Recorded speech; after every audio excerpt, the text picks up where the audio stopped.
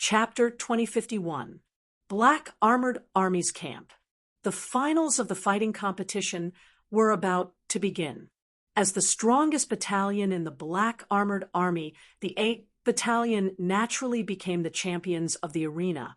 More accurately, it was the 8th Battalion's 2nd Battalion who became the defending team of the arena. According to the rules of the competition, the defending team would be at a disadvantage if they had to face all the challenges from the other teams. However, if they wanted to be the champion, they would have to defeat all their opponents. Only then would they be worthy of the title. The 8th Battalion was the strongest among the 5 battalions. Not only did they want the competition to be transparent, they also wanted to win fair and square. They wanted to win so that everyone would be convinced. Hence, the A Battalion's 2nd team took the initiative to be the ringmaster. As for why they didn't let the A Battalion's 1st team be the ringmaster, they had their own selfish motives. After all, they were all from the same battalion. The A Battalion's 2nd team felt that they were not as strong as the A Battalion's 1st team, so they willingly led the charge to deplete the strength of the other teams and helped the A Battalion's 1st team to be the champion. The A Battalion's 2nd team will be the ringmaster. Which team is willing to go up on stage to challenge? After Li Zixuan announced the start of the finals, the referees saw the B Battalion's 2nd team going up on stage to be the ringmaster. He shouted to the other 4 teams below the stage. The A Battalion's 1st team was naturally indifferent. After all, the reason why the A Battalion's 2nd team was the first to be the ringmaster was to help them deplete the strength of the other teams. On the E Battalion's side, Chung Chumo was eager to give it a try. He thought that even if they couldn't beat the A Battalion's 1st team, they could still beat the A Battalion's 2nd team. Just as the eager Chung Chumo was about to encourage Shenmu to lead them up the stage to challenge the ringmaster, someone from the D Battalion's 1st team stood up and said, "The D Battalion's 1st team is willing to challenge." After saying that, that person glanced at Shenmu, then led a few of his team members to the stage to call out the generals. Chunmu also glanced in that direction. Their gazes met for a moment in the air, before they both quickly looked away. Chung Chumo sighed and said, "Alas, I was just thinking of asking old Shen to lead us up to challenge. I didn't expect the D Battalion's brothers to beat us to it." Shenmu's lips curled into a smile as he said meaningfully, "Chumo, don't be so ungrateful. The brothers from the 1st team of the D Battalion want to help us probe the 2nd team of the A Battalion and do us a favor. Let's just observe from below. When we go on stage later, we won't be so unprepared." The A Battalion, D Battalion, and V Battalion were the 1st battalions to accept Li Zixuan's new drill, so these battalions had a sense of camaraderie.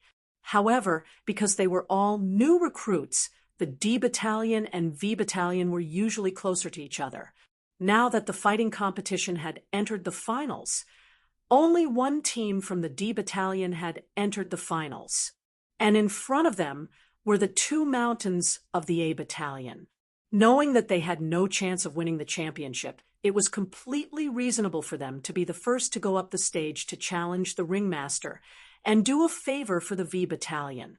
Help us probe the real situation. Chung Chumo subconsciously thought about it. After a while, he more or less understood the crux of the matter. He opened his mouth, but didn't say anything in the end. He just stood quietly beside Shenmu, waiting for the competition between the 2 teams to officially begin. Chapter 2052. The 3rd round. Geng Diaming, the leader of Team A, versus Du Guangshan, the leader of Team D. In terms of strength, Geng Diaming was at the middle stage of Qi transforming stage, while Du Guangshan was at the early stage of Qi transforming stage. From the perspective of victory and defeat, Team A Camp 2 had already won 2 matches in a row. This round's win or loss didn't affect the overall situation. However, Team D Camp 1 was different. They had already lost 2 matches in a row. If they lost again, they would be directly eliminated. They would end their journey in this combat tournament with a fifth-place result. Therefore, Gung Diaming had less psychological pressure during the match and could perform more stably. But when the two of them really started fighting, the audience below the stage realized that the two of them were actually evenly matched. After exchanging more than 20 blows, there was still no clear victor. Gosh, where did this Du Guangshan come from? He's actually so fierce. Below the stage, Chung Chumo's eyes were wide open as he exclaimed in shock. He didn't know Du Guangshan before, but he had heard of Gung Diaming. He knew that Gung Diaming was one of the capable generals under Zhang Shigui of Team A and had already reached the middle stage of Qi transforming stage. He had also been in the army for more than 10 years and was part of the earliest batch of people in the Black Armored Army. He could be said to be a veteran of hundreds of battles. Chung Chumo initially thought that this match would end early like the previous two, but he didn't expect that Du Guangshan wasn't a simple character either. Not only did he not fall into a disadvantageous position during the process of exchanging blows with Gung Diaming even suffered a small loss twice due to carelessness. This Du Guangshan was originally a lieutenant in the Right Martial Marquis Guard. It's said that he trained in external martial arts since young. His fists and legs are as hard as rocks. Moreover, his internal martial arts aren't weak either. It can be said that he cultivates both internal and external martial arts. He's extremely brave on the battlefield and had also achieved many military merits back then. It's not fair. This person loves to drink, and alcohol is prohibited in the army. He once messed up matters due to drinking and violated military rules. He was almost beheaded, but General Yuchi cherished talent and personally pleaded for leniency on his behalf. Only then was his life spared. However, he was also demoted from his military position and is no longer in an important position. Shen Mu, who was standing beside Chung Chumo, opened his mouth to explain. This fellow was like an all-knowing man in Jianghu. He actually knew everything about Du Guangshan's background. It had to be said that Shen Mu was really qualified to be the captain of the first team of the Wu Battalion. Before the start of the competition, he had already done a background check on all the potential opponents. Regardless of whether the first team of the Wu Battalion could obtain the first place or not, just Shen Mu's serious attitude was impeccable. So this guy also has external martial arts. No wonder Gung Diaming didn't dare to take his moves head-on. Hearing Shen Mu's words, Chung Chumo's words. At this time, he also Yuchi's, I remember now. I've heard my father mention this person before. It's almost the same as what elder brother Shen just said. He's of the martial guard of. Yuchi Jingda was already conferred the title of the Right Martial Marquis Guard General in the 9th year of Wuda. Du Guangshan was one of Yuchi Jingda's troublemakers. Yuchi Jingda would naturally have a deep impression of him. It's not surprising that Yuchi Baolin had heard about Du Guangshan from his father. Shen Mu smiled. Following that, he muttered to himself in a low voice, "This round, I'm afraid it won't be easy for Team B.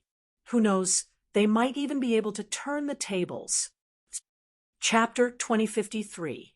If we win, we'll be domineering, but if we lose, we won't lose face. Chung Chumo's reasoning sounded simple and clear, but it was also the truest portrayal of his straightforward personality. Most of the men in the army had straightforward personalities, and there were quite a number of people who thought like Chung Chumo. Wang Rong was the first to stand up and support. "I agree with Chumo's opinion. Old Shen, we can't place too much importance on the rankings." Kan Junli also said that he doesn't expect us to get first place, as long as we can learn from the battles and improve ourselves. If we want to improve ourselves, we must have a direct battle with the strongest A Battalion first team. Let the brothers of the second team go up and fight with the A Battalion first team. Even if we win in the end, it won't be glorious. Yuchi Baolin also nodded. Yes, yes, yes. My dad said before, when you're afraid of your opponent before the battle even starts, you've already lost. Big brother Shen, we definitely can't lose in terms of momentum. Chung Chumo asked curiously. Baolin, your dad actually said something of such standard? Baolin rolled his eyes at Chung Chumo and said exasperatedly, Of course. Everyone was amused by these two clowns. Shenmu waved his hand and said, Forget it. Since you all want to fight in the next round, then I have nothing to stop you. Otherwise, wouldn't I become a villain? In the next round, our team will fight in the arena. First, eliminate the A Battalion second team, then fight the A Battalion first team. Let's fight with vigor. In the army, who didn't have some hot-bloodedness. Previously, when Shenmu made such a decision, it wasn't because he was narrow-minded. The main reason was that he had to consider the final ranking of the entire team. He only had so much military power in his hands. As the team leader, every step he took, he had to be meticulous and meticulous. That was why he wanted to let the E Battalion second team go up first to deplete the A Battalion's strength. But seeing that Chung Chumo and the rest strongly objected to it, and each of their words made sense, Shunmu's blood was boiling. At this time, he could only say F*** K the ranking. They wanted to fight with the A Battalion first team fair and square. If they won, they would be domineering, and if they lost, they wouldn't lose face. Of course, it wasn't that the first team of the E Battalion had no chance of winning. The reason why Shenmu agreed so readily, other than being hot-blooded, was because he believed that the first team of the E Battalion had an advantage over the first team of the A Battalion in some aspects. Firstly, the stamina of the members of Team 1 of the E Battalion was much stronger. In the preliminary round, Team 1 of the E Battalion had defeated Team 4 of the C Battalion with only 3 weaker members. And in the knockout round, Team 1 of the E Battalion was up against Team 1 of the B Battalion. Only Chung Chumo was able to fight for 1 round before Lier came and personally declared the loss of all the remaining matches for the B Battalion. Team 1 of the E Battalion was able to take advantage of Chung Chumo and decide the victory with just 1 round. That was to say, from the preliminary round to the final round, the E Battalion first team only went through 4 rounds of small matches. And in these 4 rounds, the strongest members of their team were conserving their strength and didn't go up for battle. This kind of advantage was something that the 8th Battalion didn't have. Secondly, although the 5 members of the A Battalion first team were strong, but most of the opponents were veterans who had been in the army for more than 10 years. The veterans did have an absolute advantage in terms of battle experience, but in terms of physical potential and stamina, they definitely couldn't be compared to the youngsters like Chung Chumo, Yuchi Baolin, and Wang Rong. In addition to the previous few rounds of matches, when it came to the real battle, as long as Chung Chumo and the rest could hold their ground in the early stages and slow down the pace of the match, they might have a chance to turn the tables. Chapter 2054. First round. Wang Rong, you're up. Make sure to end this quickly. In the first round of the second round of the competition, Shunmu saw that the second team of the A Battalion had sent out Wan Jianting, who was in the early stage of the Qi transforming stage. With a thought, he directly sent out his strongest combat power, Wang Rong. Wang Rong had advanced to the middle stage of Qi transforming many years ago. Although he wasn't as young and strong as Chung Chumo and Yuchi Baolin, he had the advantage in terms of pure Qi and battle experience. Relying on the difference in cultivation level and battle experience, Shunmu believed that Wang Rong would be able to end the first round quickly. In addition, Team E would be facing their strongest opponent soon, Team A of the 1st Battalion. Making use of this small match with almost no suspense, It would be a good way for Wang Rong to warm up. After all, Shen Mu didn't send Wang Rong on stage in the previous 2 matches in order to let him conserve his energy. After resting for so long, my hands are already itching. Younger brother Shen, just watch. Hearing that Shen Mu wanted him to be the first to go on stage, Wang Rong couldn't help but laugh.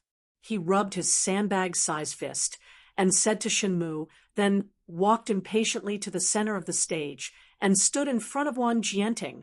Team E of the 1st Battalion. First round, Team A of the 1st Battalion. Wan Jianting against Team E of the 1st Battalion. Wang Rong. Match start. Following the referee's shout, the match officially started. Speaking of which, this Wan Jianting was the only member of Team A of the 2nd Battalion who didn't go on stage in the previous match. As there wasn't much rest between each round, Wan Jianting should be the member with the best physical condition in Team A of the 2nd Battalion, just that his personal ability was a far cry from Wang Rong's. Not only was Wang Rong's cultivation level much higher than Wan Jianting's due to his daily training, his physical fitness was also better than Wan Jianting's. Hence, when the 2 of them started fighting, facing Wang Rong's ferocious attacks, Wan Jianting was already unable to withstand it. After 5 moves, Wan Jianting was already showing signs of defeat. This was also when Wang Rong intentionally held back some of his strength. Otherwise, according to Shen Mu's intention of ending the match quickly, he would have seriously injured Wan Jianting in those 5 moves. Wang Rong's moves became more and more urgent, faster and faster. Wan Jianting could only retreat while desperately blocking. Finally, he could no longer retreat because he had already retreated to the edge of the stage. At this moment, Wang Rong's fierce and domineering punch came whistling over. Wan Jianting, who was already panting from exhaustion, didn't want to receive Wang Rong's punch, so he directly jumped off the stage. When he landed, he said, "I admit defeat."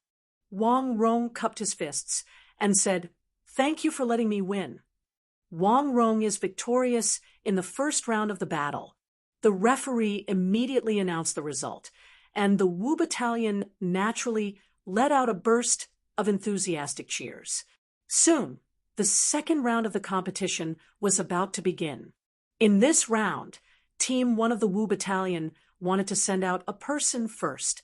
Shen Mu pondered for a moment and said, "Xiaoming, you go up for this round. The opponent is very likely to send out Wu Hao this time.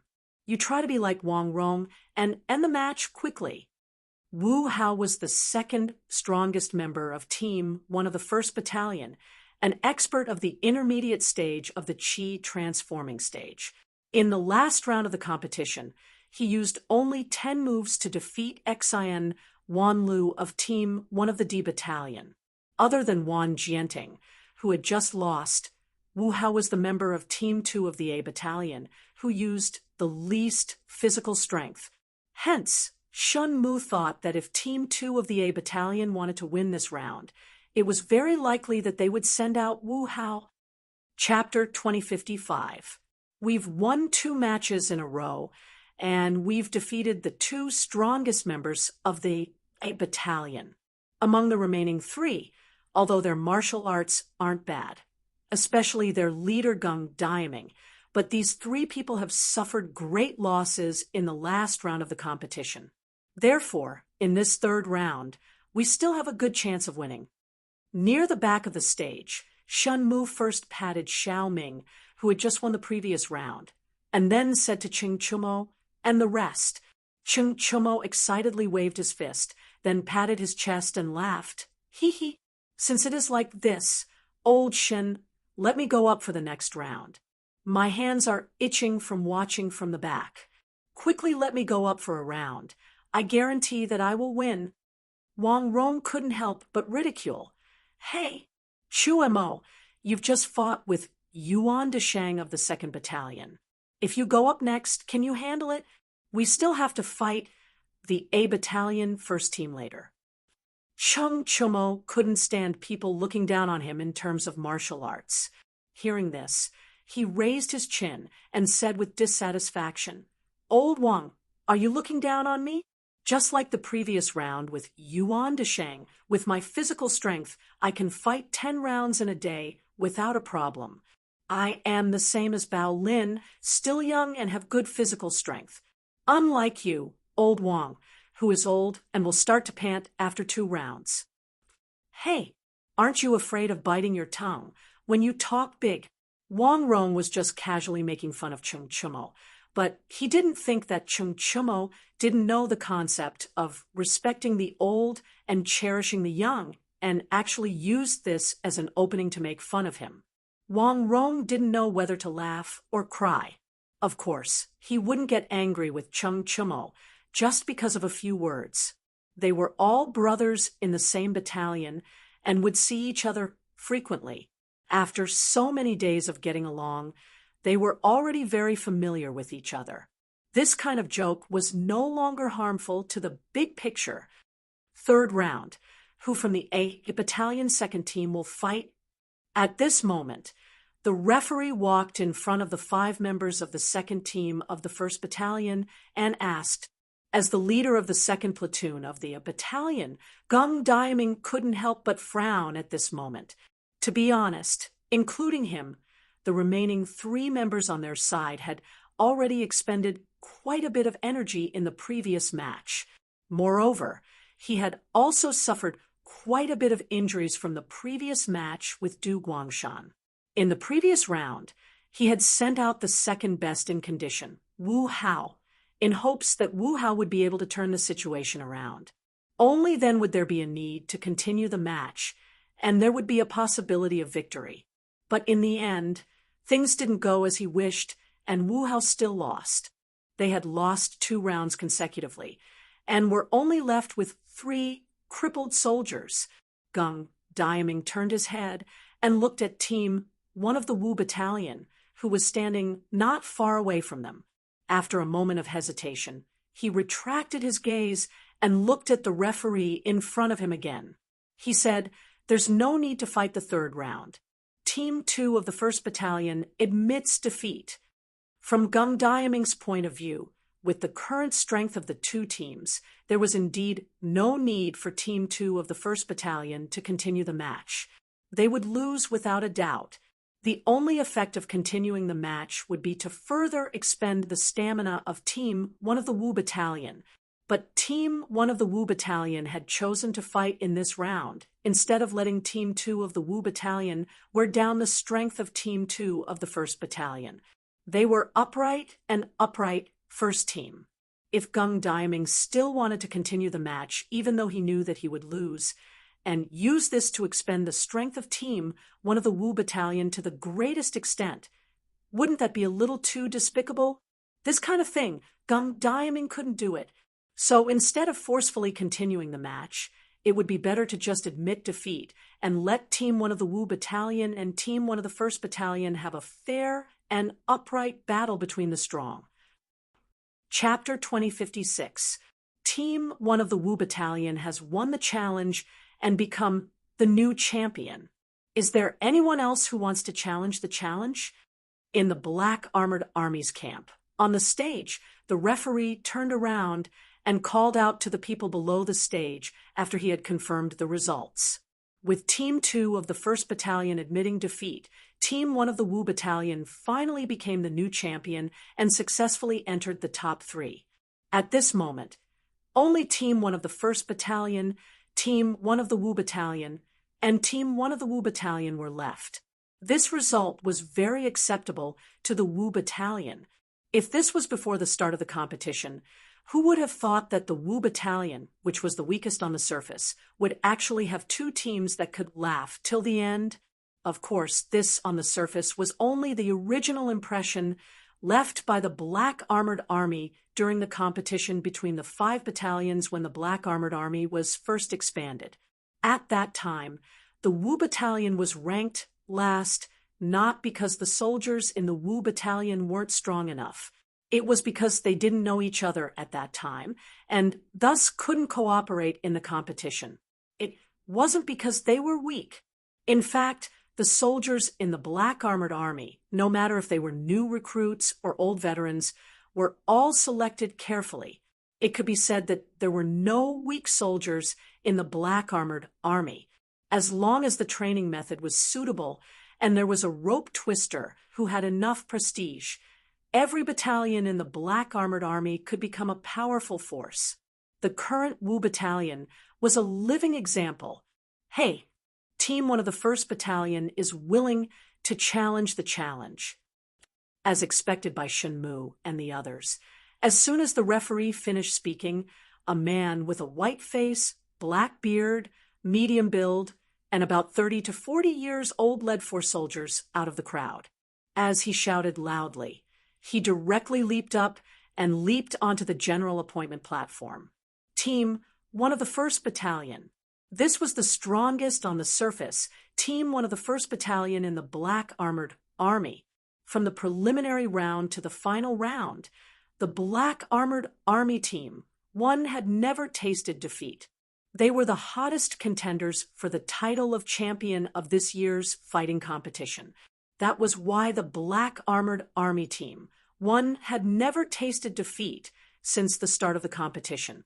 Team 1 of the 1st Battalion, Team Leader Dijong's son, a Qi transforming stage expert.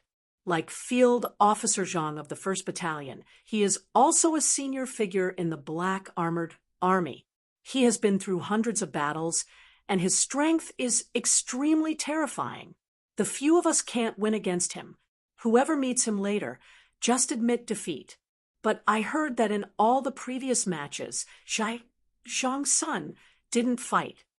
On the side of the 1st Team of the 5th Battalion, Shenmue began to explain to the few people beside him when he saw the 5 members of the 1st Battalion enter the arena. Chung Chumo's little face darkened, and he couldn't help but complain. Why is he on the stage? Isn't this bullying? Team 1 of the Wu Battalion won the challenge and became the new champion. Is there any other team who wants to challenge the challenge? In the Black Armored Army's camp, on the stage, the referee turned around and called out to the people below the stage after he had confirmed the results. After the 2nd Team of the A Battalion admitted defeat, the 1st Team of the E Battalion finally became the new champion and successfully entered the top 3. At this time, only the 1st Team of the A Battalion and the 2nd Team of the E Battalion were left. This result was very acceptable to the E Battalion. If this was before the start of the competition, who would have thought that the Wu Battalion, which was the weakest on the surface, would actually have 2 teams that could laugh till the end? Chapter 2057. First round. Who from Team 1 of the Wu Battalion will fight? On the stage, after both teams had taken their positions, the referee looked at Shenmue and asked in a deep voice. Now, that the Wu Battalion was the champion of the arena, they would naturally be the first to send out a person for the first round. At this time, Shenmue already had an idea in his mind. Hearing the referee's question, he raised his head and said calmly, "First round, Chung Chumo will fight." Although Chung Chumo's previous words might have been exaggerated, it was still the first round after all. No one knew who the opponent would send out to fight. On his side, sending out Chung Chumo, who was neither the strongest nor the weakest member, to test the opponent's strength seemed like a good choice. It would be best if he won, but if he unfortunately lost, then Chung Chumo would have depleted one of the stronger members of the opponent's strength. Of course, the most important thing was that Chung Chumo didn't fight at all in the previous round of attacking the arena. He had gotten sufficient rest, and now was the time when he was full of energy. If Chung Chumo went up to fight with Yuan Deshang, plus the magical Taiji fist that Chung Chumo displayed in the previous battle, Shenmue felt that Chung Chumo still had a chance to win. The prerequisite was that the opponent's strength wasn't particularly strong. "Hey, old Shen, just you wait and see." After hearing Shenmue's words, Chung Chumo laughed and patted Shenmue's shoulder. Then, he couldn't wait to stand up and walk towards the center of the stage. Seeing Chung Chumo walk towards the center of the stage with confidence, the referee couldn't help but shake his head secretly. Because he knew Chung Chumo's strength, he didn't think that Chung Chumo could win this first round. However, this referee didn't say anything to dampen Chung Chumo's enthusiasm. Instead, he turned around and walked towards Team 1 of the 1st Battalion. He said loudly, "Team 1 of the Wu Battalion will send out Chung Chumo, who from Team 1 of the 1st Battalion will send out." Actually, even without him saying, Di Zhang-sun and the rest of Team 1 of the 1st Battalion already knew that Team 1 of the Wu Battalion would send out Chung Chumo, because before he came over, Chung Chumo had already walked to the center of the stage and posed as if he was about to fight. Even an idiot could see that this guy was going to be the first one to fight. Chung Chumo? Ha ha! Di Zhang-sun didn't reply to the referee immediately. Instead, he chuckled and looked towards Chung Chumo, who was in the center of the stage. His gaze carried a hint of playfulness and scrutiny.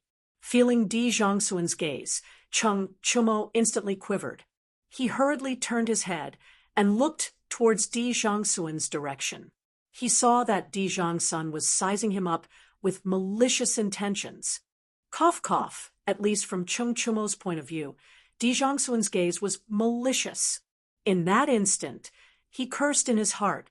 Could it be that this old man wants to personally go up and spar with this young master? This won't do. Isn't this bullying me? Thinking of this, without waiting for Di Zhangsun to decide who to send out for Team 1 of the Wu Battalion, Chung Chumo hurriedly shouted, "Hey, old Zhangsun, you can't go up personally and bully the weak. If my father knew, he would definitely block your doorstep and laugh at you for 3 days and 3 nights." This guy's voice was extremely loud. Almost all the soldiers standing in the first few rows below the stage heard him. Hearing this, everyone couldn't help but let out a wave of good-natured laughter. Lier, who was below the stage, saw Chung Chumo fooling around. He was both angry and amused. However, he didn't say anything to stop him, because from his point of view, if Di Zhangsun were to personally go up and fight with Chung Chumo, it would really be bullying Chung Chumo. After all, the difference in strength and combat experience between the two of them was extremely obvious. On the other hand, Di Zhangsun's face twitched slightly. Speaking of which, he really did have the intention to personally go up and fight with Chung Chumo. Of course, this was under the premise that he would suppress his own level to the same level as Chung Chumo. After all, Chung Chumo was the son of his former comrade, Chung Chumo. Moreover, he heard that Chung Chumo used a mysterious fist technique called Taiji to defeat Yuan Desheng, who was in the middle stage of the Qi transforming stage. Therefore, Di Zhangsun couldn't help but become more interested in Chung Chumo. However, when Chung Chumo shouted at the top of his voice just now, he immediately suppressed the thought of going up personally. It wasn't because he was worried that the soldiers in the army would laugh at him for bullying the weak. It was because Lier was also in the army camp today, so he couldn't go overboard. Moreover, if he really went up to fight with Chung Chumo, when Chung Chumo heard about this, he might just block his doorstep like what Chung Chumo said. Although he had been in the army camp recently and didn't return home, he still had his family. He didn't want that shameless old man, Chung Chumo, to disturb his family. After weighing the pros and cons in his heart, Di Zhangsun took a deep breath and turned to a soldier beside him and said, "Lin Feng, you go up and fight with Lu Guogong's son. Remember, don't be careless. That kid has a very strange fist technique. He even just defeated Yuan Desheng from the 2nd Battalion. Captain, don't worry. I will not tarnish the reputation of the A Battalion." The soldier, named Lin Feng, stepped forward and turned to Di Zhangsun with cupped fists. Di Zhangsun nodded slightly. Lin Feng straightened his body and followed the referee to the center of the arena. The first round of the A Battalion's Arena Challenge, Team 1 Chung Chumo from the V Battalion versus Team 1 Lin Feng from the A Battalion. Match begin. Following the referee's loud shout, the atmosphere on and off the arena instantly became solemn. Chung Chumo and Lin Feng cupped their fists towards each other and then started to stare at each other with a guarded expression, waiting for each other to make a move.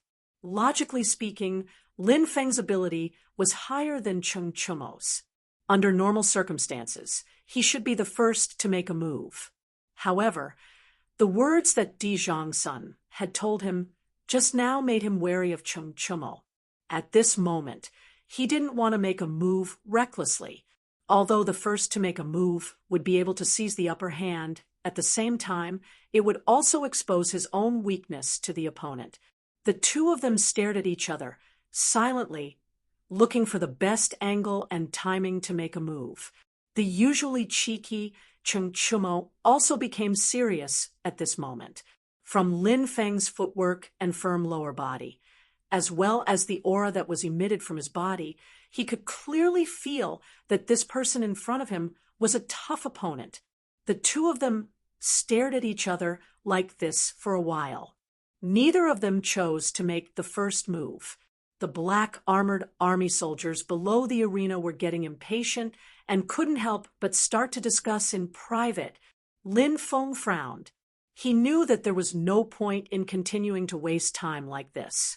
Moreover, his ability was already higher than Chung Chumo's. If this continued, even if he won in the end, it wouldn't look good. Hence, in the next moment, Lin Feng suddenly moved. Both of his legs kicked off, and his entire body was like a cheetah exploding with all its strength. He pounced towards Chung Chumo like lightning.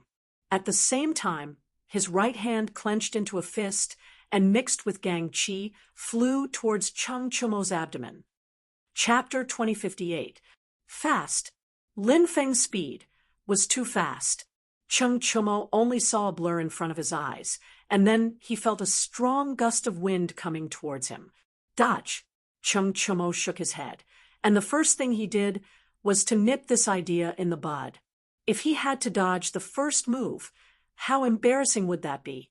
Whether or not he could win, he would only know after trying.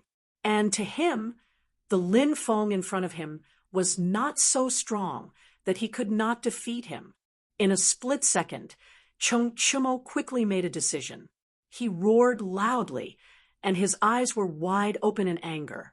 If it wasn't for the military armor he was wearing, one could even see that the veins on his arms were popping out.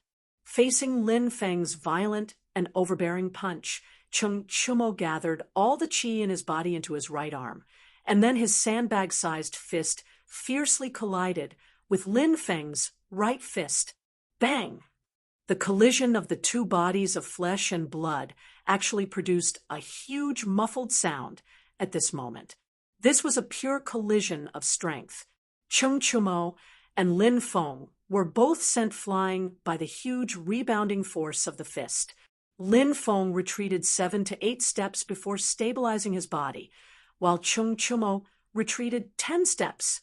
Obviously, in terms of strength, Chung Chumo was a notch weaker, but for him to only retreat 2 to 3 steps in a head-on collision with Lin Feng was already not easy.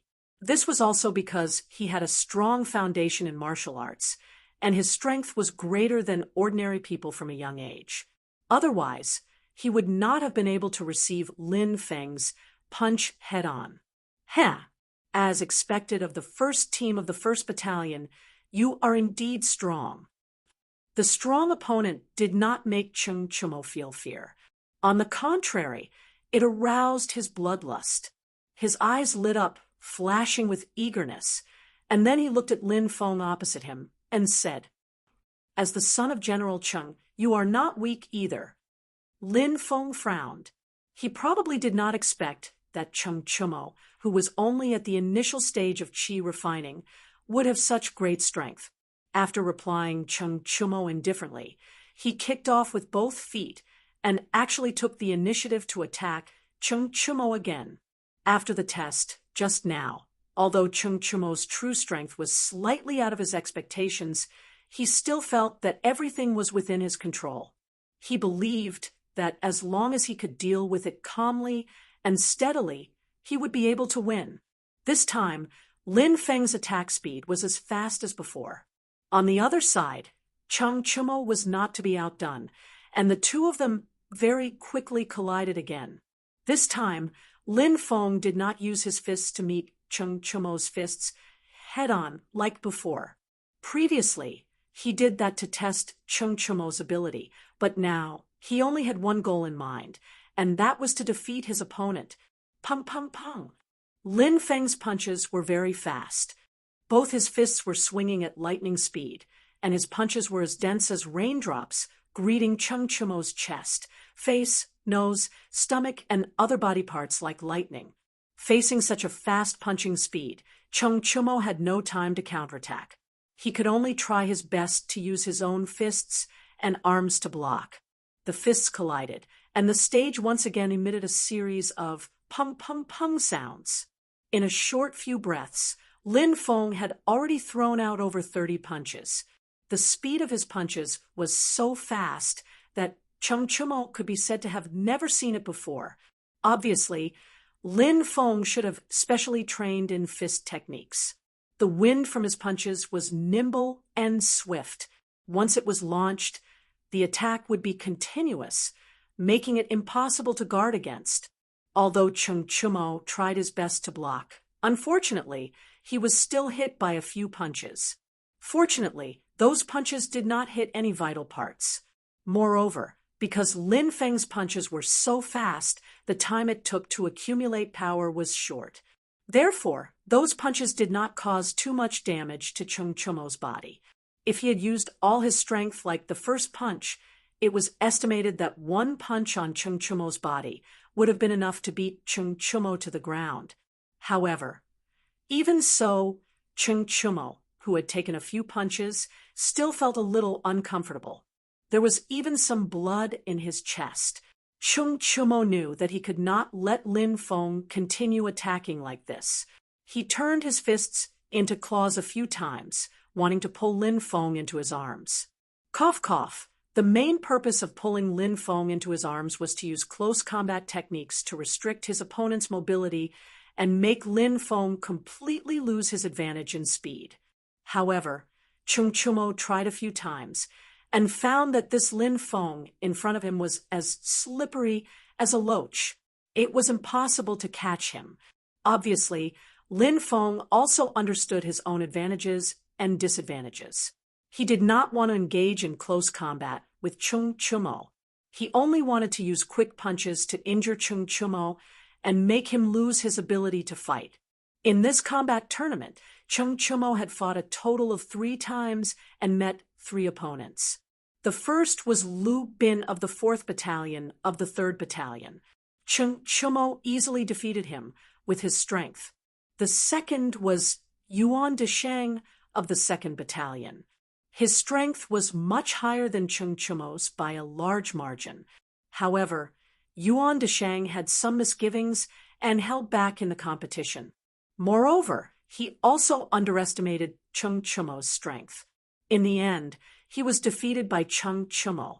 The third was the current Lin Feng. To Chung Chumo, Lin Feng was the most difficult opponent he had met in this combat tournament. This was a person who was obviously very strong, but was also overly cautious. This made it difficult for Chung Chumo to find a good opportunity to win. If this continued, Chung Chumo would lose without a doubt. He had to make a change. He was not willing to lose the competition, just like this. Bang! At this moment, Lin Feng's swift uppercut penetrated Chung Chumo's defense net and ruthlessly smashed into Chung Chumo's cheek. Chung Chumo's neck was uncontrollably tilted to the right. His entire body almost fell to the ground due to inertia. Uffed. Chung Chumo could not help but spit out a mouthful of blood. At the same time, his head was buzzing. He could not hear the sounds of the outside world clearly. He could only hear his own heavy breathing. For no reason, Some words that Li Zixuan had said to him suddenly echoed in Cheng Chumo's mind. Tai Chi emphasizes using softness to overcome hardness, borrowing strength to fight strength. Moreover, Taoism emphasizes the harmony of yin and yang. Chumo, your brute force is occupying the yang of Tai Chi. What you lack now is the yin of Tai Chi. In other words, what you lack is the knack of using force. Chumo, if you become a deserter today, you will lose the opportunity to become a strong person. Uncle Chung is a hero without equal. Are you willing to live under his shadow for the rest of your life and be a second-generation rich kid who only knows how to eat and wait for death? No, I can't lose. Suddenly, a strong belief burst forth in Cheng Chumo's heart. He shook his somewhat dizzy head, and his eyes regained clarity. Moreover, his eyes were filled with a strong desire for victory. Previously, he had promised Shenmu that he would get their team off to a good start. Although this promise was a lot of bragging, he was serious now. He really wanted to win this competition. He wanted to use this competition to prove himself. Chapter 2059. Black Armored Army's Drill Ground. Below the ring, everyone from the Wu Battalion held their breaths nervously when they saw that Cheng Chumo had been hit on the side of his face.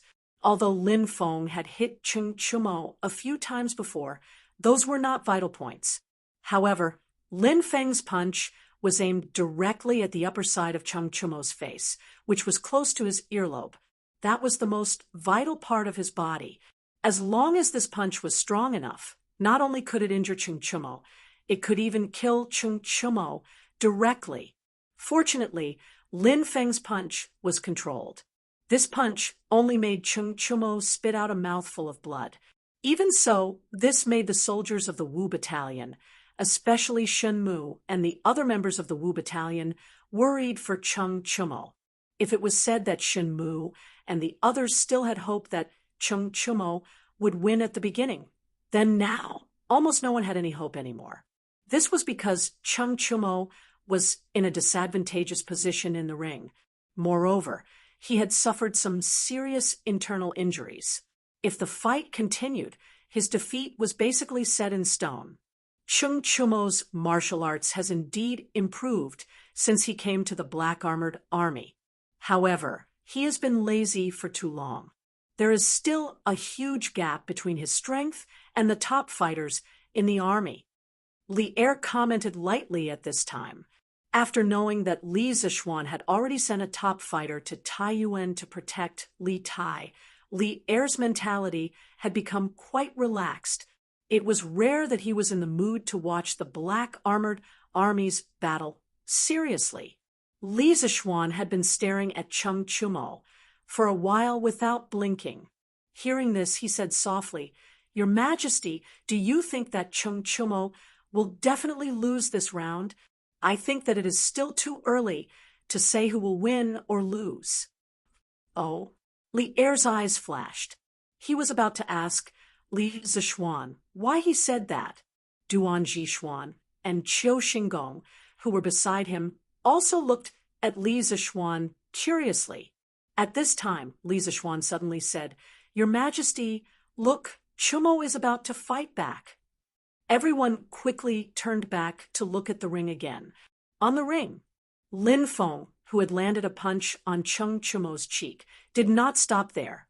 Instead, he followed up with another punch, throwing another punch at Cheng Chumo's chest.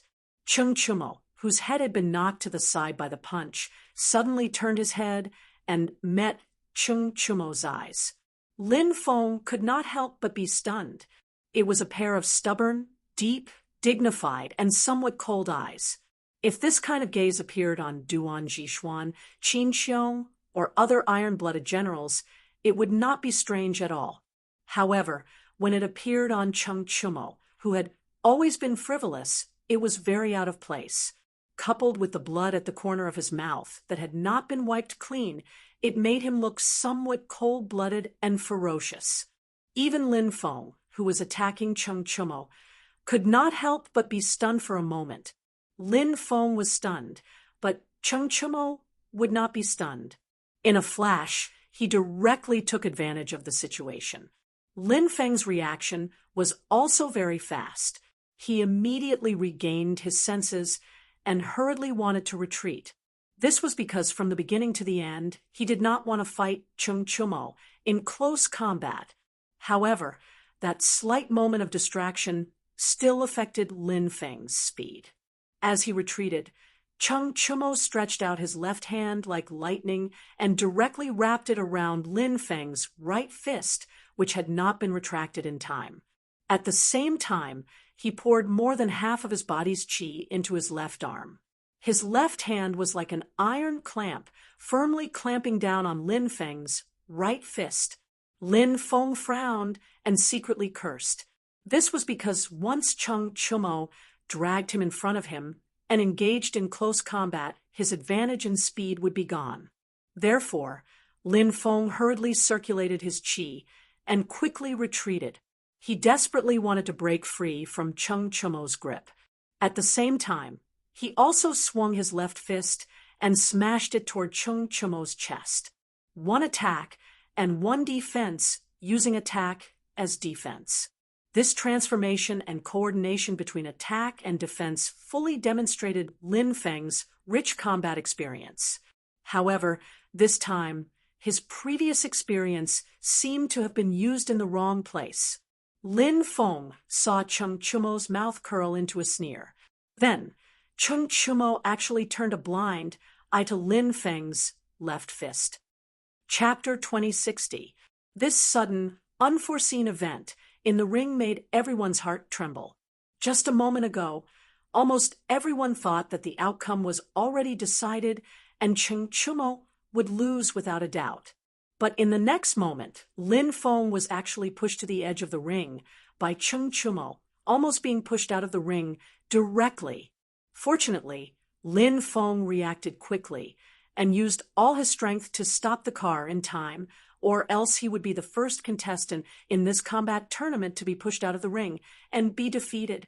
Li Eru's eyes narrowed as he stared fixedly at the ring. His eyes revealed a different kind of expression. Shen Mu and the other members of the E Battalion all widened their eyes, their faces filled with shock and surprise. They did not think that Cheng Chumo, who was at a disadvantage, could suddenly reverse the situation and even almost win. But in the next moment, the surprise on their faces instantly turned into anxiety, because on the ring, Lin Feng steadied himself and waved his left fist, launching a counterattack towards Cheng Chumo. Lin Feng, who had steadied himself, was finally able to mobilize most of the qi in his body to attack. So this punch of his was not only fast, it was also ferocious. The huge fist was mixed with violent qi, whistling towards Cheng Chumo's right lower abdomen. This location was easy to hurt and injure, but not easy to kill. Previously, when Cheng Chumo was pushing Lin Feng back, he could use his body to take Lin Feng's punch, but now Lin Feng's punch was concentrated with 90% of his strength. Cheng Chumo absolutely did not dare to use his body to take it head-on. If this punch landed solidly on his abdomen, not only would he be sent flying, he would also be severely injured. Facing this ferocious and overbearing punch, Cheng Chumo first retreated slightly, then extended his right hand forward to meet Lin Feng's left fist.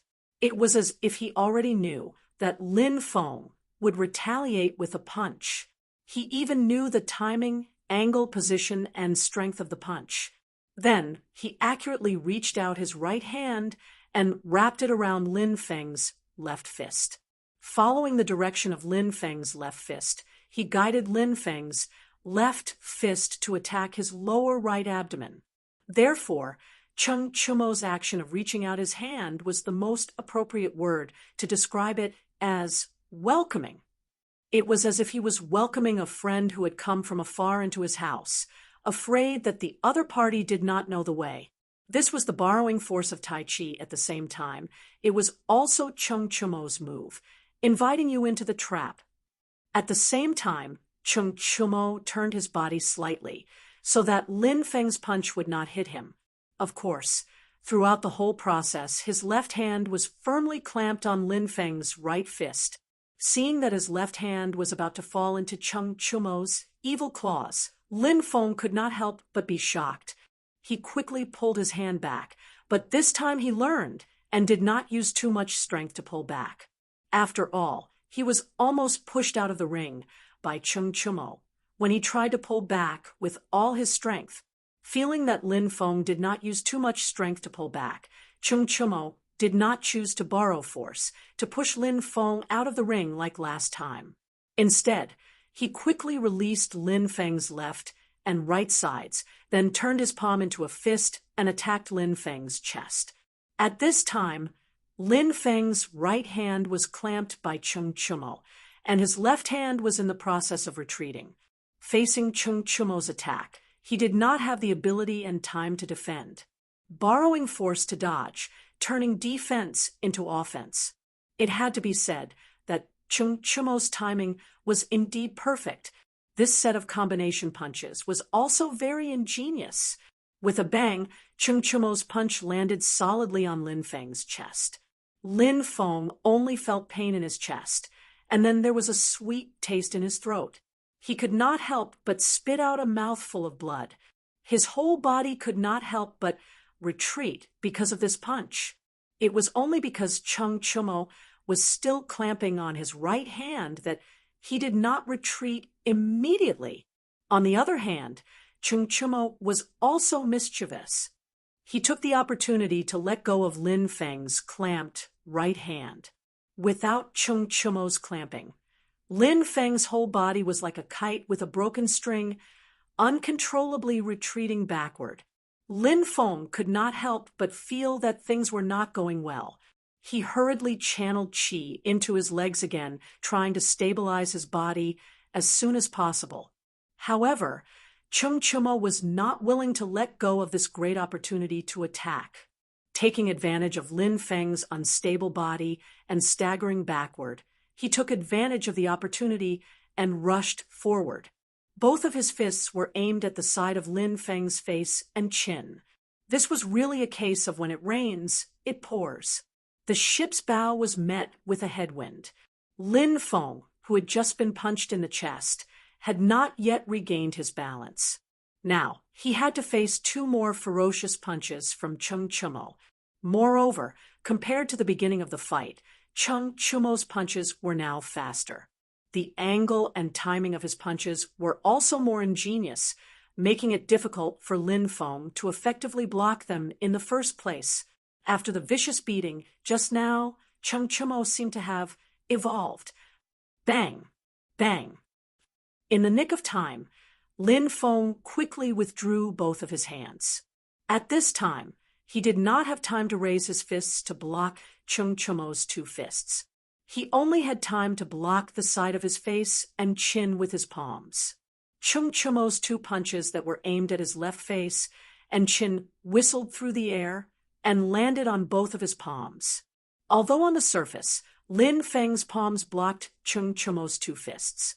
However, how could he block Cheng Chumo's two ferocious punches with his two palms that he had stretched out in a hurry?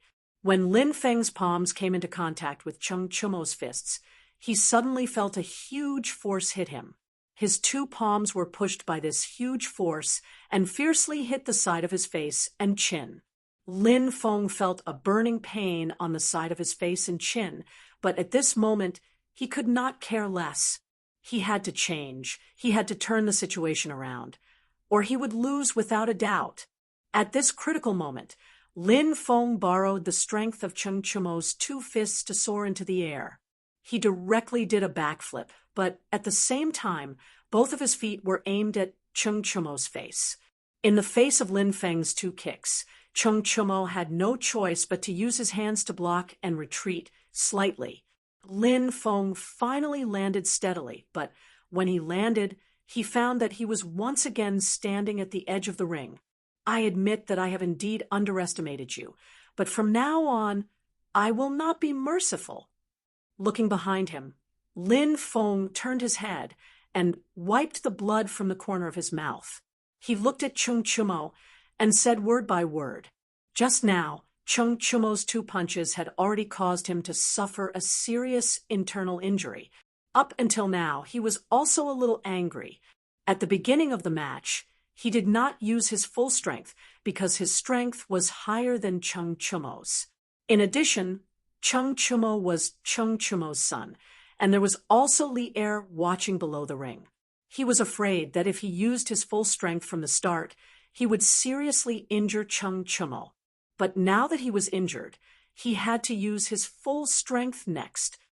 Chapter 2061. A true master will never underestimate his opponent. On the stage, when Lin Feng said, "From now on, I won't be lenient," Chung Chumo coldly snorted and said these words in a flat tone that was not flat at all. If this were any other day, hearing such a philosophical statement from Chung Chumo's mouth would definitely cause everyone to feel very uncomfortable. But ever since Chung Chumo's awakening, his entire aura had changed, and these words were very much in line with his current temperament, so no one felt the slightest bit uncomfortable. Lin Feng couldn't help but be enraged. What did he mean by, "A true master will never underestimate his opponent"? Did it mean that he didn't deserve to be called a master? And listening to Chung Chumo's words, it was as if he was purposely finding excuses for his previous loss when he said that he didn't use his full strength. This was a blatant humiliation. How could Lin Feng endure it? At that moment, Lin Feng didn't care that Chung Chumo was Chung Yaojin's son, nor did he care that Li Er was watching the battle below the stage. He roared angrily, and the aura of the middle stage of Qi transforming stage exploded. Even the aura on his body had a faint tendency of breaking through to the later stage of Qi transforming stage. He was actually about to break through from the middle stage of Qi transforming stage to the later stage of Qi transforming stage. It turned out that in the previous battle, he really didn't use his full strength. When Shen Mu and the other members of the E Battalion felt the powerful aura from Lin Feng's body, their faces couldn't help but change. Obviously, they didn't expect Lin Feng to have held back his strength earlier. And at this moment, Lin Feng's legs kicked off and his entire person disappeared from the spot. In the next moment, he had already appeared above Chung Chumo's head. Fast, just based on speed alone, Lin Feng's current speed was at least 30% faster than before. Don't underestimate this 30% increase. In an evenly matched battle, a mere 10% increase in strength could be the key to victory, not to mention 30%. After awakening, Chung Chumo's reaction wasn't slow. When Lin Feng leaped above his head and punched towards his face, he had already raised his head and crossed his arms in front of his face to block with all his might. Because it was already too late to retreat, the only thing they could do was to resist with all their might. Bang, bang, bang. Who would have thought that Lin Feng would not just throw a punch, but a series of dazzling consecutive punches? Chung Chumo only felt a piercing pain in the wrist that was covering his face. Then, this pain was like a storm densely attacking him. This was Lin Feng's quick punch. Once his fist was formed, it was like a storm, continuous and unending. At this moment, Lin Feng was looking down from above. It could be said that he was unforgiving. The power of his fists was also stronger than before. Chung Chumo, who had been fighting with Lin Feng for half a day, knew that he would definitely lose if he continued to fight like this. He quickly retreated while looking for an opportunity to counterattack. That's right, defending all the time was not Chung Chumo's style. From the moment he stepped onto the stage, he only had one goal, and that was to defeat his opponent. Moreover, Lin Feng was currently in midair. After a round of quick punch, he could be said to be powerless. As long as Chung Chumo could withstand Lin Feng's quick punch and wait for Lin Feng to change his strength, it would be the best time for him to counterattack. Of course, Lin Feng also knew that he could not leverage his strength in midair. He planned to severely injure Chung Chumo in this round of quick punch to secure victory. He did not believe that Chung Chumo could escape unscathed from this round of quick punch. This was a win-or-die style of fighting. Lin Feng's punches were faster, fiercer, and more cunning than the last. Moreover, his fists not only landed on Chung Chumo's crossed wrists in front of his face, but also on Chung Chumo's head and the side of his face that was not blocked. Bang! Chung Chumo, who took a punch to the cheek, could not help but tilt his head and spit out a mouthful of blood. He groaned, ignoring the pain on his face, and turned his head back at lightning speed. His eyes focused, and the arm that was blocking his face had already moved away. A pair of bloodshot eyes stared fixedly at Lin Feng, who was in midair. Cough, cough. Of course, he did not want to kill his opponent with his eyes. He focused all his attention on the direction and angle of Lin Feng's next punch. In fact, Chung Chumo, who had already fought with Lin Feng for dozens of rounds, had a basic understanding of Lin Feng's punches and moves. This was the time for him to verify if what he knew was correct. He wanted to predict the landing point of Lin Feng's next punch based on his posture. Chung Chumo had more or less heard of the 9 strategies beyond the swords that Li Zexuan had taught to Dugu Xian.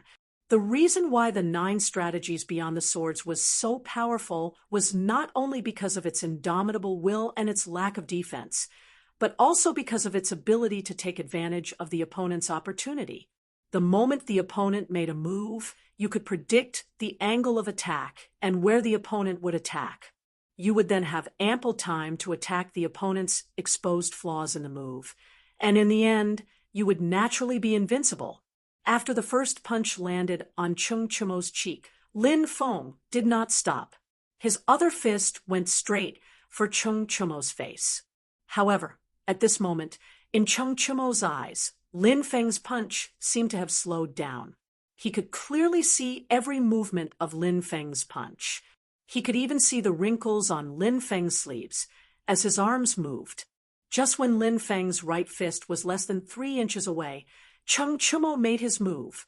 He concentrated all the qi in his body on his right arm and reached out his left hand at lightning speed. It was unknown whether it was a coincidence or due to Chung Chumo's ingenious calculation, but his left hand and Lin Feng's right fist unexpectedly met in midair. Lin Feng was slightly taken aback. He had a bad feeling about this. Just as he was about to withdraw his hand, he suddenly felt a huge pulling force coming from his right fist. In addition, he was throwing a punch forward at this time. The huge pulling force was completely following the direction of his punch, trying to pull him down from midair.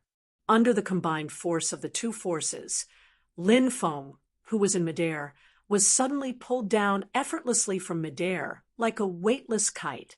Based on the way he was falling, Lin Feng would land face first on the ground. If that happened, he would definitely suffer serious injuries. Bang! Just as he was about to hit the ground, Lin Feng gritted his teeth and quickly stretched out his left hand to support himself on the ground. Of course, with his entire body falling at such a fast speed, it was impossible for one hand to support his entire body. If he forced himself to support himself, his wrist might be broken by the huge downward momentum. He only wanted to use his left hand to support himself on the ground for a moment to cushion his fall, so that he wouldn't hit the ground so hard. Just as Lin Feng was about to hit the ground, Chung Chumo also let go of his hand and took 2 steps back. He then watched as Lin Feng landed on the ground, rolled, and quickly stood up again. Chung Chumo did not take advantage of the moment when Lin Feng landed to attack. This was because Lin Feng was not Yuan Desheng. When dealing with Yuan Desheng, Chung Chumo could do whatever he wanted. However, Lin Feng was a person who acted according to the rules. He could not disregard martial arts ethics. Good movement.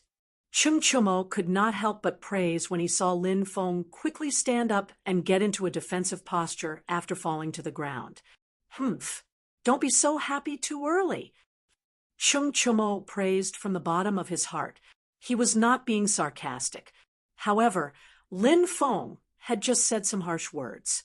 Now that he was in such a sorry state, Chung Chumo felt a little embarrassed. He could not help but let out a cold snort. Then, he pushed off with both feet and took advantage of the situation to launch another attack on Chung Chumo. This time, Lin Feng did not dare to launch an aerial battle. He only dared to attack from the ground. The scene from the very beginning of the match was finally happening again. Lin Feng swung his fists rapidly. His punches were as dense as raindrops.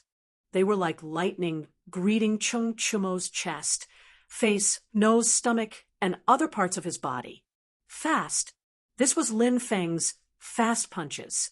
At the beginning of the match, Lin Feng had used a round of fast punches to beat Chung Chumo until he could not catch his breath. Now, Lin Feng's strength was fully unleashed. His punches were faster and more ferocious than before. However, the current Chung Chumo could not be compared to before. After experiencing the violent beating from before, he knew Lin Feng's punches like the back of his hand. In addition, he had just successfully predicted the direction of Lin Feng's punches and accurately pulled Lin Feng down from the air. This greatly increased his confidence in his prediction. At this moment, although Lin Feng's punches were actually faster than before, in Chung Chumo's eyes, they were slower than before. This was because he had already seen through Lin Feng's punches. Lin Feng punched like lightning. Chung Chumo stretched out his palm like lightning. Every time his palm landed, it was just slightly above Lin Feng's punches. Every time Lin Feng punched out, Chung Chumo accurately caught his wrist. Under the guidance of Chung Chumo's palm, Lin Feng's punches became soft and powerless. Chung Chumo was actually neutralizing the strength of Lin Feng's punches, borrowing strength to fight strength, turning strength into formlessness. This was Tai Chi. In the past, Li Zixuan had told Chung Chumo that his brute force occupied the yang of Tai Chi. What he lacked was the yin of Tai Chi. In other words, this was the trick of using strength. Now that Chung Chumo had grasped the trick of using strength, he could borrow strength at any time, anywhere, borrow strength to fight strength, and turn strength into formlessness. The audience below the stage was stunned. Li Er could not hide the shock on his face. Chung Chumo was able to neutralize Lin Feng's punches invisibly. Of course, he knew that Chung Chumo was using Tai Chi. Li Er knew a little about Tai Chi, not to mention that Li Zixuan had taught Tai Chi to all the teachers and students during the military training at Yanhuang College. Even in the harem, Empress Zhangsun and Changle often practiced Tai Chi to strengthen their bodies. But wasn't Tai Chi supposed to be slow?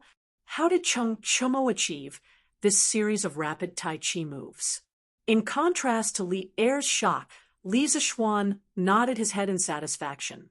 This kid was finally enlightened. If Chung Yaojin could see this scene, he would no longer have to worry about the lack of a successor for the Chung family. On the stage, Lin Feng was unusually sullen. He knew that every punch he threw was very strong, but every punch felt like it was hitting cotton. Moreover, Chung Chumo seemed to have seen through his punches. His rapid succession of punches could no longer land on Chung Chumo. In the blink of an eye, Lin Feng had already thrown out more than 40 punches, but none of them landed on Chung Chumo. While he felt that the qi in his body was running out, he also felt mentally tired. Anyone who threw more than 40 punches without landing a hit would feel mentally tired. At this moment, Chung Chumo grabbed Lin Feng's fist before he could retract it. Then he bent his body and threw him over his shoulder. Lin Feng, who was running out of qi, was shocked. However, he did not have time to react. He was thrown over the shoulder by Chung Chumo and fell to the ground. The sharp pain from his butt and back made it difficult for him to stand up for a while. I admit defeat. Even though he was very unwilling, Lin Feng began to open his mouth to admit defeat. 1st Battalion, first round. 5th Battalion, 1st Battalion, Chung Chumo wins. The referee was slightly stunned. After he recovered, he immediately announced, "Oh, he won. Damn, Chumo actually won." As soon as the referee's voice fell, Shun Mu and the others who were at the corner of the stage couldn't help but cheer. They went up and surrounded Chung Chumo in the middle and hugged him tightly. The cheers quickly spread to the audience below the stage. The soldiers of the Wu Battalion all shouted at the top of their lungs. Chung Chumo defeated the strong with the weak. This battle was simply too beautiful. Chung Chumo patted his teammates' shoulders one by one. Then he turned his head and looked at Li Zishuan, who was below the stage. Seeing the latter looking at him with a smile, Chung Chumo's lips moved slightly. Using a voice that only he could hear, he said, "Thank you, little Xian." After this fight, he seemed to have awakened and seemed to have matured. Chapter 2062. Captain, brothers, I'm sorry. I've embarrassed our 1st Battalion Team 1. As the victorious side, Chung Chumo's side was naturally filled with joy and cheers, but as the defeated side, the 1st Battalion Team 1 was completely silent. After Lin Feng stood up from the ground, his expression was gloomy and his mood was complicated as he walked over to the 1st Battalion Team 1 members. He cupped his fist and said to Dijong's son and the others with a face full of shame. The few of them were speechless. Obviously, they still hadn't recovered from their shock. Dijong's son took a step forward, patted Lin Feng's shoulder, and said, "Don't say such discouraging words. It's normal to have wins and losses in a competition. Chung Chumo does have some ability. If I wasn't afraid of others saying I'm bullying the weak, I would have gone up and exchanged a few moves with him. You were a bit impatient just now, but you can't be blamed. Chung Chumo must have had a breakthrough just now, or he suddenly realized something. Dijong's son was worthy of being a veteran who had been in the army for many years and had rich battle experience. He could see the changes in Chung Chumo at a glance, and he was also quite interested in the magical method of neutralizing strength that Chung Chumo displayed just now. If it wasn't for the fact that the situation didn't allow it, he really wanted to bring Chung Chumo up to the stage and fight him personally. Hearing Di Zhongsuan's high evaluation of Chung Chumo, Lin Feng felt a bit better in his heart. After all, no matter if it was realm strength or experience in the army, Di Zhong's son surpassed them by a large margin.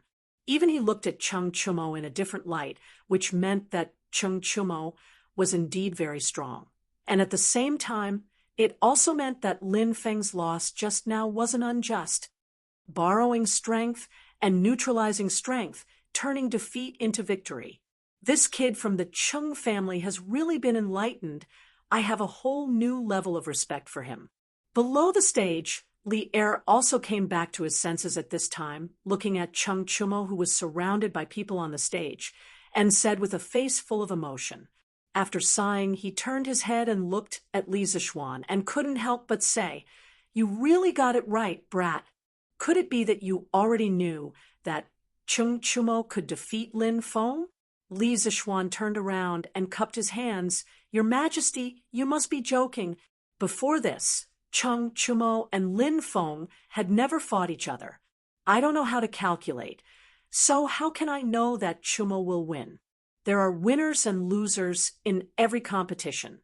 I was just lucky and guessed correctly."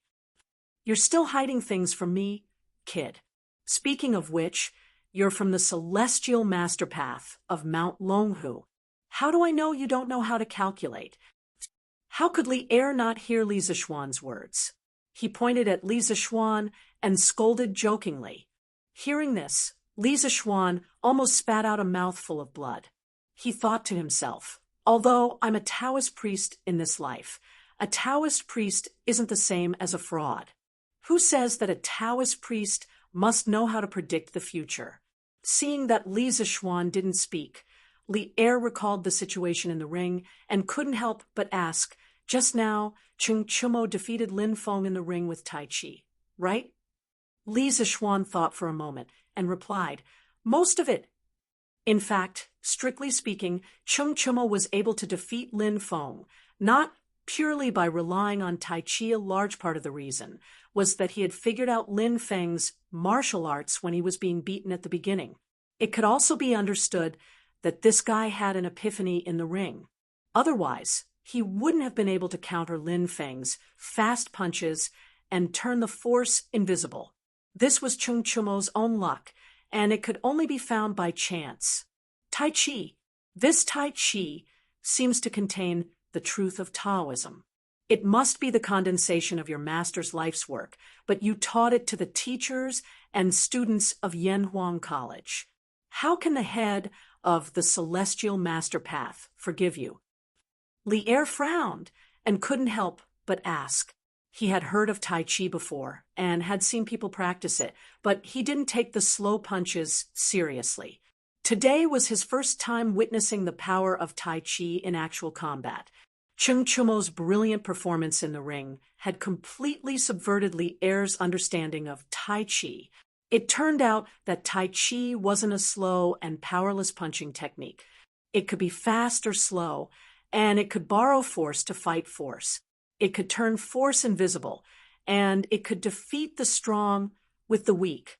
This made Li Er's attitude towards Tai Chi become more serious. However, he subconsciously thought that this exquisite and peerless fist technique came from spiritual master Ling Su. After all, Li Zixuan was still too young. No one would think that he could create his own martial arts, let alone such an exquisite and peerless martial art. Your Majesty thinks too much. Tai Chi isn't the technique of the Celestial Master Path.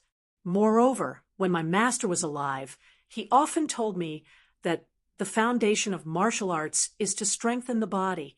Since ancient times, it was because of the bigoted views of the various sects that countless martial arts in the Central Plains were lost. Good Kung Fu should be carried forward. Practitioners of Kung Fu are also inheritors of Kung Fu. My master once warned me not to cherish Kung Fu. As long as it's someone with a pure character, I can pass on Kung Fu to him and strengthen his body. In my opinion, the teachers and students of Yanhuang College are all people with a pure character. Therefore, I taught Tai Chi to them before. Li Zixuan cupped his hands and spoke without thinking. His words didn't admit that Tai Chi was created by spiritual master Ling Su, but he also didn't deny it. It was an ambiguous answer. Even if Li Er knew the truth later, he couldn't do anything to him. Of course, the main meaning of these words was to show spiritual master Ling Su's noble sentiments and broad mind. As for whether spiritual master Ling Su had said these words, presumably no one other than him would know, and there would be no way to investigate. When Duan Zixuan heard Li Zixuan's words, his face couldn't help but be filled with respect. Looking at his appearance, he most likely believed Li Zixuan's nonsense. Li Er frowned again. It wasn't the first day he knew Li Zixuan, so he subconsciously thought that Li Zixuan's words must be mixed with a lot of exaggeration. However, there were some things that he couldn't say without evidence. He could only settle for the next best thing and change the topic. But Tai Chi is so powerful, yet you so casually taught it to so many people. Even though most of the teachers and students in Yanhuang College are pure people, no one can guarantee that there are no black sheep among them. If they use the Kung Fu you taught to do evil everywhere as their master, it will be difficult for you to absolve yourself from the blame. It was said that heroes used martial arts to break the rules. After seeing the power of Tai Chi from Cheng Chumo today, Li Er couldn't help but worry about Li Zixuan's move of teaching Tai Chi to all the teachers and students of the academy. He was worried that these students would become unstable factors that would affect the stability of the Tang Empire after they left the academy. Li Zixuan smiled and said, "Your Majesty doesn't have to worry about this. The main purpose of teaching Tai Chi to the teachers and students of the academy is to strengthen their bodies, not to make them invincible in martial arts. Besides, even if I wanted to, it's impossible. I only taught them moves and routines, but Tai Chi focuses on the meaning and not the form. Only people like Chumo who have a unique or deep understanding of Tai Chi can increase their strength because of Tai Chi. It's rare for 1 in 1,000 people to be able to understand the meaning of Tai Chi. Moreover, these kinds of people were usually not vicious and evil people. Besides, when the Tang Empire clears the strong enemies around and the country becomes more and more stable, those martial arts masters will have to abide by the law no matter how strong they are. Otherwise, under the pursuit of the imperial court, they will die. Heroes using martial arts to break the rules is only for troubled times. Under prosperous times, there has never been such a saying. Hearing this, Li Er thought about it seriously and finally nodded and said, "What you said just now is not without reason. I didn't expect you to see it more clearly than I do." In fact, Li Zixuan's last sentence, "Heroes using martial arts to break the rules is only for troubled times. Under prosperous times, there has never been such a saying," made him feel the same way. As long as the Tang Empire was strong enough, the people could live and work in peace. Who would have nothing better to do than to rebel? "Your Majesty praises me too much. I dare not," Li Zixuan hurriedly said. Li Er waved his hand in annoyance and said, "All right, I won't pursue this matter anymore. You brat, don't pretend to be innocent. Continue to watch the competition. I want to see how far the V Battalion that you took over can go." Chapter 2063. As the champion, with the exceptional performance of their team member Cheng Chumo, the first team of the Wu Battalion managed to retain their position as the champion in the first round. But this wasn't the end. If they wanted to obtain the first place in this competition, they still had to win 2 more rounds. But it was easier said than done. Facing opponents whose overall strength was much higher than theirs, it was extremely difficult for them to win 2 more rounds. The first victory was already a thing of the past. Next, they would have to face opponents who were even stronger. "Tianwu, you're up next. Try your best to win, but it doesn't matter even if you lose. Coincidentally, my hands are also itching." The second round of the competition was about to begin. As the attacking team, the first team of the 1st Battalion had to send out a person first. Dijong's son turned his head and said to a middle-aged soldier with a medium build who was about 30 years old. His "coincidentally, my hands are also itching" sentence had a hidden meaning. If the soldier named Tian Wu lost this round, then the first team of the 1st Battalion would have lost 2 rounds in a row. If the first team of the 1st Battalion wanted to win, they would have to win 3 rounds in a row. Then, as the captain of the first team of the 1st Battalion, he would have to go up this time no matter what. "Captain, don't worry. I will definitely do my best to win this round." Tian Wu's spirits were lifted when he heard this. He bowed and cupped his fist towards Dijong's son. As if to cheer Tian Wu on, the rest of the soldiers also voiced out their agreement at this time. He. With old Tian going out, there is no suspense in this round. There is no one on the other side who can beat old Tian. This time, there is no need for the captain to make a move. That's right. Old Tian is not only in the middle stage of Qi transforming stage, his speed is also one of the best in our battalion.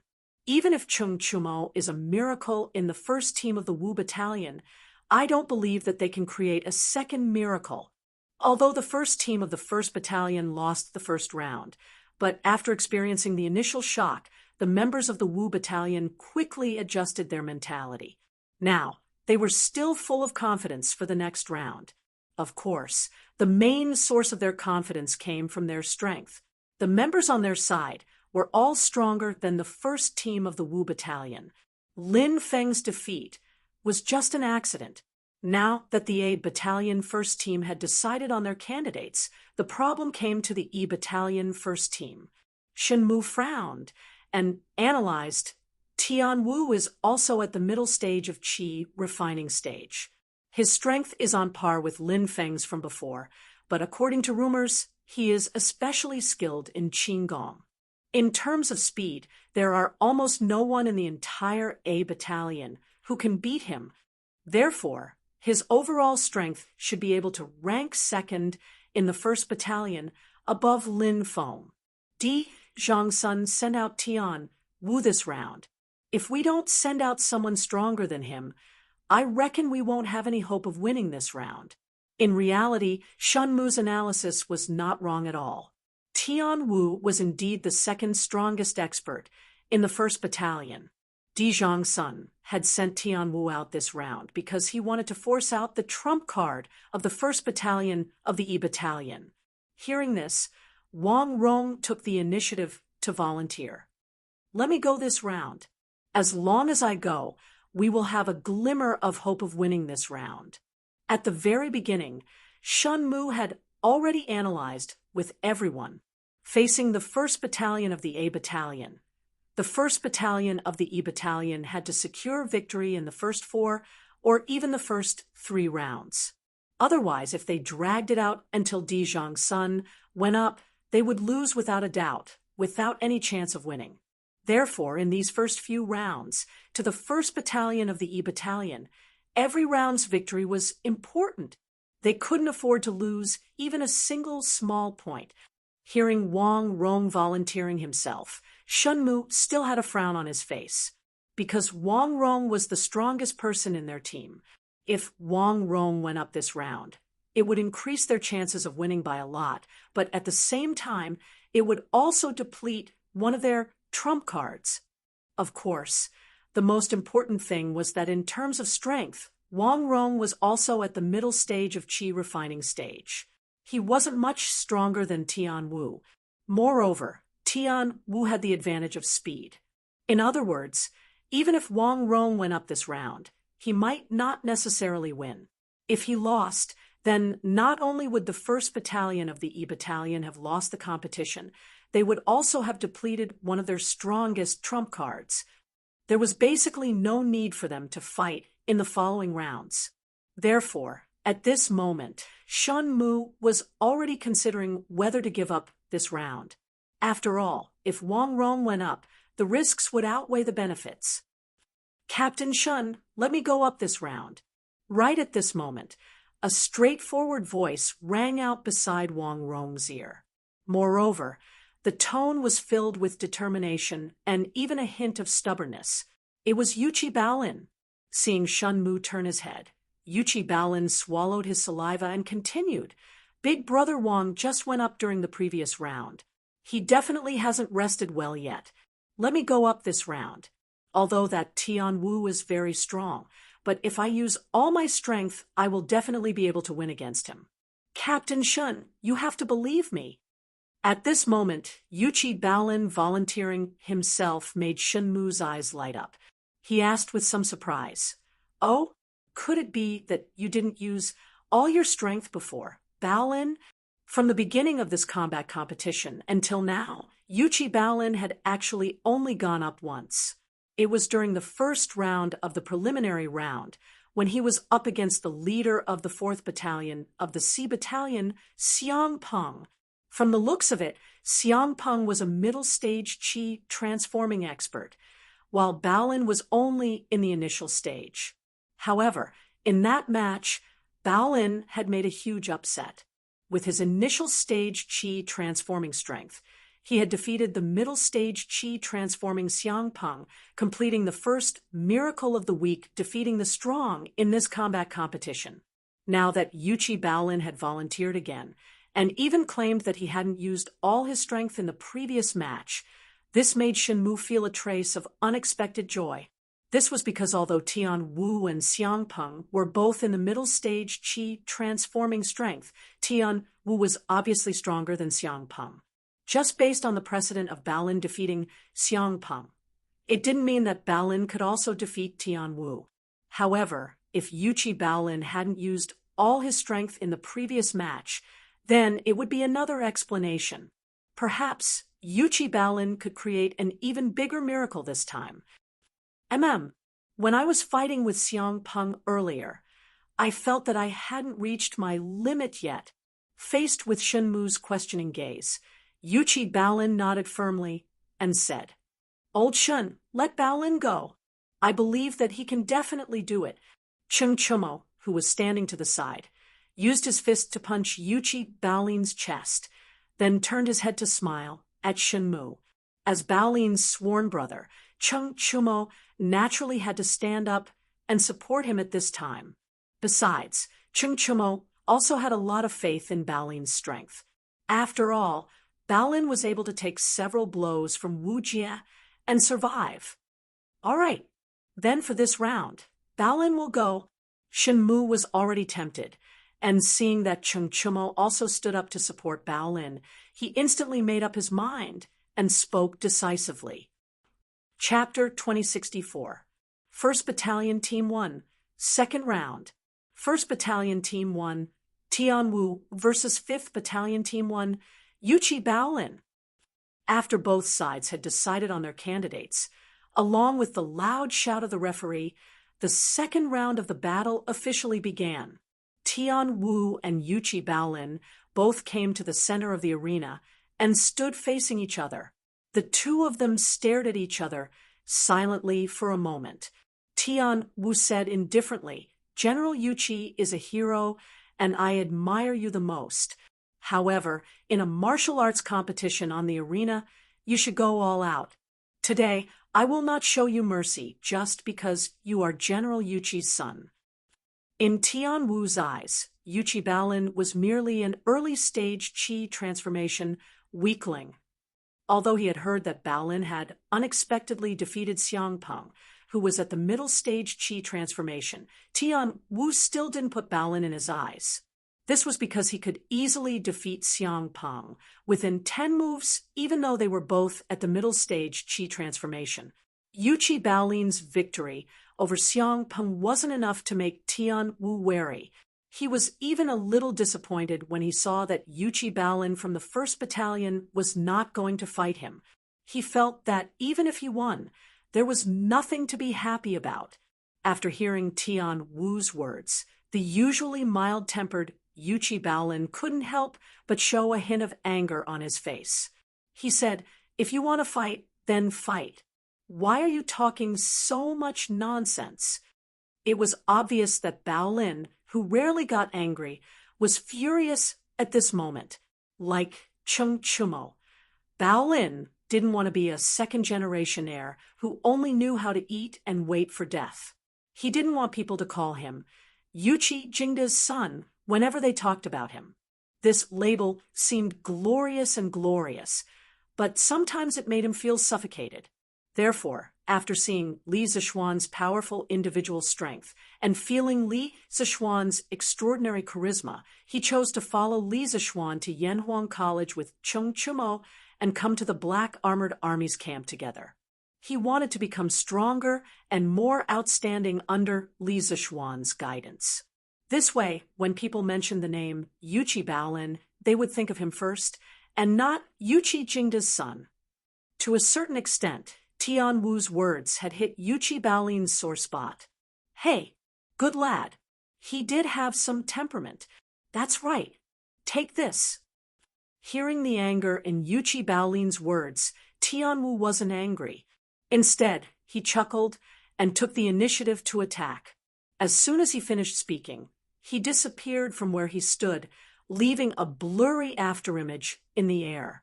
In the blink of an eye, he was right in front of Yuchi Baolin.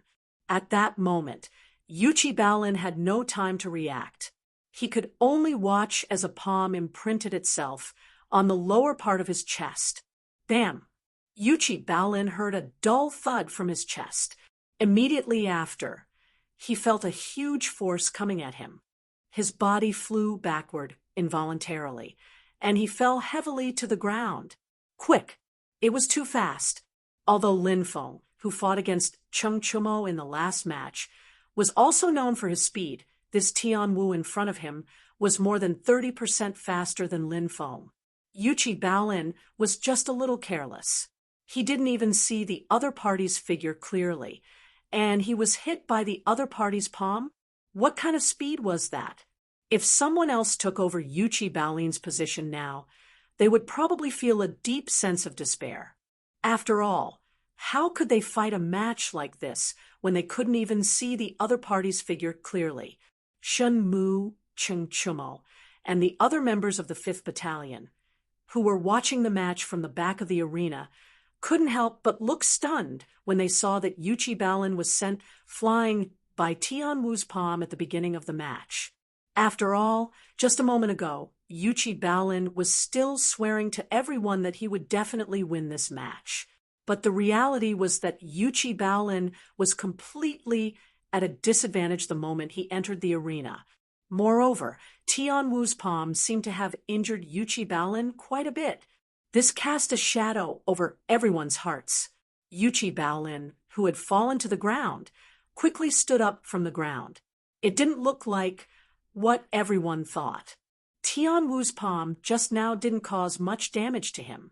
How is this possible?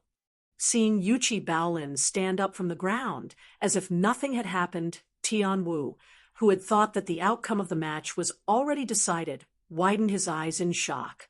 He stared at Yuqi Baolin in disbelief. He knew his own situation very well. He was very clear in his heart how much strength he had used in that palm strike. Previously, he had used 40% of his true qi to display the light body technique, and then the remaining 60% of his true qi was all concentrated in his palm. But he still showed some mercy and slightly avoided the position of Yuqi Baolin's heart. After all, he didn't really want to kill someone. Even so, he was confident that this palm strike would definitely be able to injure Yuqi Baolin severely. So after his successful strike, he didn't follow up with another attack. Instead, he stayed where he was and waited for the referee to announce the result of the match. This was the battle strategy he had just formulated to deal with Yuqi Baolin, because Yuqi Baolin was only at the early stage of qi refining. Only by defeating him in one move could he maximize the morale of the team and display his strength to everyone. But the final result was far beyond his expectations.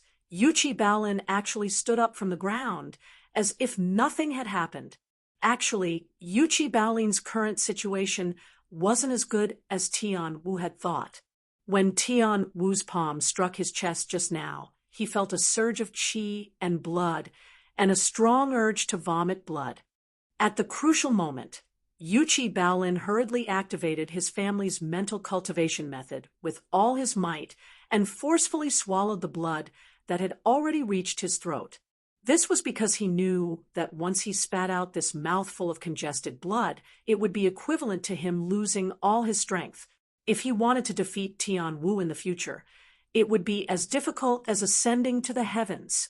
He couldn't lose this match, and he didn't want to lose. Previously, Cheng Chumo had defeated Lin Feng, who was a stronger opponent than him. This had given Yuqi Baolin a strong stimulus. As Li Zixuan's student and follower, Cheng Chumo was his best friend. Seeing that his good friend's strength was improving, Yuqi Baolin didn't want to fall behind. He also wanted to prove his strength, and even more so, he wanted to prove that he was useful to this team. Yuqi Baolin didn't want to fall behind Li Zixuan, Cheng Chumo, and his small team. This was the stubbornness in the depths of Yuqi Baolin's heart. He had never told anyone that he wanted to do it silently and achieve it. So in this round, he had volunteered to fight because he wanted to achieve his heart's desire by defeating the stronger Tian Wu. In fact, he had lied to Shenmu earlier. He wasn't 100% sure that he could defeat Tian Wu. After all, he and Tian Wu had never fought before. The reason why he was so certain was that he wanted to obtain this opportunity to prove himself. Chapter 2065. Baolin, do your best. Yuqi Baolin was sent flying by Tian Wu's attack. Although he quickly stood up again, it was inevitable that his morale would be affected. At this moment, Chung Chumo, who was standing at the edge of the ring, waved his fist and shouted at Bao Lin, "Do your best." In modern times, this was a very common phrase. However, in this era, only people from Yanhuang College understood the meaning of this phrase. As expected, when Shenmu and the others heard Chung Chumo's words, they were stunned. Bao Lin, who was in the middle of the ring, trembled. He did not turn his head to look at Chung Chumo. Instead, he opened his legs slightly and stomped hard on the ground. He took a stable horse stance, as if he was rooted in the ring. Then, he clenched his fists and took a defensive stance. He then turned to Tian Wu and said in a low voice, again. His voice was not loud, but his aura was strong. Chung Chumo's "do your best" made Yuchi Bao Lin's fighting spirit even stronger. He was determined not to lose this battle. "Very good. Looks like I've underestimated you. I won't hold back from now on." Tian Wu took a deep breath and looked at Bao Lin as he spoke. After saying that, he kicked backward with one foot and charged toward Yuchi Bao Lin like an arrow released from a bow. He was as fast as lightning as before. Previously, Yuchi Bao Lin had been sent flying by Tian Wu's palm strike mainly because he had been careless and Tian Wu's attack had been too sudden. However, this time, Bao Lin had clearly come prepared.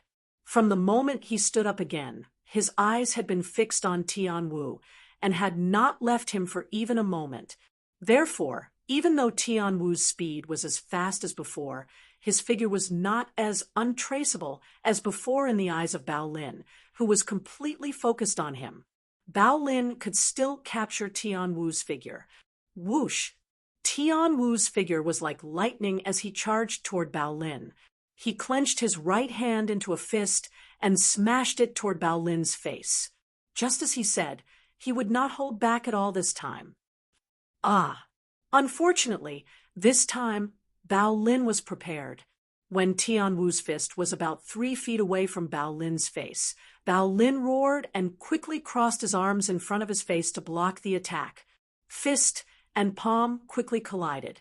This time, Bao Lin wasn't sent flying like before.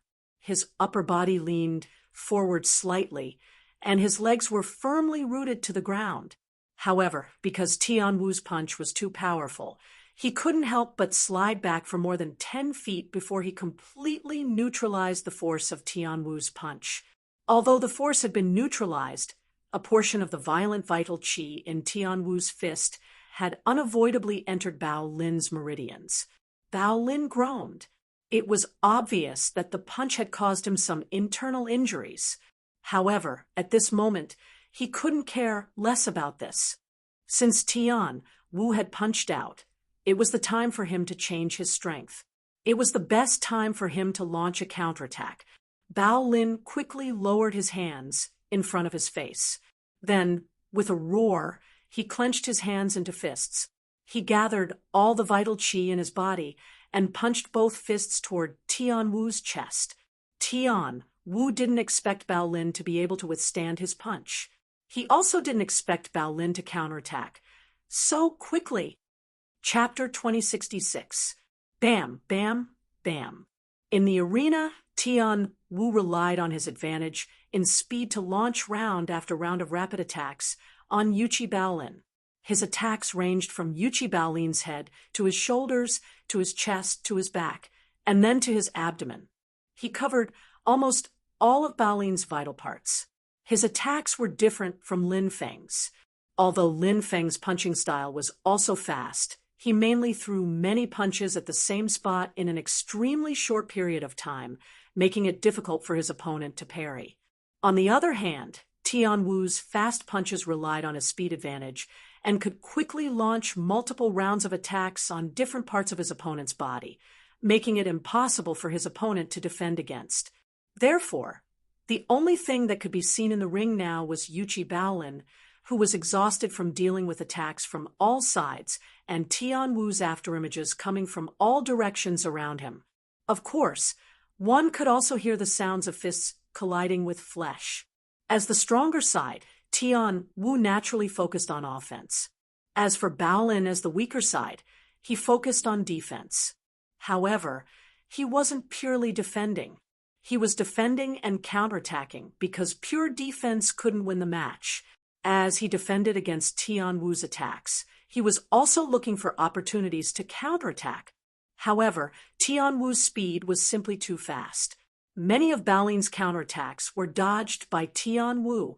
In the middle of the ring, Yuchi Baolin knew very well that this couldn't go on. This was because in the dozen or so rounds he had just exchanged with Tian Wu, the damage he had suffered was far greater than the damage he had caused Tian Wu. If this went on, even if he was thick-skinned, he would definitely be defeated before Tian Wu. He had to make a change. As he was thinking this, Tian Wu had already closed in on him with his fists raised. His target was the middle of Baolin's back. When Baolin sensed a strong gust of wind coming at him from behind, he quickly gathered his thoughts and turned around to block the attack.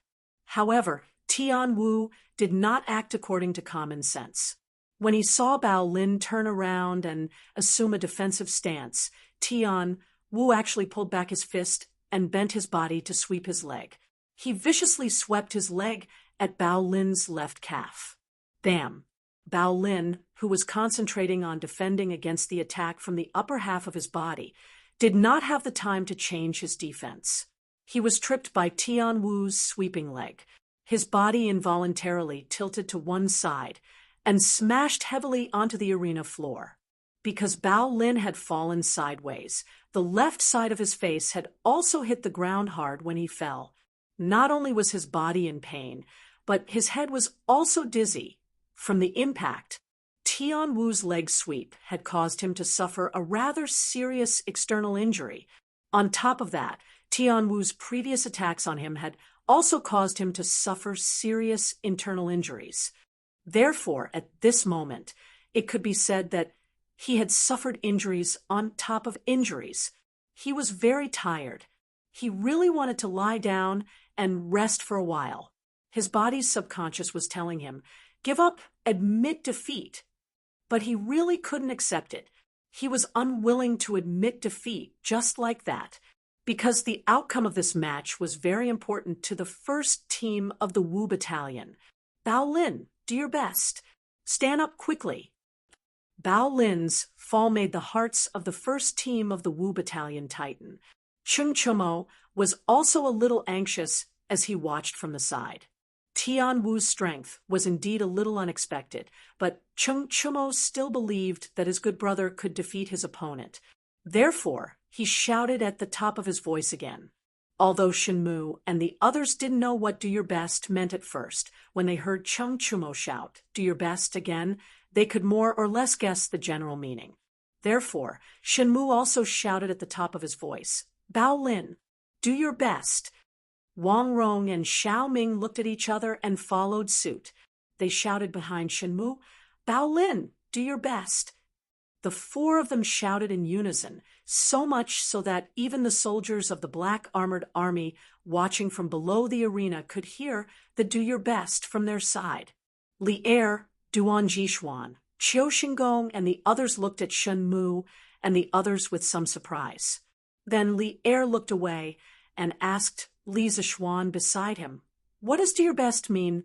Is this a new phrase from Yanhuang College?" Although he was the dean of Yanhuang College in name, Li Er didn't go to the college often. Therefore, he didn't know about some of the new phrases that were circulating among the students of the college. Li Zishuan was slightly stunned when he heard this. After a while, he came back to his senses and said, "Cough, cough. Your Majesty, do your best" is a kind of encouragement and cheering. In the past, when the students of the college were playing football, they would often use "do your best" to cheer on their teammates. Li Er nodded and didn't say anything else, because Yuchi Baolin, who was in the arena, used his hands to support himself on the ground and stood up shakily again. He really didn't admit defeat. Chung Chumo, Shenmu, and the others' cheers made Baolin's heart surge, and ignited a stronger fighting spirit in his chest. He didn't want to lose the match. He didn't want to embarrass the E Battalion, and he didn't want Chung Chumo and Li Zixuan to look down on him. Although he knew that even if he lost the match, Li Zixuan and Chung Chumo wouldn't look down on him. He knew that if he continued to be friends with two people with such outstanding abilities, it would be easy for him to fall behind. He didn't want to fall behind, so he stood up again and wanted to win this match. Bao Lin stood up shakily, although he felt pain all over his body, as if he was about to fall apart, especially the pain coming from his calf and left cheek.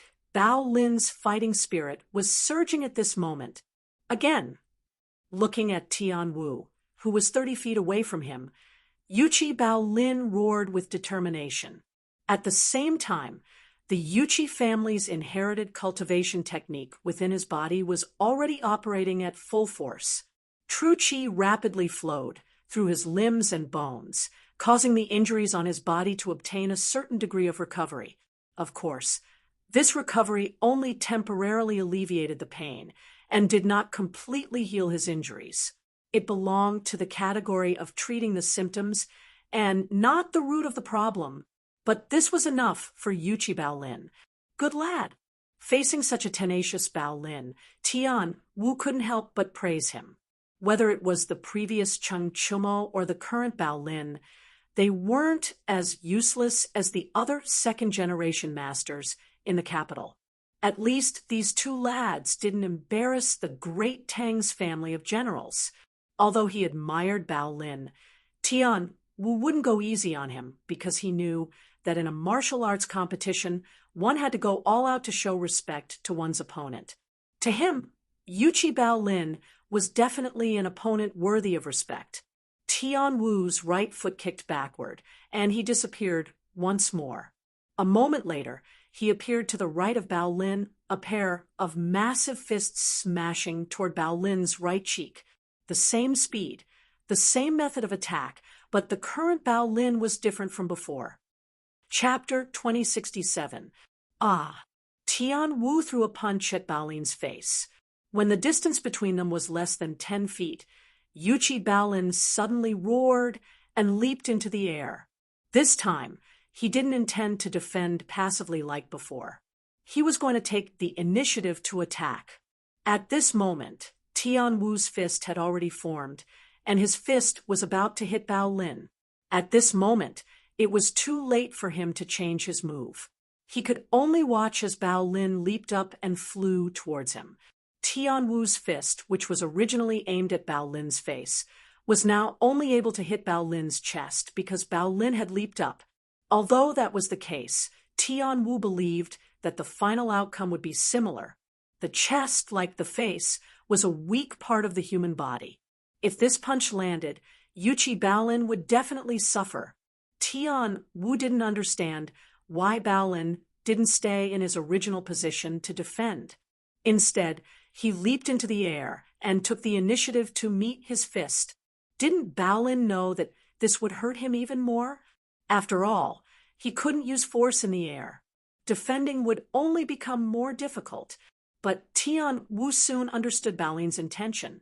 Bao Lin, who was in the air, didn't care about the punch coming at his chest. He didn't even take a defensive stance. Instead, he raised his right fist and smashed it toward Tian Wu's left cheek. Tian Wu was stunned and then shocked. This was just a duel. He didn't expect Bao Lin to risk his life with him. That's right. Bao Lin's attack style, which didn't defend, meant that he was going to risk his life with him. The result of their punch was likely to be a lose-lose situation. Tian Wu wanted to retreat or take a defensive stance, but it was obviously too late. The timing of Yuchi Bao Lin's attack was very precise. When Tian Wu was less than 10 feet away from him, he leaped up and attacked. The distance between the two was very short to begin with. In addition, Yuchi Bao Lin was the one who initiated the attack this time, causing both of them to rush towards each other at a very fast speed. At this time, it was too late to change tactics. In the blink of an eye, the two of them collided in midair. Bam! Bam!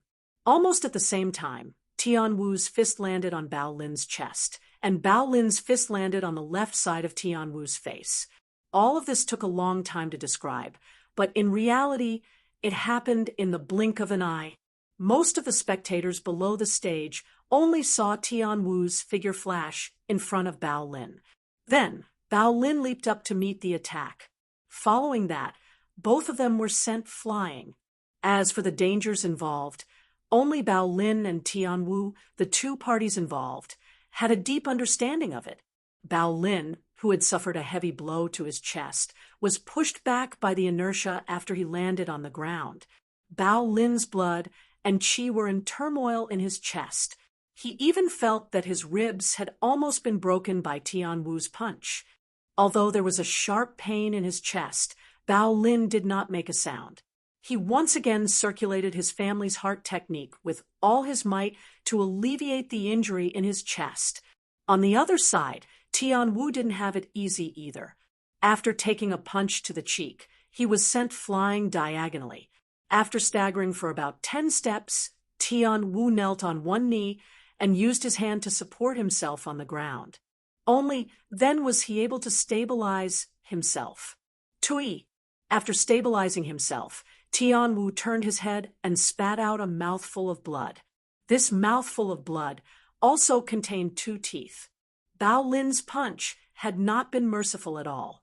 It had actually knocked out his left front tooth. Tian Wu could not help but feel a burning pain on his face. It was not entirely because of Bao Lin's punch, but also because he felt ashamed. He was an expert in the middle stage of the Qi transformation stage. In the Black Armored Army, even if he met an opponent of the same level, he could easily defeat them with his speed advantage. Yuqi Bao Lin was just a newbie in the early stage of the Qi transformation stage.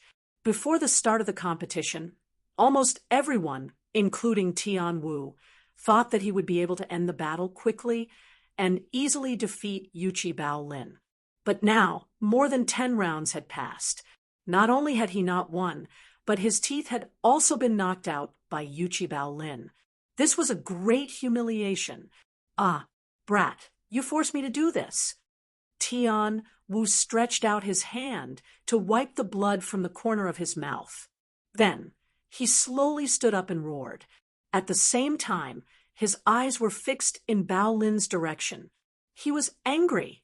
Anyone would be angry if they were punched in the face, let alone when they were punched in the face by someone who was far weaker than them. Tian Wu was even angrier because he had not been able to defeat Bao Lin. Even if he won now, he would not feel proud. As if he had sensed Tian Wu's anger, Bao Lin straightened his body and fearlessly met Tian Wu's angry gaze. He knew that Tian Wu was angry. What came next was bound to be a tough battle. Even though his body was in a very bad condition, Bao Lin still raised his guard and waited for Tian Wu's next attack. As the saying went, "Know yourself and know your enemy, and you will not be defeated in 100 battles." After fighting with Tian Wu for more than 10 rounds, Bao Lin not only knew his own strengths and weaknesses, but he also knew Tian Wu's strengths and weaknesses. Compared to Tian Wu, Bao Lin had the advantage of being young and vigorous and having thick skin. However, in terms of true qi quantity and speed, he was far inferior to Tian Wu. Therefore, from the beginning of the fight until now, Bao Lin had rarely taken the initiative to attack. This was because if he did, Tian Wu could completely rely on his speed and movement to dodge his attack. It was very likely that Bao Lin would fight for a long time without even touching Tian Wu's clothes. Therefore, Bao Lin usually waited for Tian Wu to attack before passively defending or counterattacking. The punch that he had used to hit Tian Wu just now was to use his body to block Tian Wu's attack. He wanted to use his advantage of having thick skin to exchange injuries with Tian Wu in a situation where there was a great disparity in strength between the two sides. This was the only way Bao Lin could hurt Tian Wu. Of course, the key to this method was the timing of the attack. The reason Bao Lin's punch could hit Tian Wu just now was that he had grasped the timing very well. He had only suddenly given up on defending and attacked when Tian Wu was about to get close to him. At that time, Tian Wu had no time to change his move or dodge. Humph! Tian Wu snorted coldly. His feet moved slightly, leaving a series of afterimages in the air as he launched an attack in Bao Lin's direction again. Soon, Tian Wu's fist appeared within 10 feet of Bao Lin. Bao Lin gritted his teeth and took the initiative to move forward, wanting to use the same move to punch Tian Wu again. However, Tian Wu, who had suffered a loss once, was obviously prepared. He withdrew his fist at lightning speed, turned his feet slightly, and dodged Bao Lin's punch to the side. Then, in a flash, he appeared behind Bao Lin. Chapter 2068. After suffering a small setback, Tian Wu had learned his lesson. This time, when he flashed in front of Bao Lin and threw a punch, it was obviously a feint. He had only used 30% of his strength when he threw the punch. When he saw that Bao Lin was about to use the same method as before to take the initiative to attack and trade injury for injury, Tian Wu pulled back his fist, turned around, and appeared behind Bao Lin in the blink of an eye. Clearly, Tian Wu also understood Bao Lin's intention to trade injury for injury. Although he believed that even if he were to trade injury for injury, Yuchi Bao Lin would definitely fall before him in the end, he wasn't willing to trade injury for injury with Bao Lin. Because if he did that, even if he won in the end, it would be very embarrassing. Therefore, Tian Wu decided to change his strategy. He no longer wanted to go head-to-head with Bao Lin. Instead, he wanted to make full use of his advantage in speed to quickly defeat Yuchi Bao Lin and end this match that should have ended a long time ago. From the looks of it now, his new strategy should be working. Tian Wu, who had dodged to Bao Lin's back, mercilessly used his elbow to strike Bao Lin's left shoulder blade. If this hit connected, Bao Lin's left arm would not be able to exert any strength for a short period of time. The moment Tian Wu changed his move midway, Bao Lin knew that he was in trouble. Compared to the punch just now, he had indeed moved a little too early this time. Tian Wu's punch hadn't been fully formed yet, and he was already in a hurry to attack. As a result, he didn't have time to react to Tian Wu's feint at all. After all, speed was Tian Wu's forte, and Bao Lin would definitely pay the price for his carelessness this time. However, there were both heavy and light consequences. Knowing that he couldn't avoid getting injured this time, Bao Lin still hoped that his injury would be lighter. Or rather, he didn't want Tian Wu's elbow strike to hit a vital part of his body. Although Yuchi Bao Lin didn't have time to change his move to counterattack in the nick of time, he was still able to push off the ground with both feet before Tian Wu's attack landed. This way, not only could he avoid Tian Wu's elbow strike landing on his shoulder blade, but he could also give himself more speed to move forward and minimize the force of Tian Wu's elbow strike. Bam! Yuchi Bao Lin only had time to jump less than a foot before Tian Wu's elbow smashed into his back. However, even so, it was enough. It was precisely because he had jumped a foot that the elbow that was supposed to smash into his shoulder blade had smashed into the area below his shoulder blade instead. Moreover, this crucial jump allowed him to gain a forward speed, reducing the strength of Tian Wu's elbow strike by about 20%. Having suffered a heavy blow to his back, Bao Lin's body involuntarily fell forward. However, in the process of his body falling forward, Bao Lin managed to twist his body slightly. He reached out his right hand and firmly grabbed Tian Wu's arm. Tian Wu wanted to struggle free, but Bao Lin was still in midair. He kicked Tian Wu in the stomach, and with the huge rebound force and his body falling forward, Bao Lin could no longer hold on to Tian Wu's arm. He was sent flying backward. However, it was also fortunate that he had turned slightly, so when he landed on the ground, his face was not facing down. Otherwise, his face would definitely be covered in blood. Chapter 2069. In the arena, uffed, uffed. Tian Wu's fists landed on Bao Lin's chest, abdomen, waist, back, and other body parts like raindrops. Furthermore, every punch was infused with inner strength. Bao Lin felt waves of intense pain coming from all over his body. Furthermore, the inner true qi in Tian Wu's fist seeped into his meridians, causing his inner breathing to become chaotic. With external injuries and internal injuries, Bao Lin finally could not hold it in any longer and spat out several mouthfuls of blood. Tian Wu saw that Bao Lin was already heavily injured, so he knocked Bao Lin to the ground with a palm strike. Then, he retreated slightly and stopped attacking. After all, this was just a martial arts competition. He didn't want to take Bao Lin's life. Besides, he had used all his strength in the round of attacks against Bao Lin just now and had used up a lot of true qi. Even if he had a lot of inner force, he couldn't maintain such a high-intensity attack for long. Now that Bao Lin was vomiting blood and lying injured on the ground, there was only one path left for him: to admit defeat. Bam! Tian Wu didn't deliberately hold back his strength in his last attack. Bao Lin was sent flying backward by this palm strike and crashed heavily onto the arena floor. This fall made the already injured Yuchi Bao Lin even more injured. He even felt like his entire body was about to fall apart. Even moving his fingers was difficult, let alone standing up again. Seeing this, the referee and Tian Wu both thought that Bao Lin was going to admit defeat. However, they waited for a while and didn't hear any movement from Bao Lin. So the referee walked over to Bao Lin and asked seriously, "Yuchi Bao Lin, do you want to admit defeat?" Bao Lin lay on the ground and didn't move. His eyes were looking straight up at the sky, as if he didn't hear the referee's question.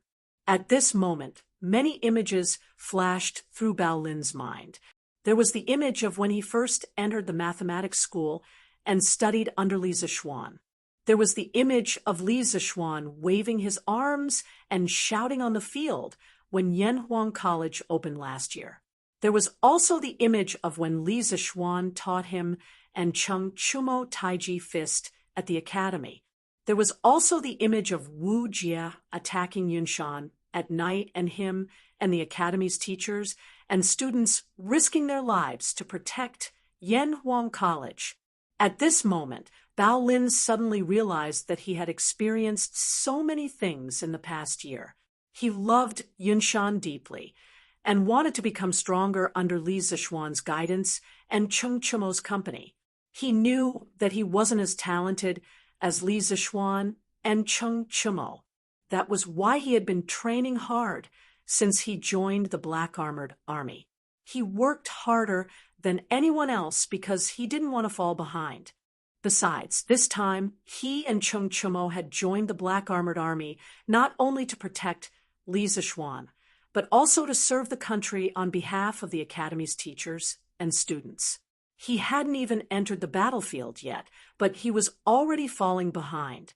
How could he accept that? He couldn't lose this battle. Not only was he afraid of letting down his brothers in the E Battalion, but he also didn't want to embarrass Yanhuang College. "Yuchi Bao Lin, do you want to admit defeat?" Seeing that Bao Lin still didn't move, the referee raised his voice and asked again. If Bao Lin didn't have his eyes on his pillow and his chest still rising and falling, the referee would have thought that he had fainted from his injuries. Bao Lin still didn't move. Yuchi, the referee, paused and was about to ask one last time before announcing the result of the battle. But just as he opened his mouth, Bao Lin's lips suddenly moved. "I haven't lost yet. I won't admit defeat." Chapter 2070. Is Bao Lin about to break through? At the back of the arena, the members of the Wu Battalion also noticed the change in Bao Lin's condition. Shen Mu's eyes widened as he exclaimed in disbelief. Cheng Chumo's mouth was also agape in shock. His eyes were fixed on Bao Lin. Then he said enviously, "F***CK." I finally caught up with Bao Lin after so much effort. Who knew that this kid was about to break through again? In terms of martial arts talent, Chung Chumo was indeed slightly better than Yuchi Bao Lin. However, this guy was too lazy. Before entering Yanhuang College, Chung Chumo's martial arts realm had always been hovering around the mid-stage of the body refining realm. Because of this, his father, Chung Yaojin, had often scolded his son for being a good-for-nothing and a disgrace to the Tang Dynasty's family of generals. Later, Chung Chumo entered Yanhuang College. In order to improve Chung Chumo's strength, Chung Yaojin often came to the college to serve as the military training instructor and personally trained Chung Chumo.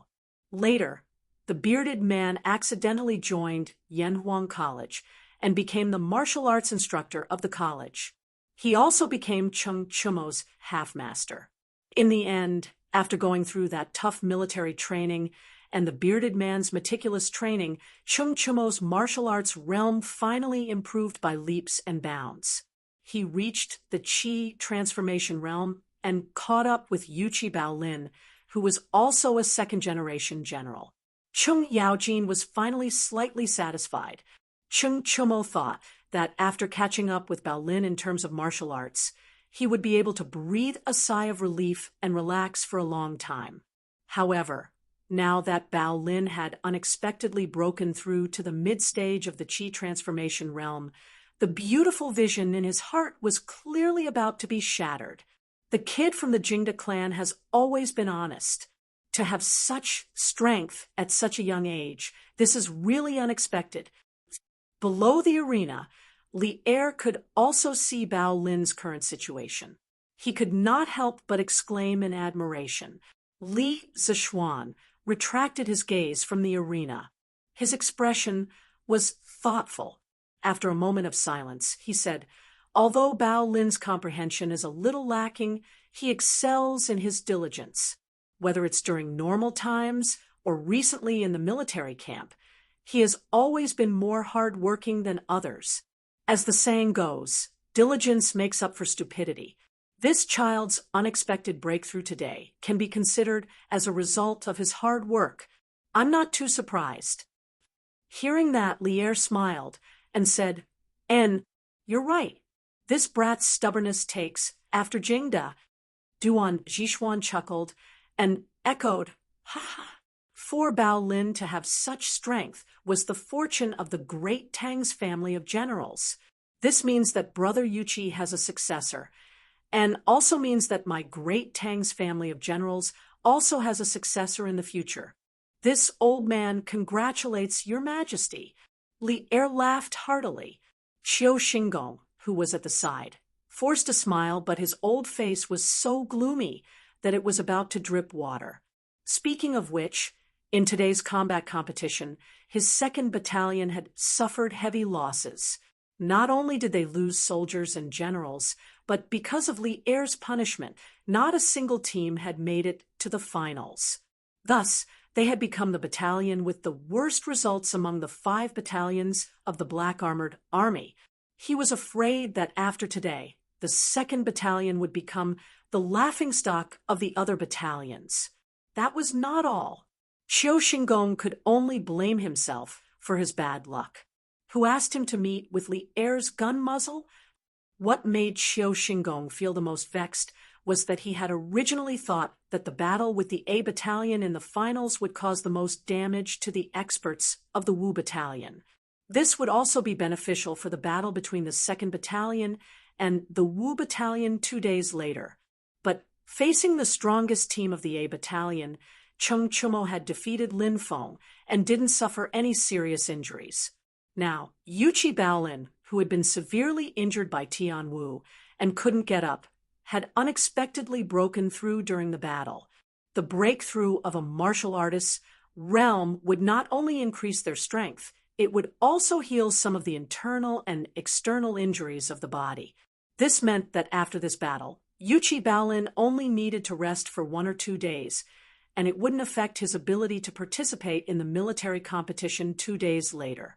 And at that time, Bao Lin's strength would be one level higher than before. It could also be considered as increasing the combat power of the Wu battalion. Therefore, Qiu Xingong didn't have the mood to be happy about Baolin's breakthrough. It was already good enough that he didn't vomit blood on the spot. Chapter 2071. In the second round of the competition, Tian Wu had been the one taking the initiative to attack, while Baolin had been defending passively. Baolin would only attack Tian Wu if he could find a good opportunity while defending. If he couldn't find a good opportunity, he could only take a beating.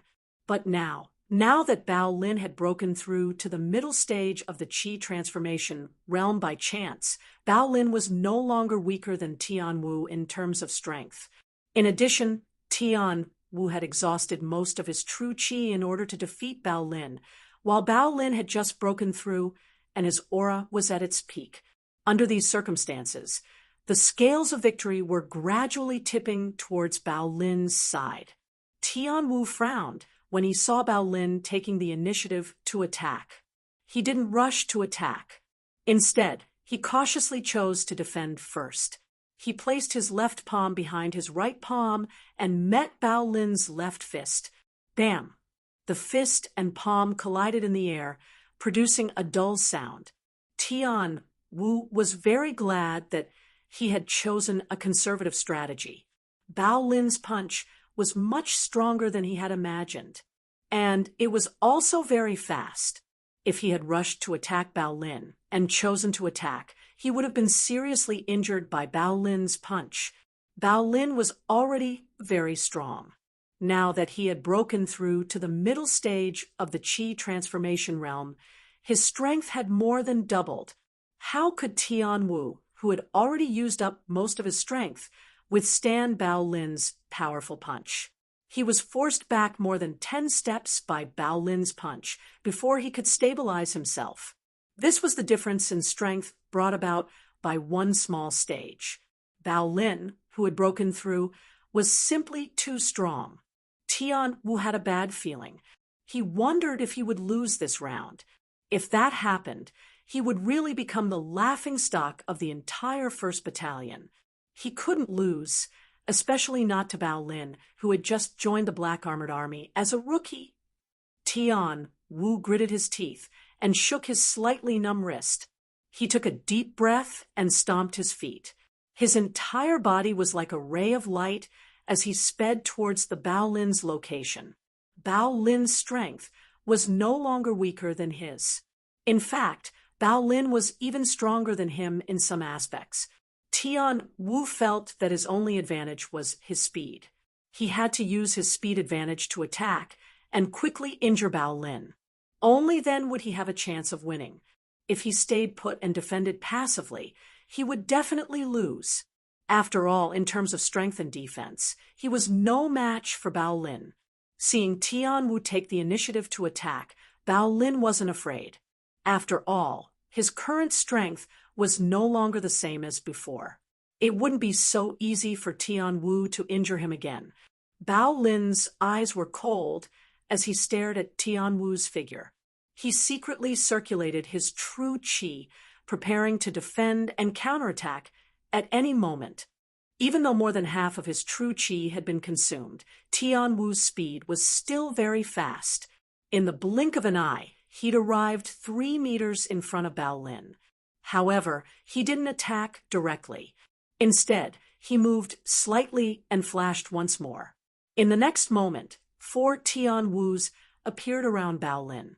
Moreover, these 4 Tian Wus actually used the same move to attack Baolin. Phantom. Previously, when Tian Wu's figure moved too quickly, people would often see a series of afterimages. However, this phenomenon could no longer be called an afterimage. It was an illusion that could attack people. Chapter 2072. Uft.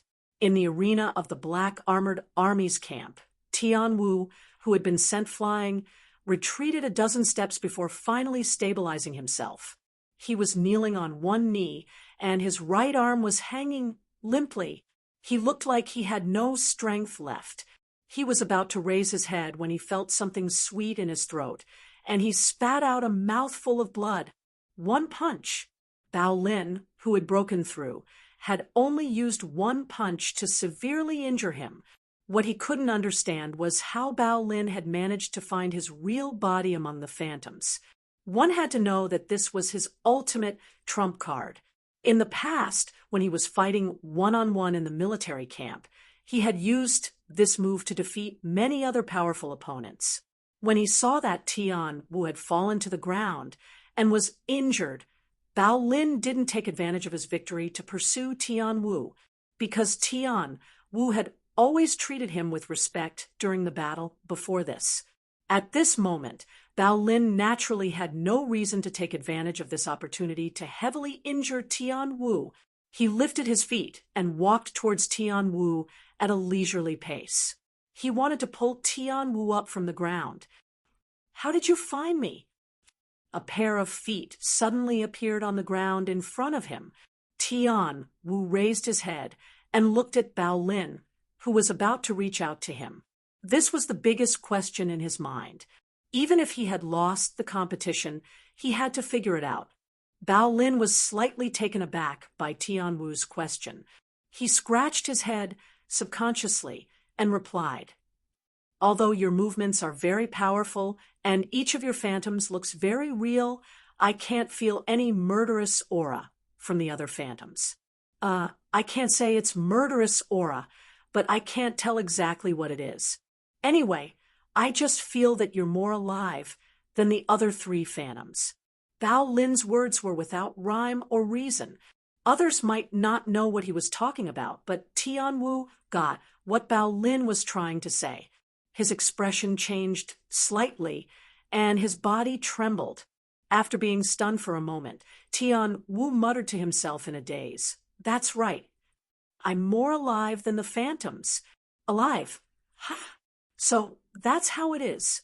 I get it now. Tian Wu's dazed eyes gradually became clear. He was about to stand up, but Bao Lin quickly squatted down, grabbed his arm, and pulled him up from the ground. Buffed in the black armored army's camp, on the arena, Tian Wu, who had been sent flying, retreated more than 10 steps before he finally stabilized himself. At this moment, he was kneeling on one knee with his right arm hanging down naturally. He looked like he had no strength left. Just as he was about to raise his head, he suddenly felt something sweet in his throat and spat out a mouthful of blood. One punch. Bao Lin, who had broken through, had only used one punch to severely injure him. What puzzled him even more was how Bao Lin had managed to find his real body among the phantoms. One had to know that this was his trump card. In the past, when he was fighting one-on-one in the military camp, he had used this move to defeat many other powerful opponents. When he saw that Tian Wu had fallen to the ground and was injured, Bao Lin didn't seize the opportunity to attack him, because Tian Wu had always treated Bao Lin courteously during the battle before this. At this moment, Bao Lin naturally had no reason to seize this opportunity to heavily injure Tian Wu. He lifted his foot and walked unhurriedly in the direction where Tian Wu was.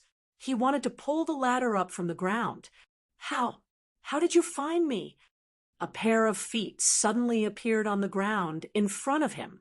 Tian Wu raised his head and looked at Bao Lin, who was standing in front of him, and was about to reach out his hand. Chapter 2073. Bao Lin's unexpected victory gave the other members of the Wu battalion a great boost of morale. Everyone gathered together and celebrated for a long time.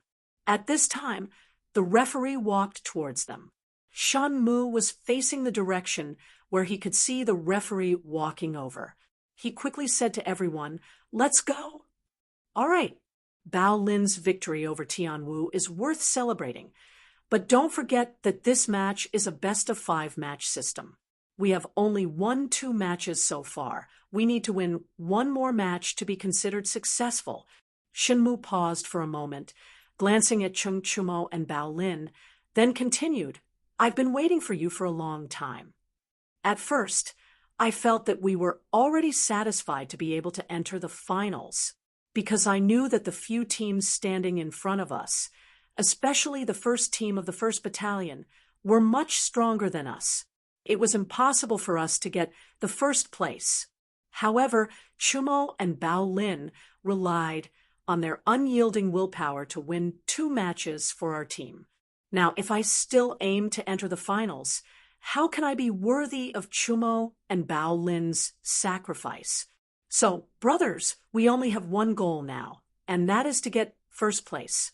Although Team I is strong, we only need to win one more match to defeat them.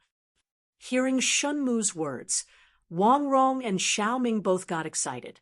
They waved their fists and said in unison, "That's right, we must get first place." The referee walked over at this time. He looked at Shunmu and asked, "Captain Shun, who from your team will go up for this round?" This was the 3rd round. According to the round, it was Team I, Wu Camp's turn to send out a member first.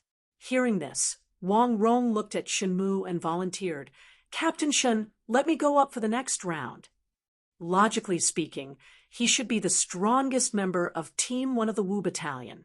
Previously, Chumo and Bao Lin had won 2 matches in a row, which gave Wang Rong a lot of motivation and confidence. He felt that if Chumo and Bao Lin could do it, then he would be able to do it as well. And just now, Shunmu had said that as long as they won one more match, then they would be considered to have successfully defended their position. And as the strongest member of Team 1 of the Wu Battalion on the surface, he had also received a lot of care in the previous matches, so he didn't participate much in the matches, which allowed him to preserve his strength. Now was the time for him to contribute to his team. Shunmu hadn't spoken when Xiao Ming retorted, "No, let me do it. If the other party sees old Wang beside us, Di Zhongsun will definitely take action personally." Di Zhongsun.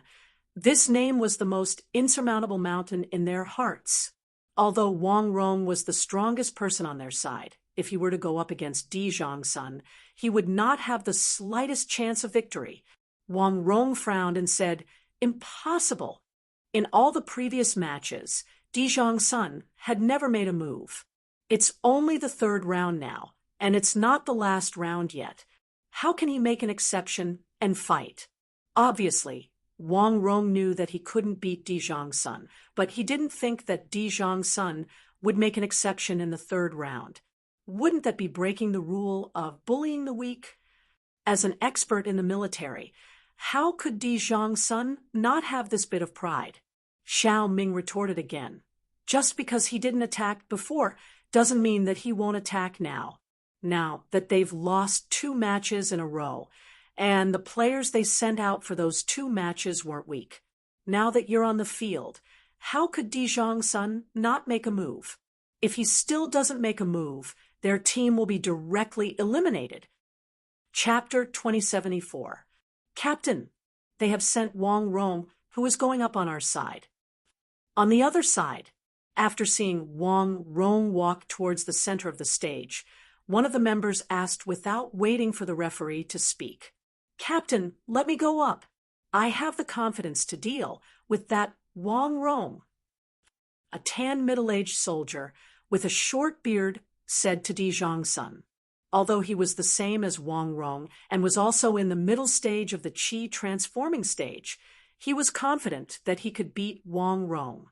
Needless to say, the soldiers of the A camp were all very confident. Di Zhongsun frowned and didn't speak. At this moment, the referee had already walked in front of them and asked, "3rd round, Captain Di, who is going up on your side?" Di Zhongsun pursed his lips, and after a moment of silence, he opened his mouth and said, "I'll go up." What? After saying this, the few members of the A camp and the referee were all shocked. After all, in the previous few rounds of the competition, Di Zhongsun had never gone up on stage. Why would he personally go up on stage in the 3rd round this time? Di Zhongsun didn't care about the shocked attitude of the crowd. He casually moved his arms and sighed. "Hey, watching the few of you fight so many rounds below, my hands have been itching for a long time. Now that our side has lost 2 rounds in a row, I can't continue to watch from the sidelines. Or else if we lose another round, our team will be directly eliminated. Ha ha, that's good too. Now I finally have the chance to go up on stage, and no one will say that I'm bullying the weak. At the end of his speech, Sun actually started laughing heartily. It seems like in his heart, he completely didn't take the first 2 rounds of the A Camp's first team's loss seriously. He was even a little glad that Lin Feng and Tian Wu failed.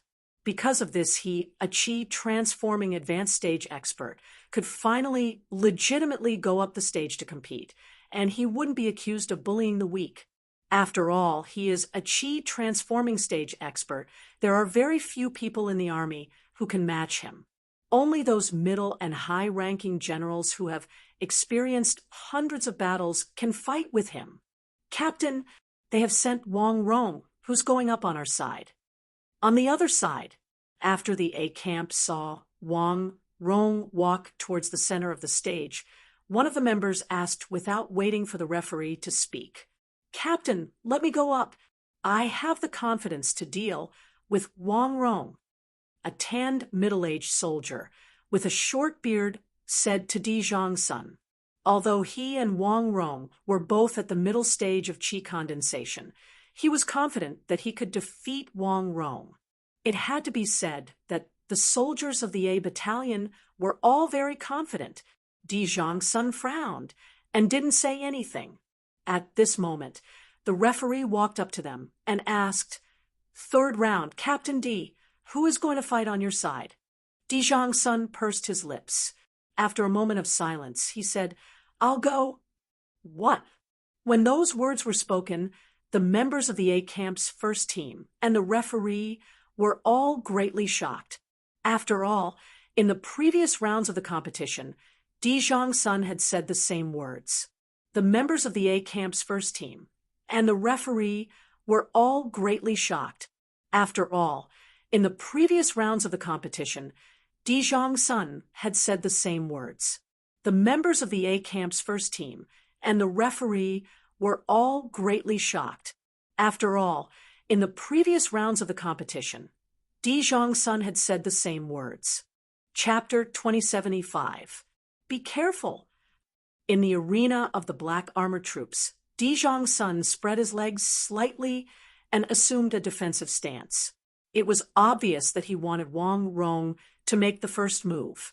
Wang Rong knew that Sun was stronger than him, so he didn't hold back.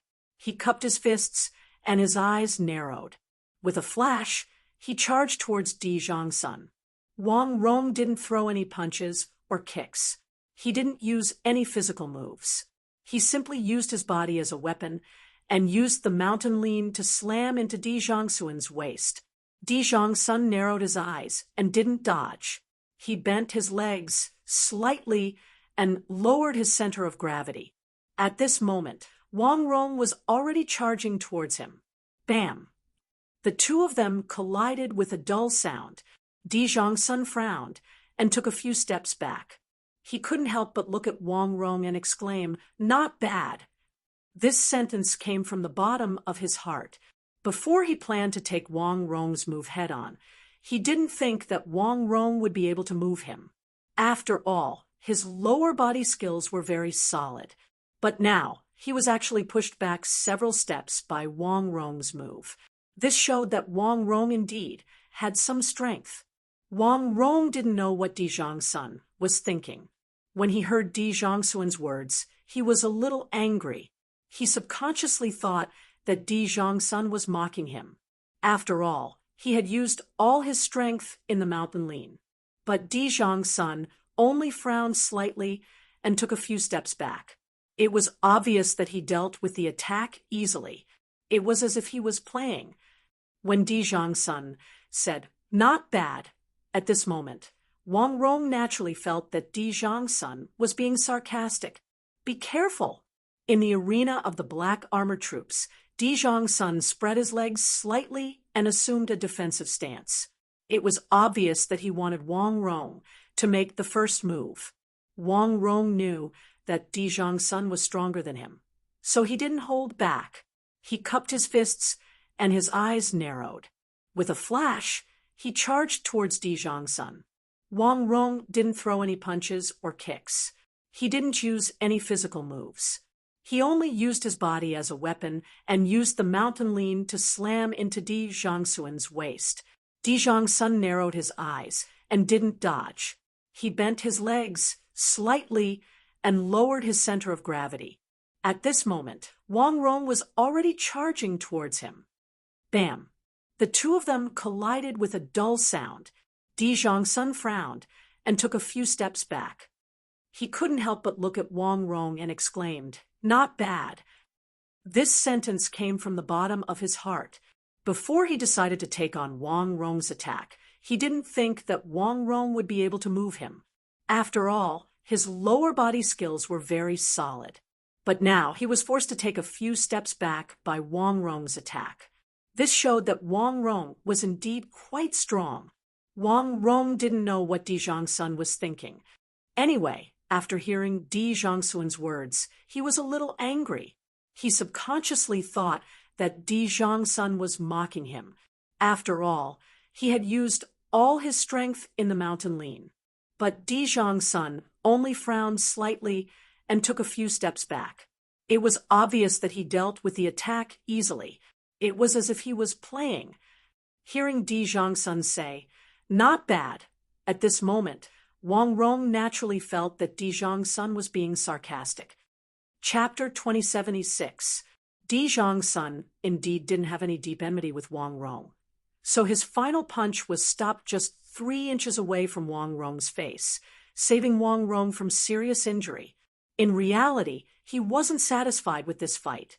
Halfway through the fight, he felt that Wang Rong wasn't using his full strength and seemed to be holding back.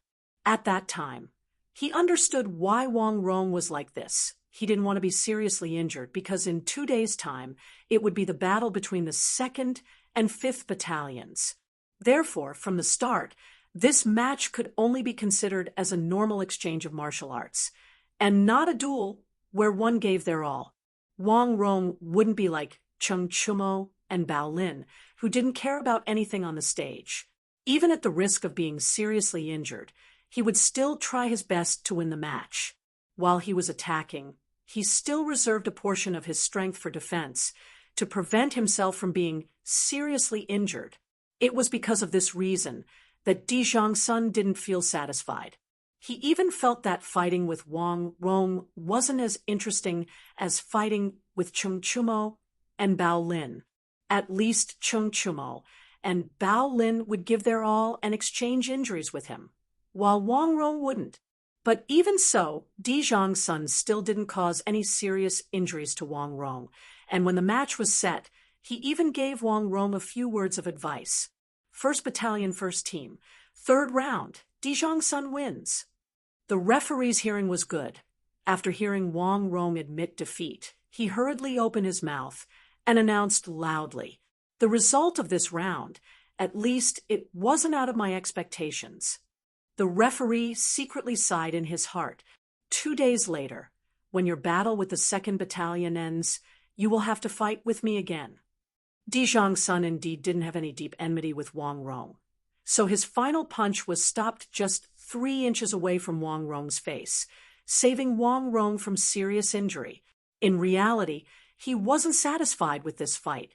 Halfway through the fight, he felt that Wang Rong wasn't using his full strength and seemed to be holding back. At that time, he understood why Wang Rong was like this. He didn't want to be seriously injured because in 2 days' time, it would be the battle between the 2nd and 5th Battalions.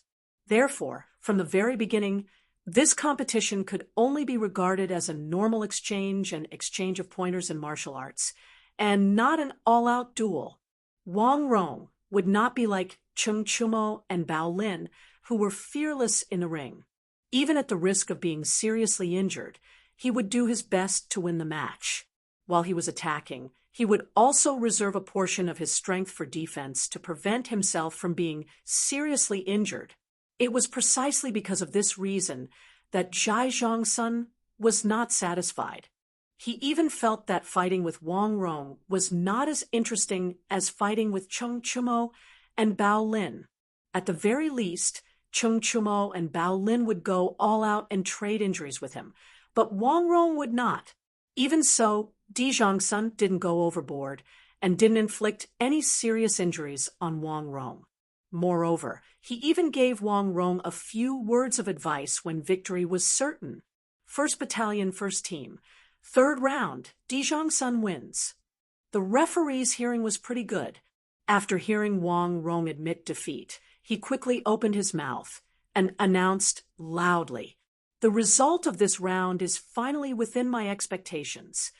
The referee secretly sighed in his heart. 2 days later, when your battle with the 2nd Battalion ends, you will have to fight with me again. Di Zhongsun indeed didn't have any deep enmity with Wang Rong, so his final punch was stopped just 3 inches away from Wang Rong's face. Chapter 2077. Before the start of the match between the 1st Team of the A Battalion and the 1st Team of the E Battalion, no one had expected that it would be such a stalemate. At first, almost everyone thought that the 1st Team of the A Battalion would take away the 1st Team of the E Battalion with a score of 3-0. But unexpectedly, the 1st Team of the E Battalion actually won 2 matches in a row with a huge advantage. Therefore, everyone thought that the 1st Team of the E Battalion would make a big upset in this match and eliminate the 1st Team of the A Battalion. But who would have thought that the 1st Team of the E Battalion would actually lose 2 matches in a row, completely destroying the lead that they had obtained previously? The process of this match was really full of twists and turns, causing the spectating soldiers to feel a wave of emotions. A match that required 3 wins out of 5 matches had now become a deciding match. In the last match, the captains of both teams didn't even need to consider who to send out, because there was only 1 member left from each team that hadn't gone up yet. Therefore, the referee directly shouted out, "The 5th round of the A Battalion's challenge, the 1st Team of the A Battalion, Han Chang, versus the 1st Team of the E Battalion, Shenmu. Match begin." Han Chang was an expert who had just stepped into the middle stage of the Qi transforming stage 3 months ago, while Shenmu was in the early stage of the Qi transforming stage. His strength was weaker than Han Chang, but Shenmu was good at adapting and strategizing, so there might be a miracle. Who knows, he might even be able to defeat the strong in the end. In the center of the arena, Han Chang and Shenmu cupped their fists together. The match had officially begun. The overall strength of the 1st Team of the A Battalion was obviously much higher than the 1st Team of the E Battalion. Originally, they could have easily eliminated the 1st Team of the E Battalion in the first few matches, but in the end, it was dragged to the last match. As the last member of the 1st Team of the A Battalion to go up, Han Chang actually felt a lot of pressure. This match was very important to him and the 1st Team of the A Battalion. If he lost, the 1st Team of the A Battalion would be completely eliminated and become the laughingstock of the entire army. Therefore, he definitely couldn't lose this match. Before the match between the 1st Team of the A Battalion and the 1st Team of the E Battalion, no one had expected it to be such a stalemate. At first, almost everyone thought that the 1st Team of the A Battalion would directly take down the 1st Team of the E Battalion with a score of 3-0.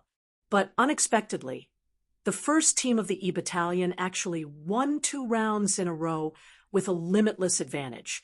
Therefore, everyone thought that the 1st Team of the E Battalion would make a big upset in this match and eliminate the 1st Team of the A Battalion. But who would have thought that the 1st Team of the E Battalion would actually lose 2 matches in a row, completely destroying the lead that they had obtained previously? The process of this competition was really full of twists and turns, causing the hearts of the spectating soldiers to rise and fall. A best-of-5 match had now become a deciding game. In the last game, the captains of both teams did not need to consider who to send out, because there was only 1 player left from each team who had not appeared yet. Therefore, the referee directly shouted, "Let's go!" The fifth round of the A Camp's challenge, Team 1 Han Chang of the A Camp versus Team 1 Shenmue of the E Camp. Begin. Han Chang was an expert who had just stepped into the middle stage of the Qi transforming stage 3 months ago, while Shenmue was in the early stage of the Qi transforming stage. In terms of strength, he was weaker than Han Chang. But Shenmue was good at adapting and strategizing, so a miracle might happen. Who knows, he might even be able to defeat the stronger team in the end. In the center of the arena, Han Chang and Shenmue cupped their fists together. The match had officially begun.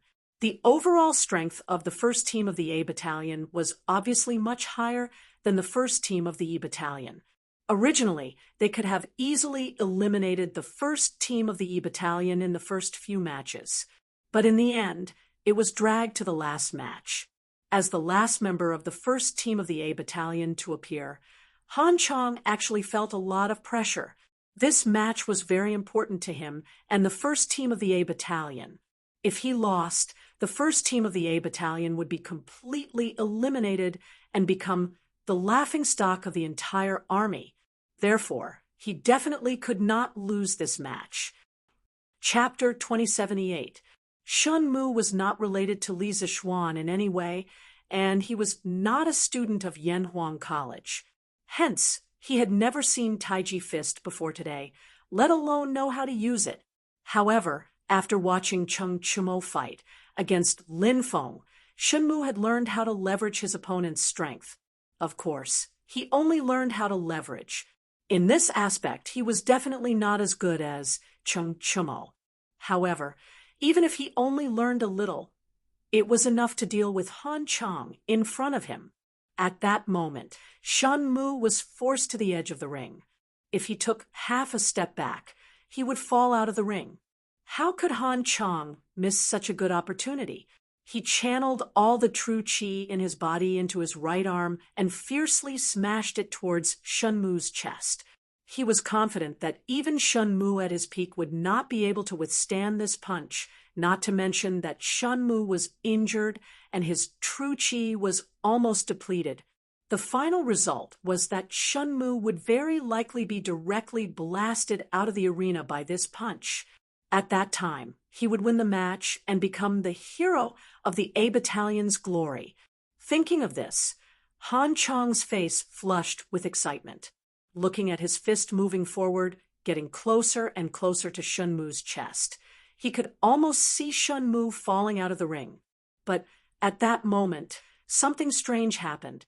Facing Han Chang's fierce and overbearing punch, Shenmue's eyes focused. He stretched out his hands like lightning and met Han Chang's fist. In fact, from the beginning, Han Chang's punching speed was not particularly fast in Shenmue's eyes. Shenmue could keep up with Han Chang's speed, but he could not block Han Chang's moves because Han Chang's strength was too strong. Now, although Han Chang's fist was very close to Shenmue, Shenmue could reach out before Han Chang's fist arrived. Shenmue was not related to Li Zixuan in any way, and he was not a student of Yanhuang College. So before today, he had never seen Taiji Fist, let alone know how to use it. However, after watching Cheng Chumo fight against Lin Feng, Shenmue had learned how to leverage his opponent's strength. Of course, he only learned how to leverage. On this point, he was definitely not as good as Cheng Chumo. But even if he only learned a little, it was enough to deal with Han Chang in front of him.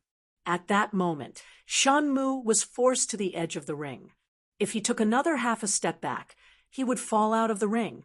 How could Han Chang miss such a good opportunity? He poured all his true Qi into his right arm and punched toward Shenmue's chest. He was confident that even if Shenmue in his peak condition, he would not be able to withstand this punch, not to mention that Shenmue was injured and had his true Qi was almost depleted. In the end, Shenmue was to fall out of the ring punched. By then, he would become the hero to the A battalions. But at that moment, there was a sudden change.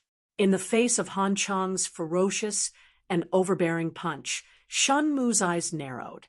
He stretched out both his hands at lightning speed to meet Han Chang's fist.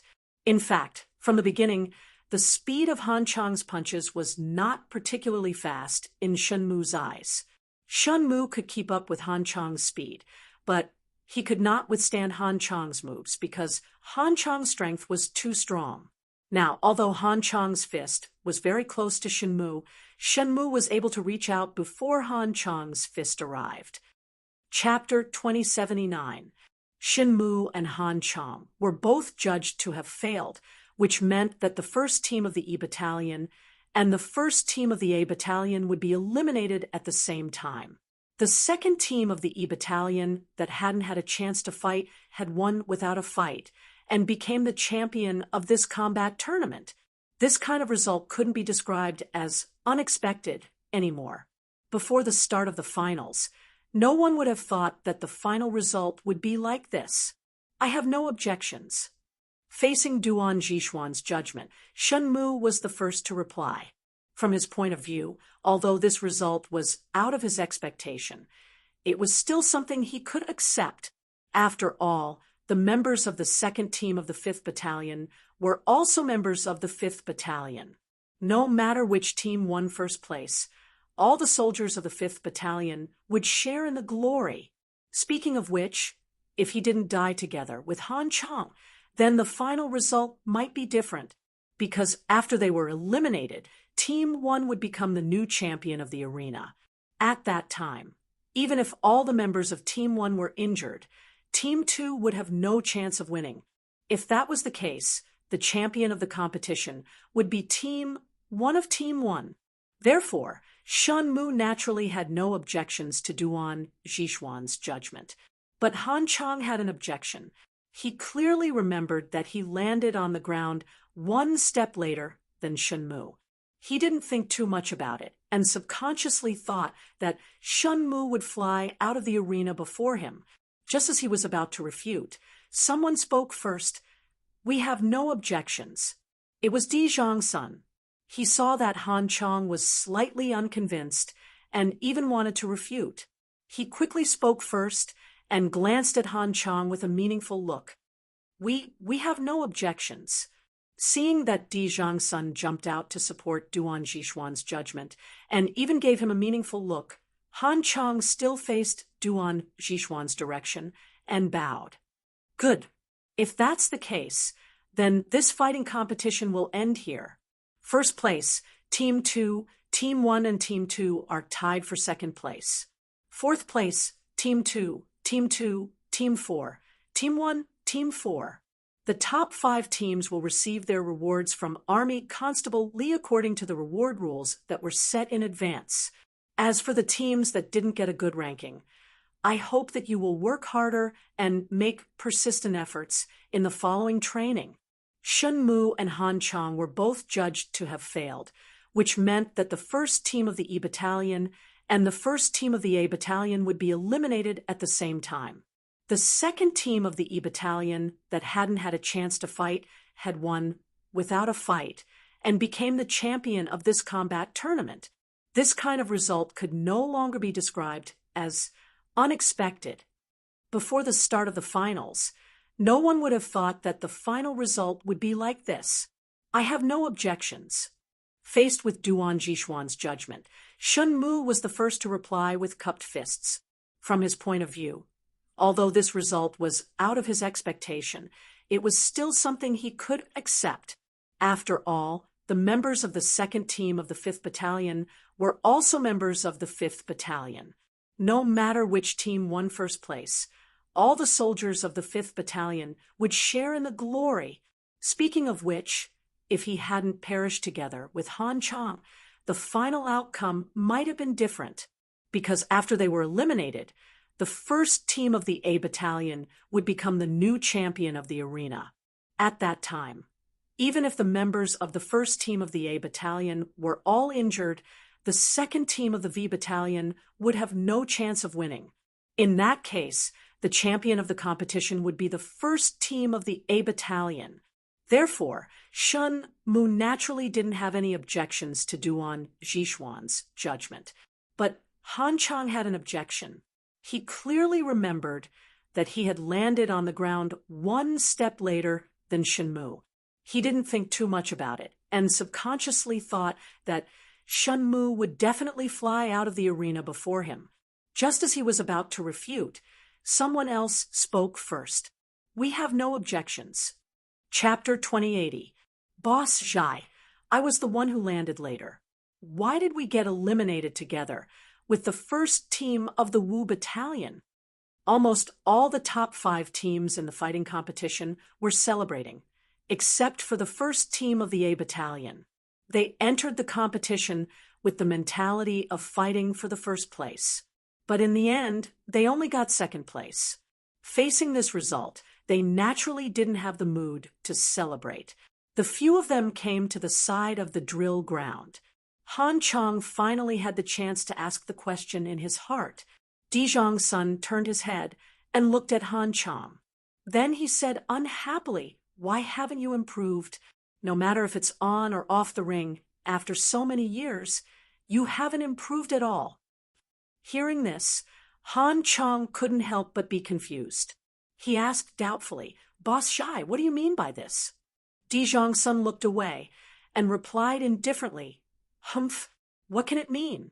In the ring, Shenmue's strength was obviously not as good as yours, but you were too anxious to succeed, causing you to lose control at the crucial moment.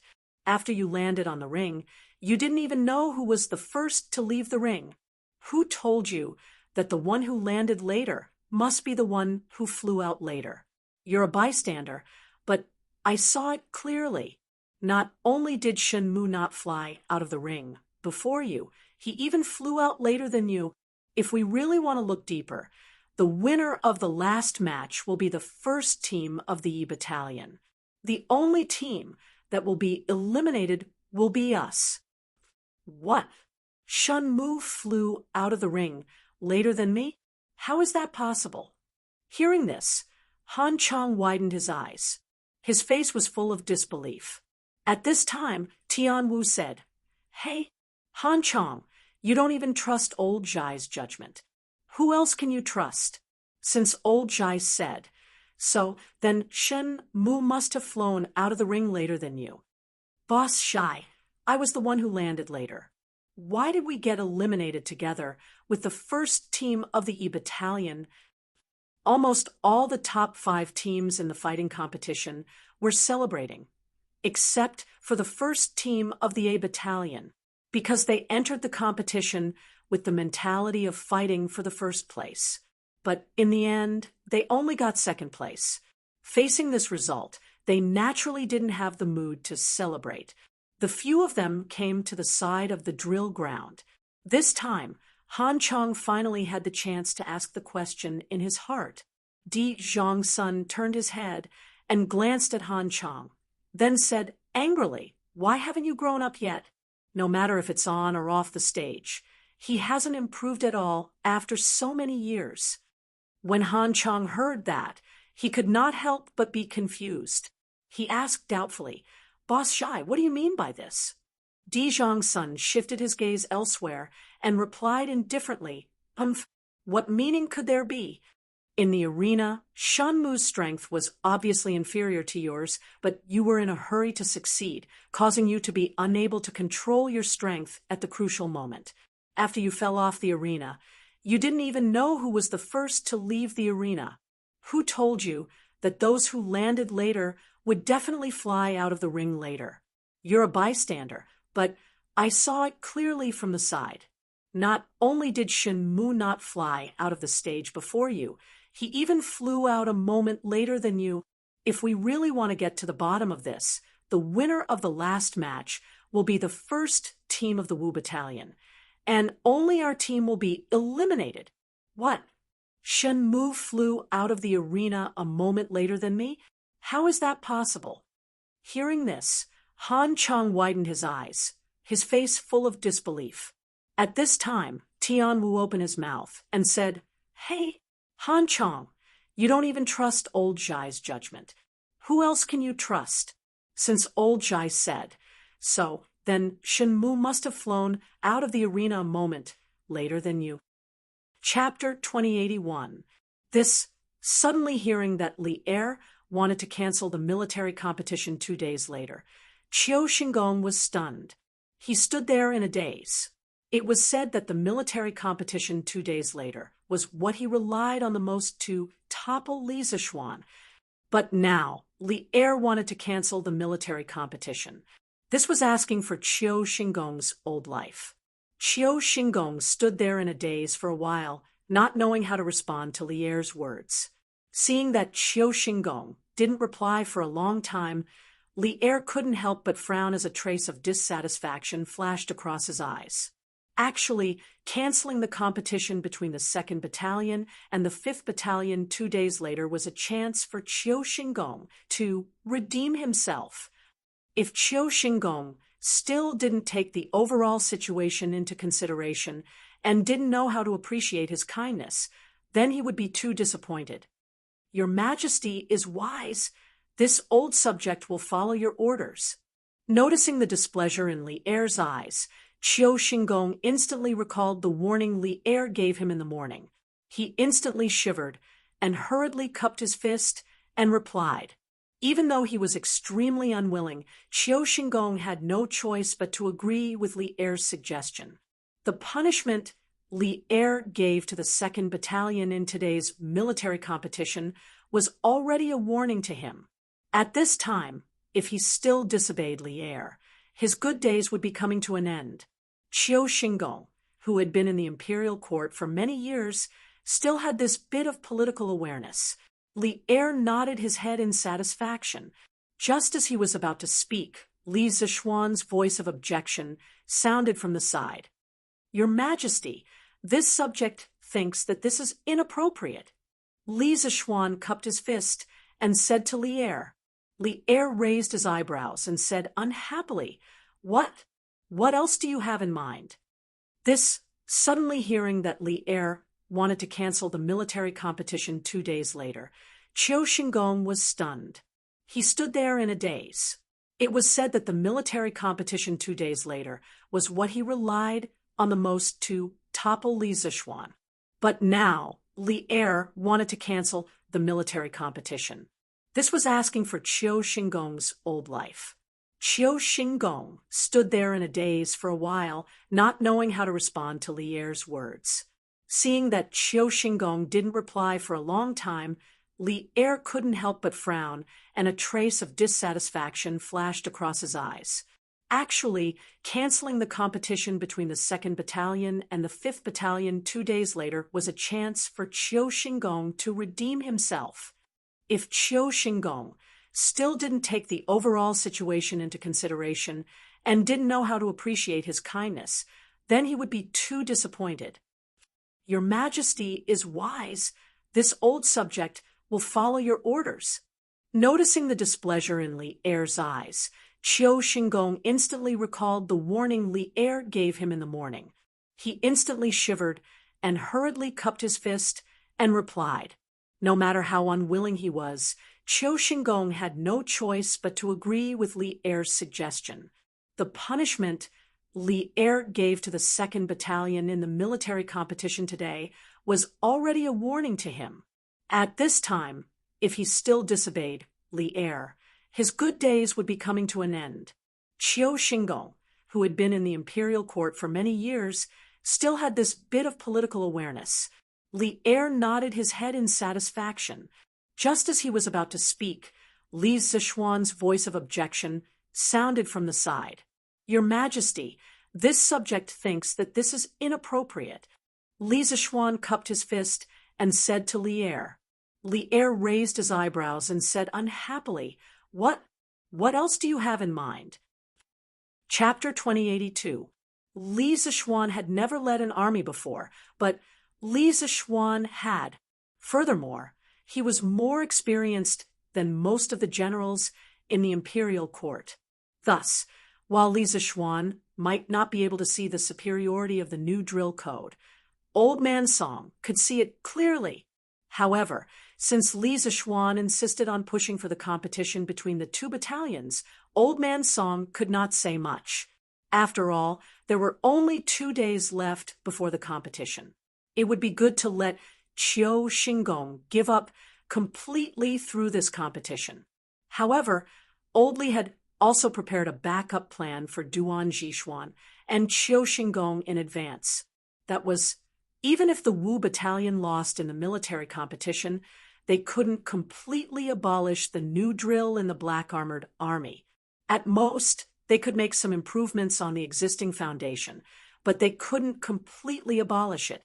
Obviously, Li Er had realized that the old drill code was already outdated in the face of new equipment.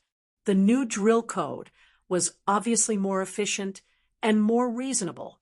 Your Majesty, are we going back to the palace? After leaving the Black Armored Army's camp, Xiao Song saw that Li Er was in a good mood and asked softly. No one knew better than Xiao Song the reason why Li Er had left the palace today. He knew that other than watching the martial arts competition, Li Er had another reason for coming to the Black Armored Army. Xiao Song thought that Li Er would have lunch in the camp before leaving. However, the martial arts competition in the Black Armored Army ended a little early. If they were to return to the palace at this time, Empress Zhongsun would definitely look for Li Er. Thus, Xiao Song could not make up his mind and could only ask. Li Er smiled and said, "Of course we're going back to the palace. Let's go." After saying that, Li Er flicked his sleeves and took the lead to walk out. Li Zixuan had never led an army before, but Li Er had. Furthermore, he had more experience than most of the generals in the imperial court. Thus, while Li Zixuan might not be able to see the superiority of the new drill code, Old Man Song, as an expert, could see it clearly. However, since Li Zixuan insisted on pushing forward the competition between the two battalions, he couldn't say anything. After all, there were only 2 days left before the competition. It would be good for Qiu Xingong to give up completely through this competition. However, Old Li had also prepared a backup plan for Duan Jixuan and Qiu Xingong in advance. That was, even if the Wu battalion lost in the military competition, they couldn't completely abolish the new drill in the Black Armored Army. At most, they could make some improvements on the existing foundation, but they couldn't completely abolish it. Obviously, Li Er had realized that in the face of new equipment, the old drill manuals were already outdated. The new drill manuals were obviously more efficient and more reasonable. Your Majesty, are we returning to the palace? After leaving the Black Armored Army's camp, Xiao Song saw that Li Er was in a good mood and asked softly. No one knew better than Xiao Song the reason why Li Er left the palace today. He knew that other than watching the martial arts competition, Li Er had another reason for coming to the Black Armored Army, to hide from the Empress. Xiao Song thought that Li Er would have lunch in the camp before leaving. However, the martial arts competition in the Black Armored Army ended a little early today. If they were to return to the palace at this time, Empress Zhongsun would definitely come looking for Li Er. Thus, Xiao Song couldn't make up his mind and could only ask. Li Er smiled and said, "Of course we're returning to the palace. Let's go." After saying that, Li Er flicked his sleeves and took the lead to walk out. Chapter 2083. Reporting to Your Imperial Highness, His Imperial Majesty has returned to the palace. Within the Nijing Hall, a palace maid hurriedly ran in and bowed to Empress Zhongsun, who was reclining on the couch. Behind Empress Zhongsun stood a young girl with bright eyes and white teeth, wearing a pink dress. She was currently using a pair of spotlessly white fists to carefully massage Empress Zhongsun's shoulders. This young girl was Princess Changle. This morning, when she came to pay respects to Empress Zhongsun, she saw that the worry on Empress Zhongsun's face was difficult to conceal. Thus, she asked Empress Zhongsun if something had happened that made her unhappy. Empress Zhongsun did not want her beloved daughter to worry. Moreover, the matter regarding Li Tai was only a guess in her heart. The matter had not yet been completely confirmed. As a result, she only said that she did not rest well last night and did not tell Changle the truth. Changle's mind was clear. Naturally, she could see that her mother was concealing something from her. However, since Empress Jongsun was unwilling to speak the truth, she could not force her. She could only superficially believe Empress Jongsun's excuse. However, Changle did not leave. She was careful, using the excuse that she had not spoken with Imperial Mother for many days. She stayed behind to accompany Imperial Mother. What? His Imperial Majesty has returned? Empress Jongsun, who was quietly reclining on the couch, immediately sat up in shock. She stood up, looked at the palace maid, and hurriedly asked, "Where is His Imperial Majesty now?" Seeing that Empress Jongsun had such an intense reaction upon hearing that Li Tai had returned to the palace, Changle could not help but feel curious. Her eyes suspiciously looked at Empress Jongsun's back, a pensive expression on her face. Hearing the anxiety in Empress Jongsun's voice, the palace maid promptly replied, "Reporting to Your Imperial Highness, His Imperial Majesty has just entered the gate of heaven influence. It seems that he is going to the Hall of Sweet Nectar." This servant saw that His Imperial Majesty had returned to the palace and hurried back to report. As for where His Imperial Majesty is now, this servant does not know. This palace maid was not monitoring the Emperor's movements. In fact, under normal circumstances, even if she had 10 times the courage, she would not dare to do so. However, this was what Empress Jongsun had instructed her to do. She did not dare to disobey. "Reporting to Your Imperial Highness, His Imperial Majesty has returned to the palace." In the Lijiang Hall, a palace maid hurriedly ran in and bowed to Empress Jongsun, who was reclining on the couch. Behind Empress Jongsun stood a young girl with bright eyes and white teeth, wearing a pink dress. She was currently using a pair of spotlessly white fists to carefully massage Empress Jongsun's shoulders. This young girl was Princess Changle. When she came to pay respects to Empress Jongsun this morning, she saw that the worry between Empress Jongsun's brows was difficult to hide. She asked Empress Jongsun if there was something that made her unhappy. Empress Jongsun didn't want her beloved daughter to worry. Besides, the matter of Li Tai was only a guess in her heart. The matter hadn't been completely confirmed. So she only said that she didn't rest well last night and didn't tell Zhangla the truth. Changle's mind was clear. Naturally, she could see that her mother was hiding something from her. However, since Empress Jongsun was unwilling to tell the truth, she couldn't force her. She could only believe Empress Jongsun's excuse on the surface. However, Changle didn't leave. She was careful. She made an excuse that, "I haven't talked to my mother for many days. I want to stay and accompany my mother." She stayed. What? His Imperial Majesty has returned? Empress Jongsun, who was quietly reclining on the couch, immediately sat up in shock upon hearing this. She stood up, looked at the young palace maid, and hurriedly asked, "Where is His Imperial Majesty now?" Seeing that Empress Jongsun had such an intense reaction upon hearing that Li Tai had returned to the palace, Changle couldn't help but feel curious.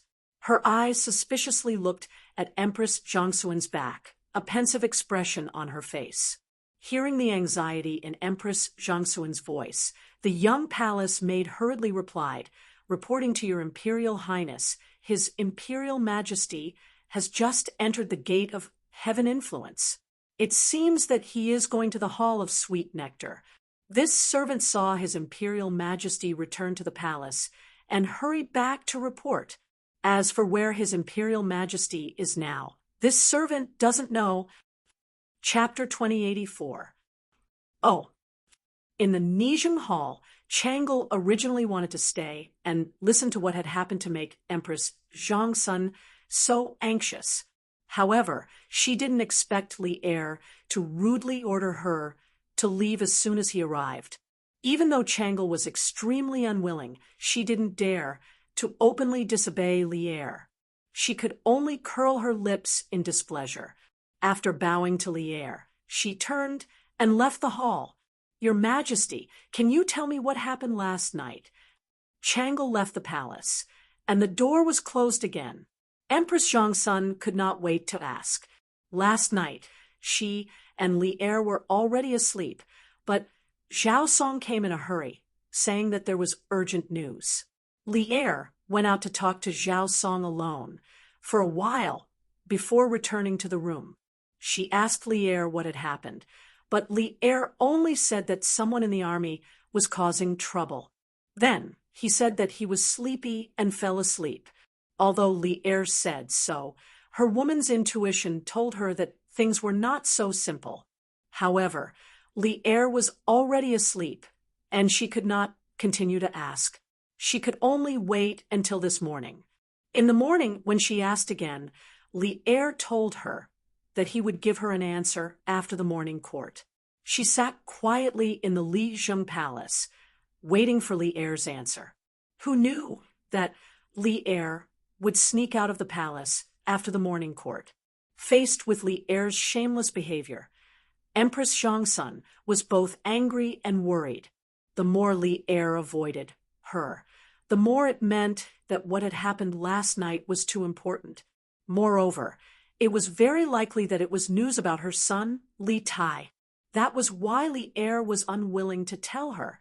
"Your Highness, you..." At this moment, Zhao Song's voice came from outside the palace. After Changle left the palace, she did not go far immediately. Instead, she squatted outside the door and secretly eavesdropped. Oh. In the Nijing Hall, Changle originally wanted to stay and listen to what had happened to make Empress Zhongsun so anxious. However, she didn't expect Li Er to rudely order her to leave as soon as he arrived. Even though Changle was extremely unwilling, she didn't dare to openly disobey Li Er. She could only curl her lips in displeasure. After bowing to Li Er, she turned and left the hall. "Your Majesty, can you tell me what happened last night?" Empress Zhongsun asked impatiently as soon as Changle left the hall and the door was closed. Last night, she and Li Er had already fallen asleep, but Zhao Song had rushed over, saying that he had urgent news. Li Er had gone out to speak to Zhao Song alone for a while before returning to the room. She had asked Li Er what had happened, but Li Er had only said that someone in the army was causing trouble. Then he had given the excuse of being tired and fell asleep. Although Li Er said so, her woman's intuition told her that things were definitely not that simple. However, Li Er had already fallen asleep, so she could not continue to ask. She could only wait until this morning with a nervous heart. When she asked again in the morning, Li Er told her that he would definitely give her an answer after the morning court. She sat quietly in Li Zheng Palace, waiting for Li Er's reply. But who would have thought that after the morning court session, Second Li would directly slip out of the palace? In the face of Li Er's shameless behavior, Empress Zhongsun was both angry and worried. The more Li Er avoided her, the more it meant that what had happened last night was too important. Moreover, it was very likely to be news about her son, Li Tai. Therefore, Li Er had been unwilling to tell her clearly. "Your Highness, if you do this..." At this moment, Zhao Song's voice came from outside the palace. After Changle had left the palace, she did not immediately go far. Instead, she squatted outside the door and secretly eavesdropped. Chapter 2085. "Your Highness, you can't enter. His Highness the Crown Prince is handling official business." Outside the main hall of the Eastern Palace, Changle walked briskly into the main hall. The eunuch at the door hurriedly stepped forward to stop her with a troubled expression. "Humph! I want to see Brother Crown Prince. Get out of the way." Changle was still fuming after being chased away by Li Er from the Regent Hall. How could she tolerate someone stopping her from coming to the Eastern Palace to see Li Chengqian? She immediately rebuked the eunuch. Although she was angry, Changle still restrained herself and didn't say anything too extreme. It had to be said that this young lady's upbringing was really good. Even if she was in a bad mood, she wouldn't bully her servants. If it were any other unruly princess, they would be so angry that they would stretch out their legs to kick the eunuch. The eunuch didn't dare to get close to or touch this great aunt. He was forced back by Changle and said with a troubled expression, but His Highness ordered, "All of you, leave. Let Changle in." At this moment, Li Qingqian's voice came from inside the hall. The eunuch felt as if he had heard a heavenly voice and was pardoned. He hurriedly bowed in the direction of the hall, then turned to Changle and said respectfully, "Your Highness, please." "Humph." Changle raised her chin and snorted discontentedly at the little attendant. Then she lifted her skirt and quickly ran into the hall. Inside the room, Li Chengxian was sitting in front of a desk and writing something with a brush.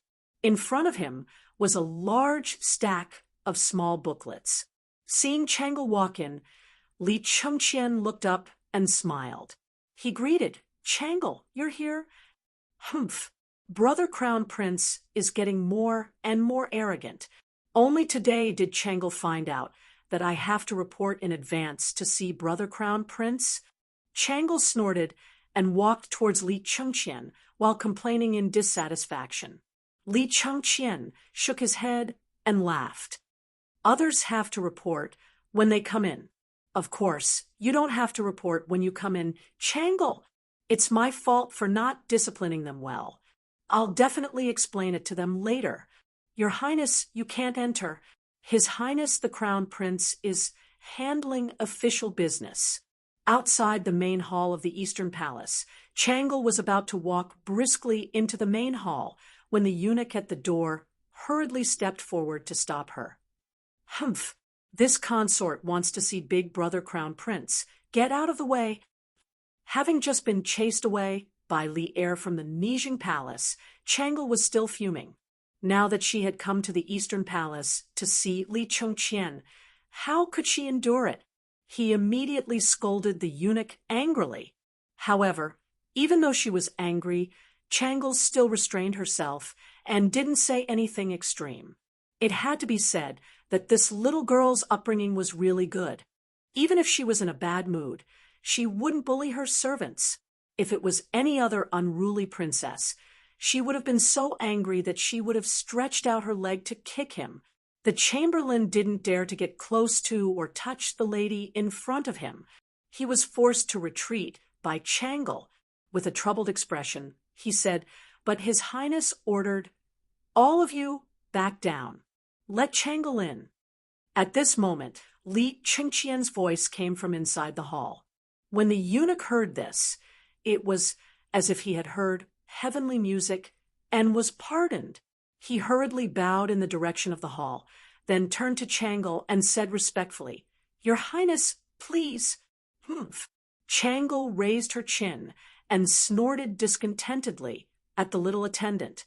Then she lifted her skirt and quickly ran into the hall.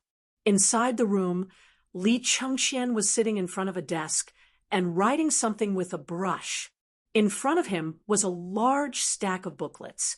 Seeing Changle walk in, Li Chengxian raised his head and smiled. He greeted, "Changle, you're here?" Chapter 2086. Brother Crown Prince. What's wrong? Did you think of something? In front of the desk, Li Chengxian's complexion suddenly changed.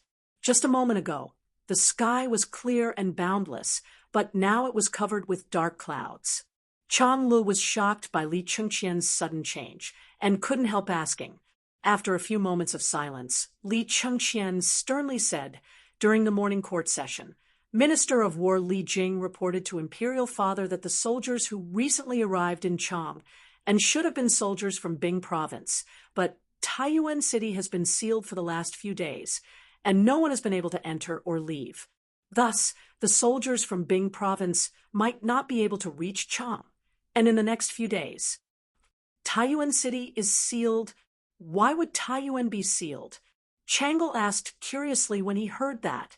Taiyuan was the place where the Li clan had raised its army.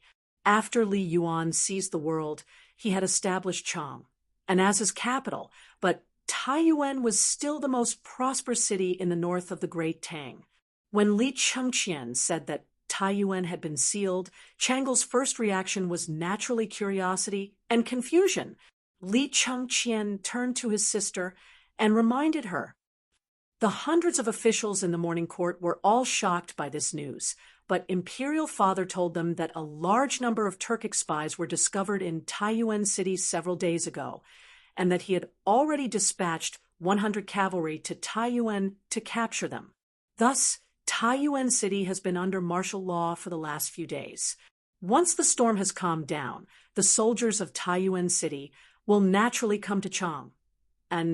But Changle, don't forget that Qingke and the teachers and students of Yanhuang College went north to build a telegraph relay station. Based on their normal speed, they should be in Taiyuan right now. There are Turkic spies in Taiyuan City. Brother Qingke is also in Taiyuan. Brother Crown Prince, are you saying that something might have happened to Brother Qingke? Changle was not stupid. On the contrary, she was extremely quick-witted, and she quickly understood what Li Chengqian was saying and covered her mouth in shock. Li Chengqian put down his brush and solemnly stood up, his hands held behind his back. I actually hope that my guess is wrong. Qingke is not only shouldering the hopes of the teachers and students of the academy, he is also shouldering the heavy responsibility of ensuring the communications of the Great Tang's northern expedition. Nothing can happen to him. Brother Crown Prince, what's wrong? Did you think of something? In front of the desk, Li Chengqian's complexion suddenly changed. Just a moment ago, the sky was clear and boundless, but now it was covered with dark clouds. Chang Lu was shocked by Li Chengqian's sudden change, and couldn't help but ask. Li Chengqian was silent for a moment, and then said in a deep voice, during the morning court, Li Jing, the Minister of War, reported a piece of news to Father. The soldiers from all over the country who have recently arrived in Chang and should have come from Bing province. However, the city gates of Taiyuan City have been closed for the past few days, and no one has been able to enter or leave. Therefore, I'm afraid that the soldiers from Bing province will not be able to arrive in Chang and in the next few days. Taiyuan sealed? Why would Taiyuan be sealed? Changle asked curiously when he heard that. Taiyuan was the place where the Li family rose. Back then, the Li family had raised their troops from Taiyuan after Li Yuan had seized the world, although he had set the capital at Chang. And Taiyuan was still the most prosperous city in the north of the Tang Empire. Hearing Li Chengqian say that Taiyuan had been sealed, Changle's first reaction was naturally curiosity and confusion. Li Chengqian turned to his sister and reminded her. The hundreds of officials in the morning court were also shocked when they heard this news, but Father told them that a large number of Turkic spies were discovered in Taiyuan City several days ago, and that he had already dispatched 100 cavalry to Taiyuan to capture them. Thus, Taiyuan City has been under martial law for the past few days. Once the storm has calmed down, the soldiers of Taiyuan City will naturally come to Chang. But Changle, don't forget that Qingke and the teachers and students of Yanhuang College went north to build a telegraph relay station. Based on their normal speed, they should be in Taiyuan right now. There are Turkic spies in Taiyuan City. Brother Qingke is also in Taiyuan. Brother Crown Prince, are you saying that something might have happened to Brother Qingke? Changle was not stupid at all. On the contrary, she was extremely quick-witted, and she quickly understood Li Chengqian's words and covered her mouth in shock. Li Chengqian put down his brush and solemnly stood up, his hands behind his back. I actually hope that my guess is wrong, and that Qingke isn't just shouldering the teachers and students of Yanhuang College. Chapter 2087. Oh, Chengqian, how did you know that something had happened to Qingke? In the Nijing palace, Li Er told Empress Zhongsun the news he had brought back from the Black Armored Army's camp. After hearing this, Empress Zhongsun relaxed slightly. Just as Li Er was about to leave, Li Chengqian and Changle arrived together. Moreover, as soon as they arrived, Li Chengqian asked him if something had happened to Li Tai and Tai Yuan. Hearing this, Li Er couldn't help but raise his eyebrows. Only a few people in Chang, and knew that Li Tai had been kidnapped by Turkic spies. Because Li Er had ordered for the news to be strictly sealed, Li Er was rather surprised to hear this from Li Chengqian. I don't dare to deceive Imperial Father. This son heard from Changle that Imperial Mother was in a bad mood today, and was filled with worry, combined with the news Duke Wei presented during the morning court session. This son deduced that something might have happened to Qingke in Taiyuan. Worried, this son came to seek an answer from Imperial Father. Li Chengqian cupped his hands and replied. Li Er nodded. After a moment of silence, he looked at Li Chengqian and asked thoughtfully, if something happened to Qingke, what would you do? If nothing happened to Qingke, what would you do? This was a small test he had for Li Chengqian. Li Chengqian said solemnly, this son naturally hopes that Qingke is safe, but if something happens to Qingke, this son and Qingke are brothers. If something happens to Qingke, this son will do his best to help Qingke escape. Li Chengqian's words were sincere, and his gaze was firm. Even when he met Li Er's scrutinizing gaze, he showed no fear. Seeing this, Li Er inwardly nodded. He knew that Li Chengqian's words were sincere and couldn't help but sigh inwardly. The relationship between these brothers was finally on the right track. Oh, Chengqian, how did you know something happened to Qingke? In the Lijiang Palace, Li Er reported the news he had brought back from the Black Armored Army's camp to Empress Zhongsun. After hearing this, Empress Zhongsun relaxed slightly. Just as Li Er was about to leave, Li Chengqian and Changle arrived together. Moreover, as soon as they arrived, Li Chengqian asked if something had happened to Li Tai and Tai Yuan. Hearing this, Li Er couldn't help but raise his eyebrows and ask Li Chengqian. Only a few people in Chang, and knew that Li Tai had been kidnapped by Turkic spies. Because Li Er had ordered the news to be strictly sealed, Li Er was rather surprised to hear these words from Li Chengqian. I dare not lie to you, Father. I heard from Changle that Mother was in a bad mood today, and was full of worries.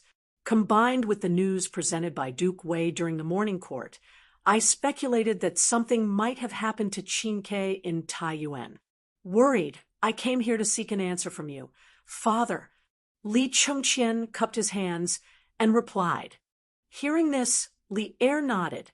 After a moment of silence, he looked at Li Chengqian and asked thoughtfully, what will you do if something happens to Qingke? What will you do if nothing happens to Qingke? This was a small test he had for Li Chengqian. Li Chengqian said solemnly, your son naturally hopes that Qingke is safe, but if something happens to Qingke, your son and Qingke are blood brothers. If something happens to Qingke, your son will do everything in his power to help Qingke escape. Li Chengqian's words were sincere, and his eyes were resolute. Even when he met Li Er's scrutinizing gaze, he showed no fear. Seeing this, Li Er inwardly nodded. He knew that Li Chengqian's words were sincere and couldn't help but inwardly sigh. The relationship between these brothers was finally on the right track. Chapter 2088. Ha ha ha. Madam, quickly ask the kitchen to make some good wine and dishes. This old man wants to have a good drink at noon. Duke Lu's mansion. Cheng Yaojin was dressed in military attire. As soon as he stepped into the mansion, he shouted loudly. This old man was born with a loud voice. Coupled with the fact that his voice was infused with internal energy, It was not only the entire Duke Lu's mansion, but also the other mansions near the Duke Lu's mansion could hear the old man's loud roar. Cheng Yaojin's wife, Madame Sun, was enjoying the cool air in the backyard at this moment. After hearing Cheng Yaojin's crazy roar, Madame Sun helplessly rolled her eyes. Then she stood up with an angry face and walked towards the front yard. She cursed bitterly. "Old thing, what are you doing in the middle of the day? Let the neighbors see." The Cheng family's joke again. After a while, Madame Sun came to the front hall with an ashen face. Cheng Yaojin had already taken off his helmet and armor with the help of the servants. He was sitting at the head of the table and drinking a mouthful of herbal tea. When he saw Madame Sun come in, he quickly put down the teacup and laughed. "Ha ha! Madam, quickly ask the kitchen to prepare good wine and dishes. There's good news, and it's great news. This old man wants to celebrate." Madame Sun was originally a little unhappy because Cheng Yaojin went crazy for no reason. Now that she heard Cheng Yaojin say there was great news, she couldn't help but wonder, great news? What great news? At this time, Cheng Yaojin kept her in suspense. He said to Madame Sun, "Hey, Madam, first ask the kitchen to prepare some good wine and dishes. It's best to make a pot of immortal intoxication. We'll talk about it later while eating." Madame Sun didn't buy the old demon's words at all. She rolled her eyes and said, "Knowing that you're coming back for lunch, the kitchen has already prepared the food. We can start eating in a while. But immortal intoxication, don't even think about it. Recently, you've been in charge of the training of the soldiers in the army. Drinking is prohibited in the army. Do you think a woman like me doesn't know this?" "Ha ha ha. Madam, quickly ask the kitchen to prepare some good wine and dishes. This old man wants to have a good drink at noon." Duke Lu's mansion. Cheng Yaojin was dressed in martial attire. As soon as he stepped into the mansion, he shouted at the top of his voice. This old man was born with a loud voice. Coupled with the fact that his voice was infused with internal energy, it was not only the entire Duke Lu's mansion, but also the other mansions near the Duke Lu's mansion could hear the old man's loud roar. Cheng Yaojin's wife, Madame Sun, was currently enjoying the cool air in the backyard. After hearing Cheng Yaojin's crazy roar, Madame Sun helplessly rolled her eyes. Then she stood up with an angry expression and walked towards the front yard. She cursed hatefully, "Old thing, why are you acting crazy in the middle of the day? The neighbors are laughing at the Cheng family again." Not long after, Sun Sure came to the front hall with an ashen face. Cheng Yaojin had already removed his helmet and armor with the help of the servants. He was sitting at the head of the table, wolfing down a mouthful of herbal tea. Seeing Sun Sure come in, he quickly put down the teacup and laughed. "Ha ha ha. Madam, quickly ask the kitchen to prepare good wine and dishes. There's good news, and it's great news. This old man wants to celebrate." Madame Sun was originally unhappy because Cheng Yaojin went crazy for no reason. Now that she heard Cheng Yaojin say there was great news, she couldn't help but wonder, great news? What great news? At this time, Cheng Yaojin kept her in suspense. He said to Madame Sun, "Hey, Madam, first ask the kitchen to prepare some good wine and dishes. It's best to prepare a pot of immortal intoxication." Chapter 2089. Over in Chang, and Cheng Chumo and Yuchi Baolin were displaying their talents in the army, bringing glory to the Cheng and Yuchi clans. Over in Taiyuan City, their good brother, Li Tai, was still suffering in his cage. Strictly speaking, Li Tai wasn't suffering much. The little fatty was currently feasting at Tong Fu Inn. On the first floor of Tong Fu Inn, Li Tai was sitting at a square table. There were 4 or 5 dishes on the table, all of them emitting a warm aroma. Li Tai sat there alone and ate happily. The surrounding Turkic spies looked at the vegetables in their bowls and then at the fish and meat in front of Li Tai and found it hard to swallow. Comparing oneself to others is really infuriating, especially when Li Tai is now their prisoner. They are in charge of Li Tai's life and death. But the reality is, Li Tai doesn't look like a prisoner at all. He eats better than all of them, and he sleeps better than all of them at night. Second Brother Chen, why do you think Boss is accommodating this Prince of Wei? Right now, we're the ones holding his life in our hands. Two Turkic spies squatted by the staircase, eating the food in their bowls while staring at the fish and meat on Li Tai's table.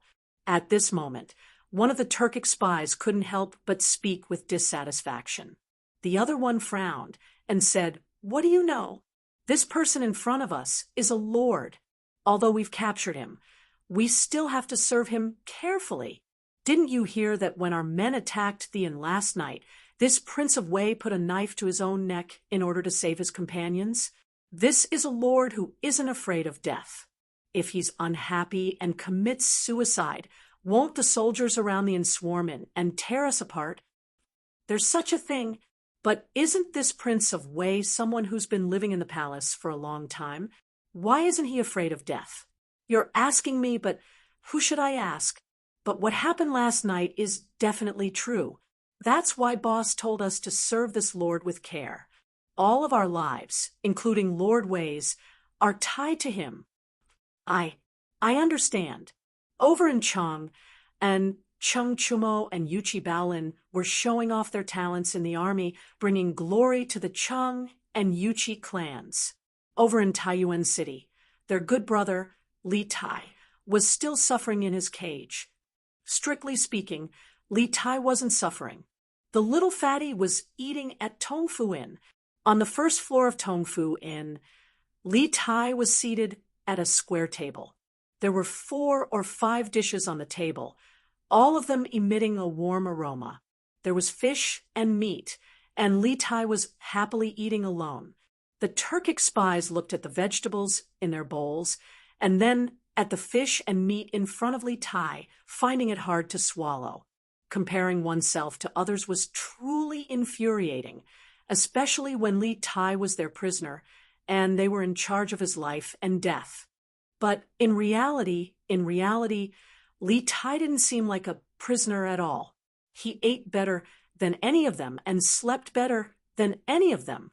Second Brother Chen, why do you think Boss is accommodating this Prince of Wei? Right now, we're the ones holding his life in our hands. Two Turkic spies were squatting by the stairs, eating the food in their bowls while staring at the fish and meat on Li Tai's table. At this moment, one of the Turkic spies couldn't help but complain. Chapter 2090. Hurry up. At noon, on the streets east of Taiyuan City, a group of bailiffs was escorting a dozen carriages of grain to the west. The leader of the bailiffs turned his head and urged the people behind him. These bailiffs weren't from the provincial governor's manor, but from the Jinyang County office in Taiyuan City. Taiyuan was part of Bing Province, and Bing Province had 13 counties under it. Both Jinyang County and Bing Province were in Taiyuan City. In the morning, Wang Liaoyuan had ordered the transfer of 10,000 dan of grain from the official storehouse.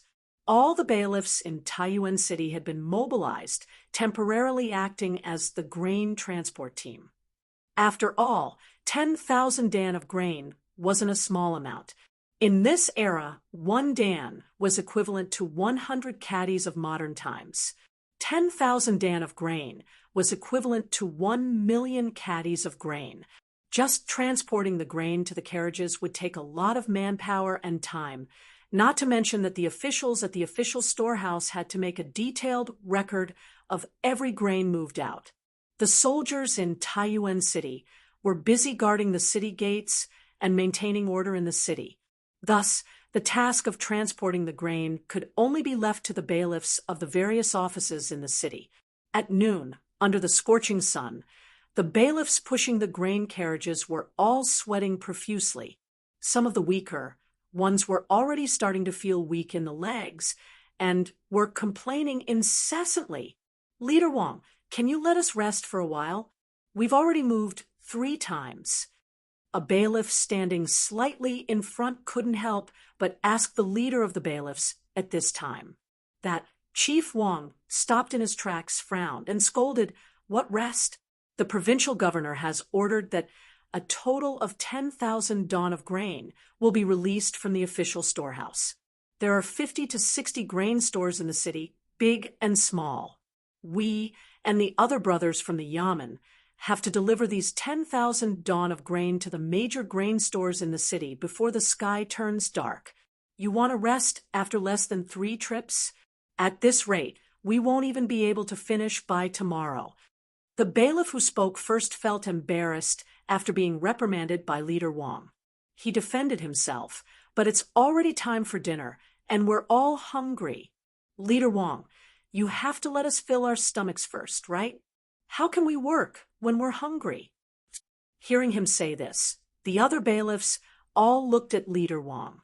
Clearly, they also wanted to rest and eat. Leader Wang saw this and muttered to himself, "Good. After this trip is done, let's go back and have a meal first. After that, we'll continue." "Okay." Hearing this, the Yamen runners were greatly encouraged.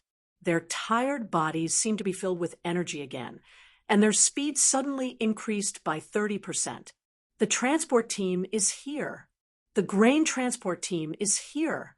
When the grain transport team reached Gujiangfang, they were about to turn south when a group of people suddenly rushed out from the opposite alley. There were men and women, old and young. They were all holding cloth bags. When they saw the grain transport team appear, these people instantly became excited and rushed over. "The provincial governor didn't lie to us. They're really opening the granary. Sir, can you sell me 5 buckets of this grain first? Since you're going to ship it to the grain store anyway, why not sell it to us now?" "That's right. Sir, please sell us some of the grain first. My family only has 1 day's worth of food left, and it looks like we're about to run out of food." This group of commoners swarmed forward and instantly surrounded the carriages. The bailiffs of the county government were all on high alert, as if they were facing a great enemy. Chapter 2091. You're right. We can't let them transport the grain to the grain stores. Otherwise, we'll starve to death. The officials are colluding with the merchants to drive up the price of grain. Taiyuan City will be closed for more than a month. If we can't buy any grain, we'll all starve to death. We can't let these grain be transported to the grain stores. Someone from the crowd surrounding the grain transport team quickly followed suit and shouted. If one were to observe carefully, one would easily notice that these people who were shouting were standing at the back of the crowd. They were all wearing navy blue short shirts made of coarse cloth and headscarves. At first glance, they looked like ordinary people, but their skin was paler and their bodies thinner. Some of them even had scars on their faces or arms. One look, and one could tell that they were definitely not ordinary people. This was a premeditated robbery of grain. We can't let these grain be transported away. We want to buy grain. We want to buy grain. We want grain. As these people fanned the flames in the crowd, the ordinary people who didn't know the truth suddenly became restless. The huge crowd suddenly surged toward the grain carriage. Arrestor Wang and the other county Yamen runners all drew the sabers at their waists, as if they were facing a great enemy. How dare you? All of you stop right there. What are you trying to do? Are you trying to openly rob the grain transport vehicles of the officials and openly go against the imperial court? Constable Wang held his sword in front of him. The aura of a martial artist suddenly erupted from his body as he shouted at the restless crowd with a ferocious expression. The sound of the Yamen runners unsheathing their swords and Constable Wang's stern shout made the people who were charging at the front of the crowd freeze involuntarily. At the end of the day, the people of this era had a natural fear of the officials. Unless it was absolutely necessary, and they couldn't survive, no one would be willing to go against the officials. Whoosh! Bam! Just then, a stone flew toward Constable Wong from the left. Constable Wong's attention wasn't focused behind him at all, so when he heard the sound, he couldn't react in time. The walnut-sized stone hit the back of Constable Wong's head directly to the left. Constable Wong's vision darkened, and he almost fell down. In pain, he subconsciously covered the back of his head with his hand. However, he felt something wet and sticky. When he removed his hand was actually covered in blood. Who is it? Who the hell is throwing stones? Constable Wong was instantly enraged. He turned around and prepared to look for the murderer. A few Yamen runners hurriedly protected Arrestor Wong to prevent him from getting hurt again. The surrounding commoners, especially those who were close by, were even more afraid when they saw that Constable Wong's head was bleeding from the impact. Everyone's hearts were shrouded with thoughts of retreating, but even if they wanted to retreat, there were people who didn't want them to. The county Yamen runner is going to beat someone up. Collusion between officials and merchants. Collusion between officials and merchants. They don't want to give us a chance to live. Hurry up and take the food. My wife and child are still waiting for the rice to be cooked. Someone shouted from the back of the crowd. Not only were they shouting and jeering, they were also taking action. More than a dozen young men in navy blue shirts pushed the people in front of them to squeeze toward the cart. The temporary stalemate was broken in an instant. Some commoners who didn't know the truth in the crowd heard that the Yamen runners were going to commit murder and collude with the grain merchants. They also started to jeer. The crowd surged, and shouts rang out everywhere. As for the crowd standing in front, they saw the truth clearly. They knew that the Yamen runners weren't beating anyone up, so they didn't want to snatch the food. However, their bodies were no longer under their control. Under the shoving of the people behind them, they were getting closer and closer to the grain cart step by step. Just like that, the people who didn't know the truth added fuel to the fire.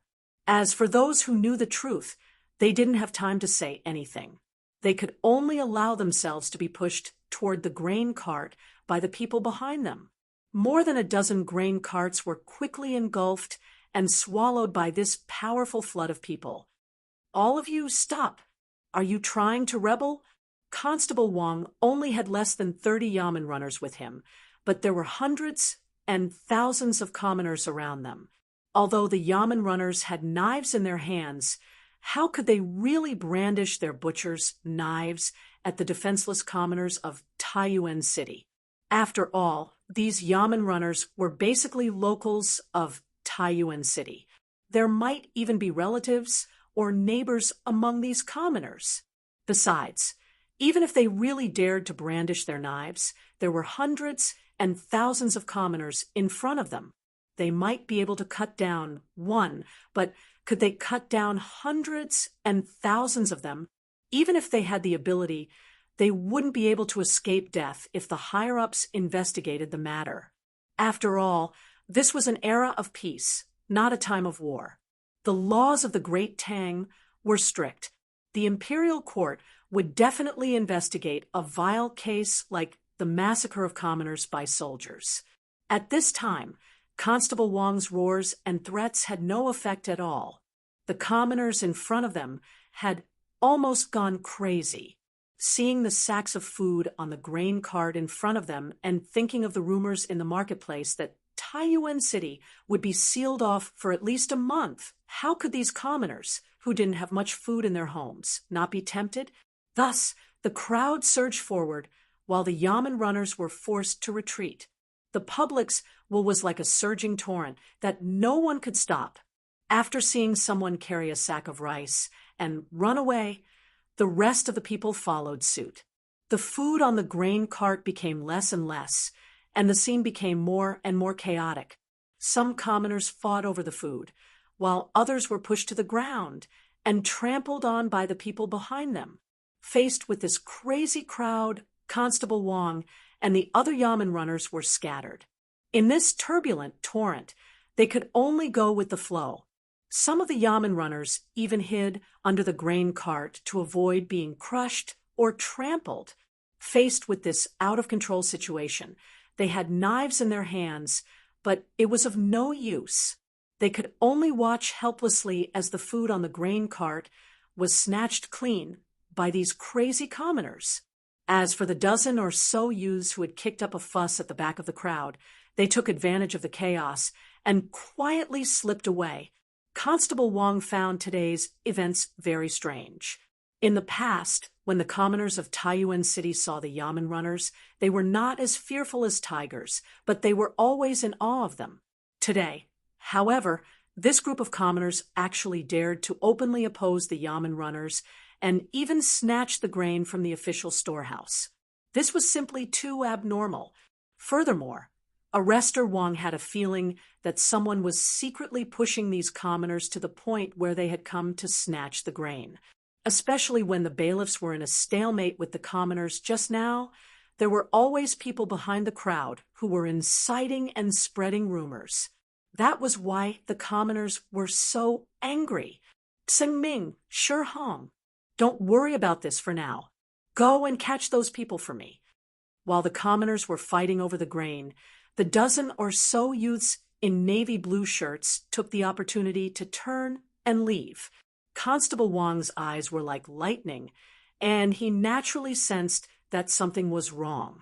He muttered to himself for a moment and guessed that the current situation was very likely instigated by these people. Thus, he hurriedly shouted at the two yamen runners nearby. However, all around them were the commoners who had already fallen into a frenzy. It was very difficult for them to even take a step forward, let alone chase after them. They could only watch as these people disappeared at the end of the street. Chapter 2092. Lord Provincial Governor. Bad news. Bad news. Constable Feng rushed into the back office of the provincial governor's residence and shouted at Wang Liaoyuan, who was resting on the table with one hand. Last night, the Turkic spies had attacked the courier station, causing Li Tai to be kidnapped. As the provincial governor of Bingzhou, Wang Liaoyuan had been busy until around 3 a.m. before going to bed. He had only slept for 2 hours before going to the courier station to discuss with Li Junxian how to rescue Li Tai. After returning from the courier station, Wang Liaoyuan heard that Taiyuan City was short of food. Thus, he ordered people to put up notices and move 10,000 dan of food from the official storehouse. He had been busy for the entire morning. After eating a careless lunch, Wang Liaoyuan was so tired that he fell asleep sitting down. Constable Feng's shout immediately woke Wang Liaoyuan up from his dream. He quickly stood up and asked nervously, "What's wrong? What happened? Is there news from His Highness?" Right now, news about Li Tai was what Wang Liaoyuan was most afraid of, and also what he hoped to receive. He was afraid because he was afraid that Li Tai had met with misfortune and hoped that Li Tai had been rescued. No, it's the grain carts. Constable Feng ran all the way here. His face was covered in sweat. After saying a few words, he was out of breath. When Wang Liaoyuan heard that it wasn't from Li Tai's side, he let out a sigh of relief. At the same time, he was also slightly disappointed. He looked at Constable Feng and frowned. What happened to the grain cart? Take a rest first and speak slowly. Constable Feng took 2 deep breaths before saying, "My lord," the bailiffs of the various government offices all went to the official storehouse to move grain according to my lord's orders. However, 3 groups of grain carts were surrounded by commoners near Rongfei Square, Charon Square, and Gujiang Square. Those commoners took advantage of the chaos and stole all the grain in the carts. there were around 500 Dan in total. Lord Provincial Governor, bad news. Bad news. Constable Feng hurriedly walked into the back office of the provincial governor's manor and shouted at Wang Liaoyuan, who was resting on the table with one hand. Last night, the Turkic spies had attacked the courier station, resulting in the kidnapping of Li Tai. As the governor of Bingzhou, Wang Liaoyuan had been busy until around the 3-hour period before finally going to bed. After a little more than 2 hours of sleep, he had gone to the courier station to discuss with Li Junxian how to rescue Li Tai. After returning from the inn, Wang Liaoyuan heard that there was a shortage of food in Taiyuan City. Thus, he ordered people to put up notices and took out 10,000 don of food from the official storehouse. He was busy for the whole morning. After a quick lunch, Wang Liaoyuan fell asleep while sitting down because he couldn't bear the sleepiness. Constable Feng's shout woke Wang Liaoyuan up from his dream. He quickly stood up and asked nervously, "What's wrong? What happened? Is there news from His Highness' side?"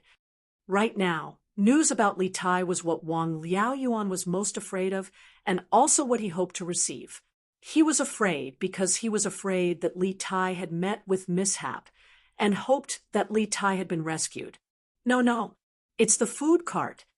Constable Feng ran all the way here. His face was covered in sweat. After saying a few words, he was out of breath. When Wang Liaoyuan heard that it wasn't from Li Tai's side, he let out a sigh of relief. At the same time, he was also slightly disappointed. He looked at Constable Feng and frowned. "What happened to the grain cart? Take a rest first, and tell me slowly." Only then did he say, "Today, the bailiffs of the various government offices went to the official storehouse to take out food according to your orders. However, just now, Rongfei Feng and Qiaran Feng." Chapter 2093. General Lin Jiang pays respect to Provincial Governor Wang. Lin Jiang walked into the back office of the provincial governor's residence and clasped his fist toward Wang Liaoyuan. "Rise." Wang Liaoyuan raised his right hand and waited for Lin Jiang to stand up straight before he hurriedly asked in a deep voice, "Did General Li send you here for any instructions?" Lin Jiang clasped his fist and replied, "I don't dare to give instructions. The general sent me here to inform Provincial Governor Wang of a piece of news." Although Li Junxian was nominally the highest officer of Taiyuan City, and everyone in the city, from the provincial governor to the common people, had to listen to Li Junxian's orders, the rescue of Li Tai still required Governor Wang's cooperation. Thus, Lin Jiang did not dare to be careless. Not only did he maintain the basic etiquette, he even spoke with some courtesy. This was what Li Junxian had instructed him to do. Wang Liaoyuan perked up and hurriedly said, "Please speak." Lin Jiang didn't speak immediately. He glanced at Sir Wu and Constable Feng in the room. The two tactfully clasped their hands toward Wang Liaoyuan and said, "Provincial Governor, we'll take our leave first." Wang Liaoyuan nodded, and the two turned to leave. They even closed the door for Wang Liaoyuan. Lin Jiang finally spoke. "This matter is of great importance and involves a lot of people.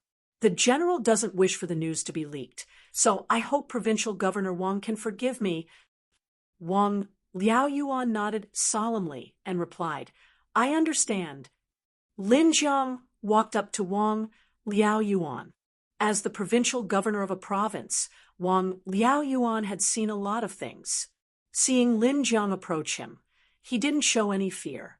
It seemed like he wasn't worried that Lin Jiang would harm him at all. Lin Jiang whispered into Wang Liaoyuan's ear, "Provincial Governor Wang, the general sent me here to inform you that today in the city, General Lin Jiang pays respect to Provincial Governor Wang." Lin Jiang walked into the back office of the provincial governor's residence and clasped his fist toward Wang Liaoyuan. "Rise." Wang Liao Yuan raised his right hand and waited for Lin Jiang to straighten his back before asking impatiently, "Does General Li have any instructions for you to come here?" Lin Jiang cupped his fists and said, "I dare not instruct you.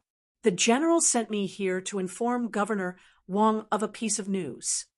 Although Li Junxian was nominally the highest officer of Taiyuan City, and everyone in the city, from the provincial governor to the common people, had to listen to his orders, the rescue of Li Tai still required Governor Wang's cooperation. Thus, Lin Jiang did not dare to be careless. Not only did he maintain the basic etiquette, he even spoke with some courtesy. This was what Li Junxian had told him. Wang Liaoyuan's spirit was shaken. He hurriedly said, "Please speak." Lin Jiang didn't speak immediately.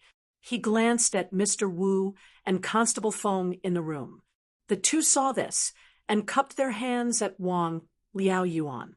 "Provincial Governor, we'll take our leave first." Wang Liaoyuan nodded. The two of them turned around and left, closing the door for Wang Liaoyuan. In the room, Lin Jiang said, "This matter is of great importance and has many implications. The general doesn't wish for the news to be leaked in advance, so I hope Provincial Governor Wang can forgive me." Wang Liaoyuan nodded with a solemn expression. "I understand." Lin Jiang took 2 steps forward and stood in front of Wang Liaoyuan. As the provincial governor of a province, Wang Liaoyuan was someone who had seen many storms. Seeing Lin Jiang close in on him, he didn't show any fear. It seemed like he wasn't worried that Lin Jiang would harm him. Lin Jiang whispered into Wang Liaoyuan's ear, "Provincial Governor Wang, the general sent me here to inform you that today, in the city." Chapter 2094. My lord, I think we should immediately stop distributing the grain to the grain stores in the city. Instead, we should inform the people that the government will directly sell a certain amount of grain to the people at a fair price near the official warehouse in the city. In the main hall of the provincial governor's mansion, Mr. Wu cupped his hands at Wang Liaoyuan as if he had a well-thought-out plan. "Oh, but there are millions of people in Taiyuan City. Won't it be more difficult for the people to buy grain?" Wang Liaoyuan said with a frown. "Not necessarily." Mr. Wu shook his head and replied, "For the people, there may seem to be fewer places to sell grain in the city, but we can set up many queuing places near the official warehouse to sell grain to the people nearby. Moreover, the government will centralize the supply of grain this time. Naturally, the government can also send bailiffs to maintain order at the scene. The people queuing to buy grain is much more efficient than a swarm of robbing in the grain stores. In addition, we will set a rule that each household can only buy a certain amount of grain. This way, it will be fair for all the people in the city. When the people queue, they won't have to worry about running out of grain when it's their turn. Naturally, they won't be impatient and won't rob." It had to be said that Mr. Wu was indeed a good administrator. He saw the main point of the problem. The biggest problem with the grain sales policy in Taiyuan City was that it was not standardized. First, it was not standardized in the queuing. Second, it was not standardized in the distribution.